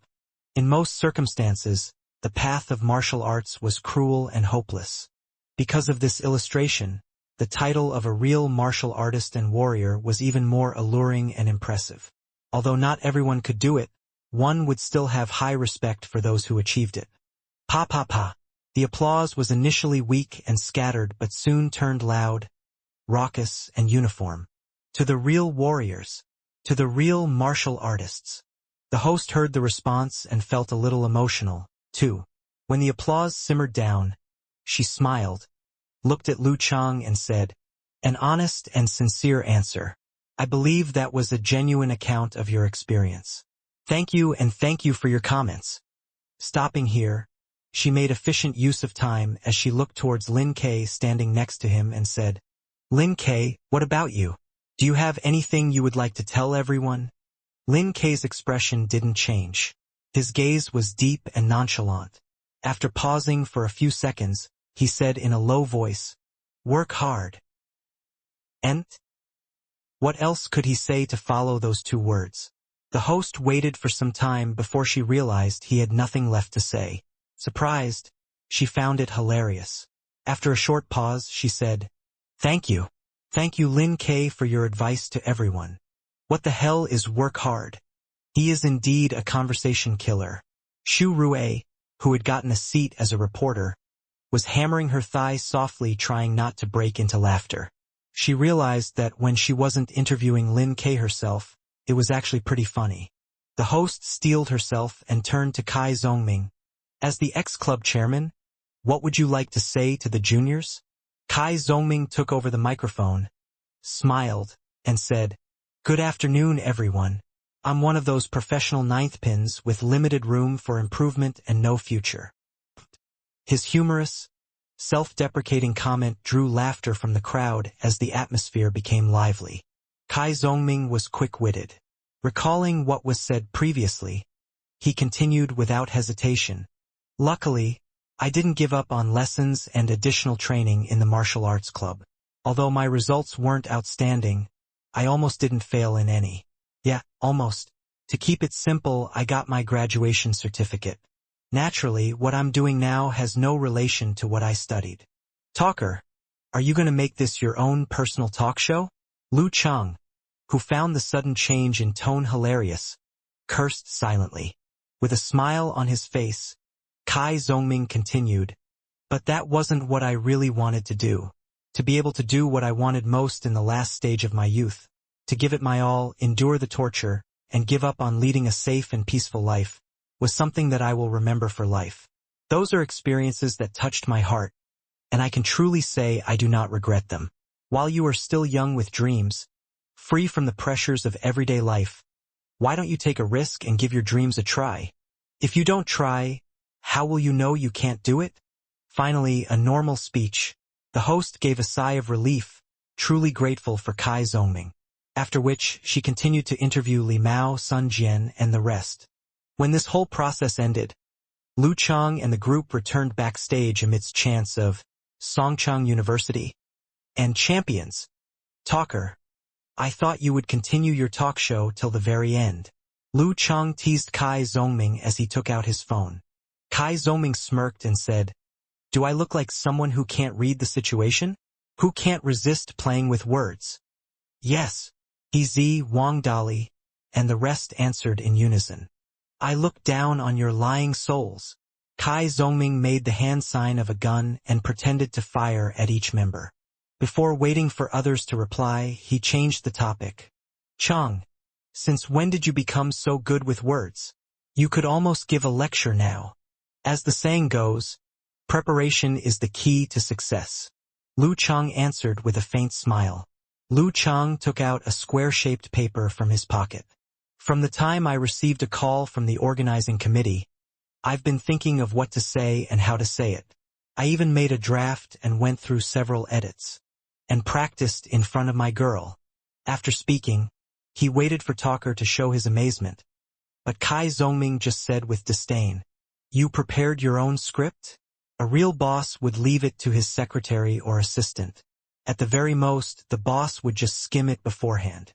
So tell me, should I despise you or despise you? Scram! Lu Chang gave his simple, direct reply. After the opening ceremony, the crowd dispersed in all directions, as all memorable moments must end. On the third morning after returning to Huaqing, Lu Chang saw Xu Rui and her team just as he was about to step into Longhu Club. "We'll be needing your help next week."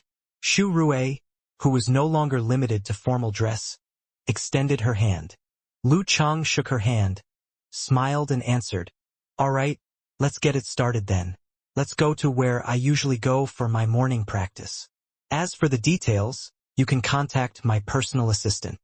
"All right, just act like we aren't around," said Xu Rui as she revealed her one dimple. She signaled for the cameraman to gradually shift the focus from the scene outside the club to Lu Chang. The recording of everyday life would start right here. She used her documentary voice to say, "The skies are still dark and the air is quiet. Lu Chang has arrived at Longhu Club just like any other day. This is where he does his morning practice each day. One can clearly see marks left from ice and fire. According to the employees of Longhu Club, unless there is serious damages, they normally do repairs once a week. The details of morning practice can't be shown in full, so we'll just be taking a few shots. This is what everyone, including me, is curious about. The physical invulnerability canteen.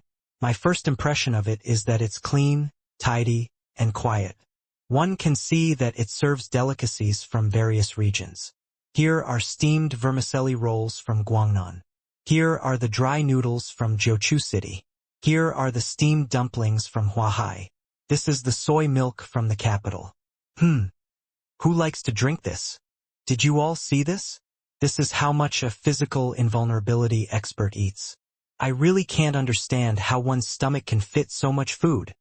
However, looking at what Lu Chang eats really opens up my appetite. It looks like every single thing is delicious. I'm getting hungry just from watching.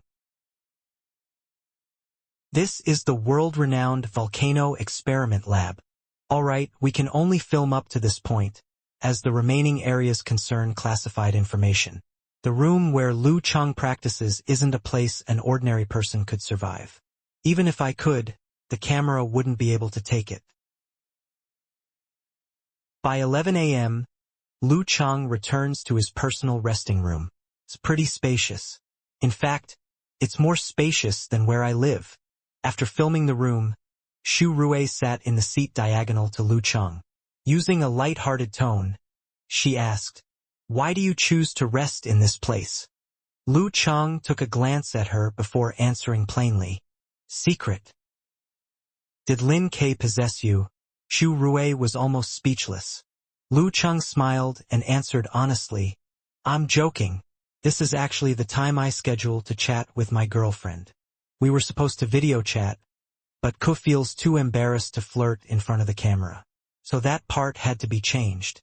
Naturally, being a little shy, he had similar feelings. I can understand. She's studying overseas right now," Xu Rui recalled. Lu Chang didn't even try to hide the fact he has a girlfriend, leaving no room for imagination for the audience. After which, Xu Rui ceased her interview questions as she allowed Lu Chang to continue with his usual routine. She had to prevent others from saying she was taking up the limelight. Lu Chang picked up his phone and said shyly, "It's so awkward." "No one asked you to agree to it, that was impulsive." Yanjika added oil to the flames. and with a beautiful reporter. I thought it would be like that martial arts show she hosted in the past. Lu Cheng sighed. After a few days, she'll understand that I have nothing interesting for her to film. My everyday life is as simple as it gets. Yan Zhika replied, That's not entirely true. You can arrange for your other activities this week to make your life seem a little more fulfilling. Isn't my only other activity to look for delicacies and vacation destinations while waiting for you to come back and assess? Lu Cheng had forgotten that he was being filmed, and a smile appeared on his face as he spoke. After a round of discussion, Yan Zhika replied decisively, Just do it then. Several days later, Xu Rui couldn't help but feel giddy as she smelled the aroma of salted fried chicken. She said, Soon we are going to become a gourmet cooking show, and it shall be called A Recommendation a Day. Physical invulnerability expert, Lu Cheng, shows you the delicacies of Huaqing. Lu Cheng shrugged his shoulders casually and replied, This is my everyday life. I pray that other physical invulnerability experts are a little different from you. Xu Rui seemed like she was lamenting to the gods. Definitely. Lu Cheng smiled faintly before saying with a stern look, But there are some who are even more boring than me. As he finished his sentence, he added silently in his mind. For example, Dragon King. Xu Rui didn't have thought steal and couldn't read Lu Cheng's inner thoughts. But the words, those that are more boring than me, made her chuckle and her dimples deepen. You have a good sense of humor, as always, she said. She didn't press him with questions like, Is that so? Or who is it? Since that might give him a hard time. It would be a grave sin if she ended up causing bad blood between two mighty ones. That was when the owner of the stall came to their table, carrying trays of signature dishes like popcorn chicken. Catching a glimpse of the recording and lighting devices, his smile bloomed like a flower. Afterwards, he remained extra attentive, and the servings were ample. It was a struggle for Xu Rui to get rid of him. And when she did, she regarded Lu Cheng with a smile. You ought to claim and fee from him. Strongly recommended by the heavenly son of China. A future titled Mighty One. You make it sound like we're actually in a food show, said Lu Cheng, picking up a piece of aromatic popcorn chicken with his chopsticks. Xu Rui smiled. Once our show gets broadcast, you'll probably be offered a position as a food critic. Who knows, you might even become the true food king after you get the title of the king, she said, letting her imagination go wild. Lu Cheng made a jab at himself. Food king? That might come out as shit king, from the lips of someone with poor pronunciation. Don't say such things at the dining table, said Xu Rui, grimacing. She went on excitedly. Remember, you said it yourself. People nowadays love mischief. So this nickname might stick to you once this show goes on air. Me and my big mouth. Lu Cheng almost shuddered. Can we cut this part out? Xu Rui pretended to hesitate. I guess if you insist. If she really went against the will of a physical invulnerability expert, who knows? The TV tower might be reduced to nothing one day. I insist, said Lu Cheng without hesitation. Fine. Xu Rui looked away and ate a piece of meat decorously. With great interest, she went on. Have you ever thought about what title you'll use when you win the title of the king? I have seen netizens suggest that you should be known as the Beast King, since the sky-shaking Ho is a divine beast. Why not Divine King? Said Lu Cheng, amused and exasperated. An image of him flipping the table flitted across his mind. Which part of me lives up to the title of Beast King? Diving King is more like it. Speaking of which, I already have a decent nickname among the foreign mighty ones. King of Calamity. Why do they have to limit the king title to 2 words? Restraining her desire to continue on this subject, Xu Rui returned the spotlight to Lu Cheng, filming his daily life as though he was alone.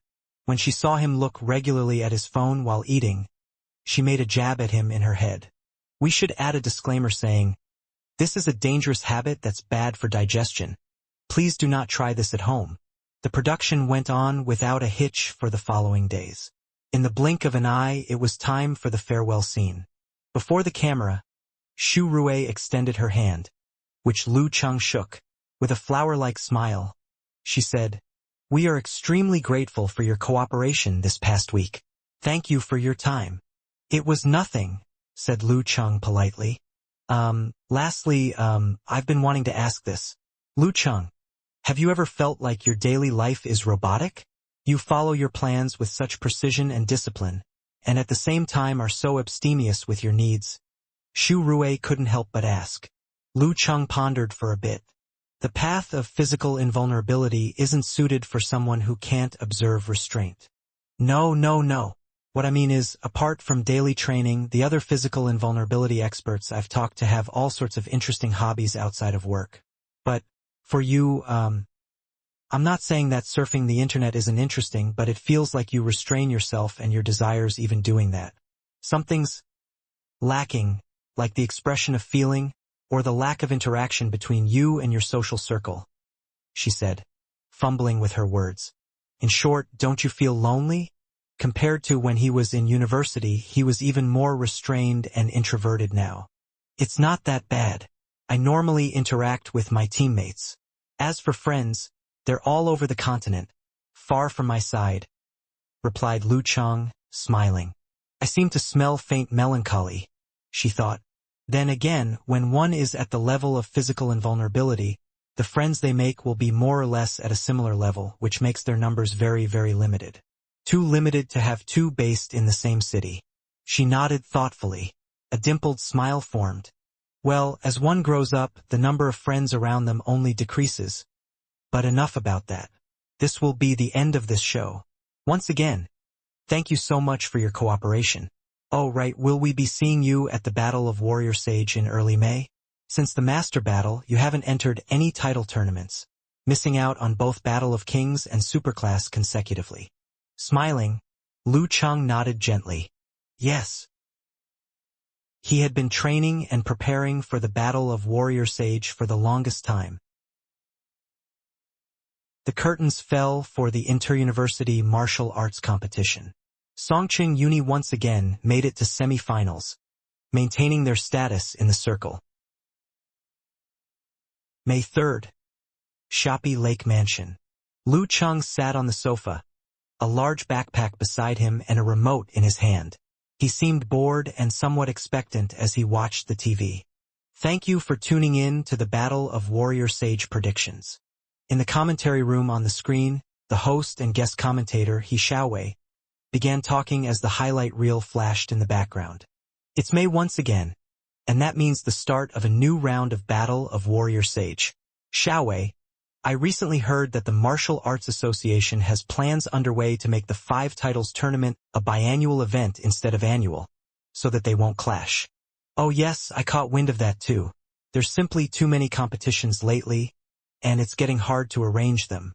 The physical invulnerability experts have also begun to be selective with their participation, so it stands to reason that they are increasing the time gap between each tournament to increase the prestige of the titles, said He Xiaowei, his head smooth like a peeled egg, smiling. Still, the earliest this plan can kick in is the year after. Ever since he had changed his Weibo ID and shaved all his hair, his career had flourished. Recently, he had even appeared as a special guest on a TV station ranked 3rd nationally. I like how you use the word prestige, continued the host. Speaking of prestige, the initial Warrior Sage and the King remain the most prestigious and respected among all 5 titles. They resemble duels of olden times, and each has its own rich history. Between the two, the Battle of Warrior Sage has the simplest rules. Single elimination until the strongest challenger emerges to take on the defending champion. In the Battle of Warrior Sage, mighty ones with titles will be seeded. In the first round, they will fight guiding battles with the 16 Inhumans who make it out of preliminaries. If there aren't enough titled mighty ones to match that, the physical invulnerability experts will nominate someone they deem strong enough for the role. Usually, it's based on performance from the previous year, since people age and retrograde. Then it's a bloodbath between the other physical invulnerability experts. In the second round, there will be some walkovers since titled experts can't fight each other. At the end of it, the top 32 contestants will emerge. After that, it will be single elimination all the way, no holds barred. When the host commentator finished talking, He Xiaowei picked up where he left off.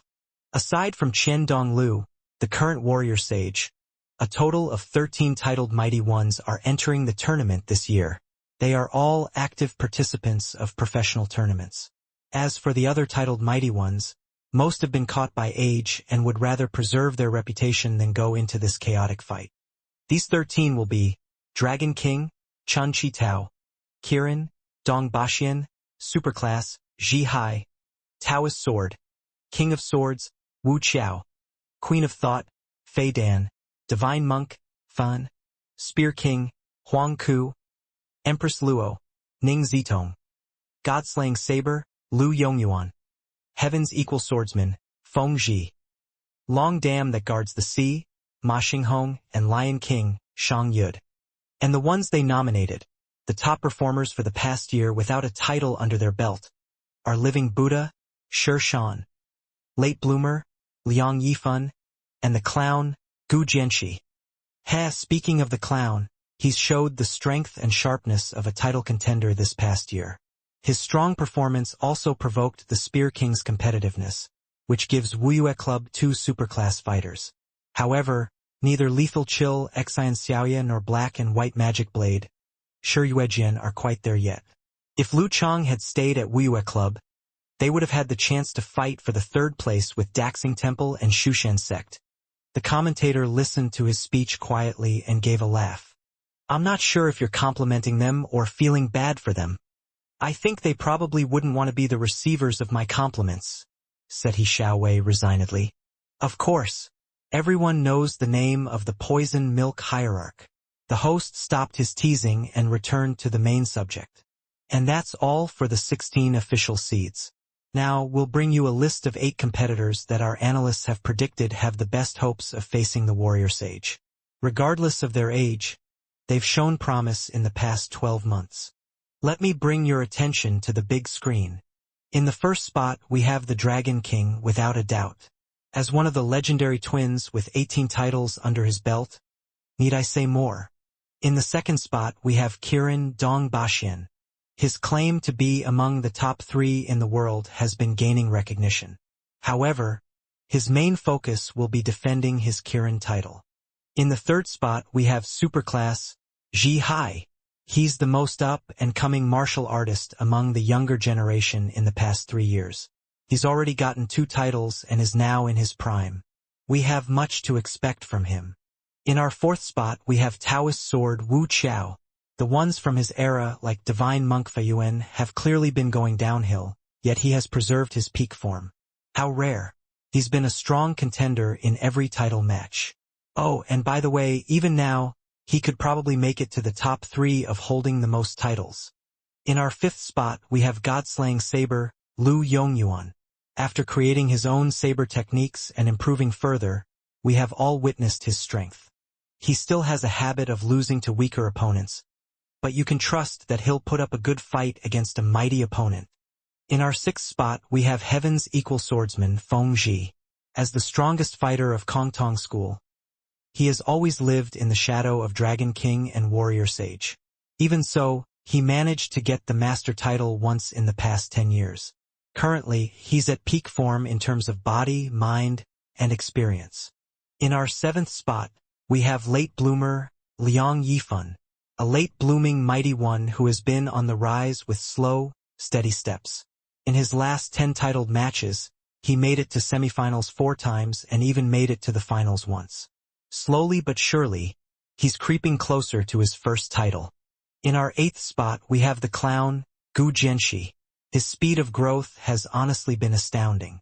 At the start of this year, he made it to the round-robin segment of the Battle of Superclass, and got evaluated to be a first pin on his first try. Almost everyone believes that it's only a matter of time before he takes home a title. And these are the 8 mightiest fighters among the mighty ones in this battle of Warrior Sage. When the image and audio reached that point, Lu Chang received a message. He switched off the television with a tap and picked up his luggage. With one hand, he typed, "It's time to go." Slam! Went the mansion door as Lu Chang set off.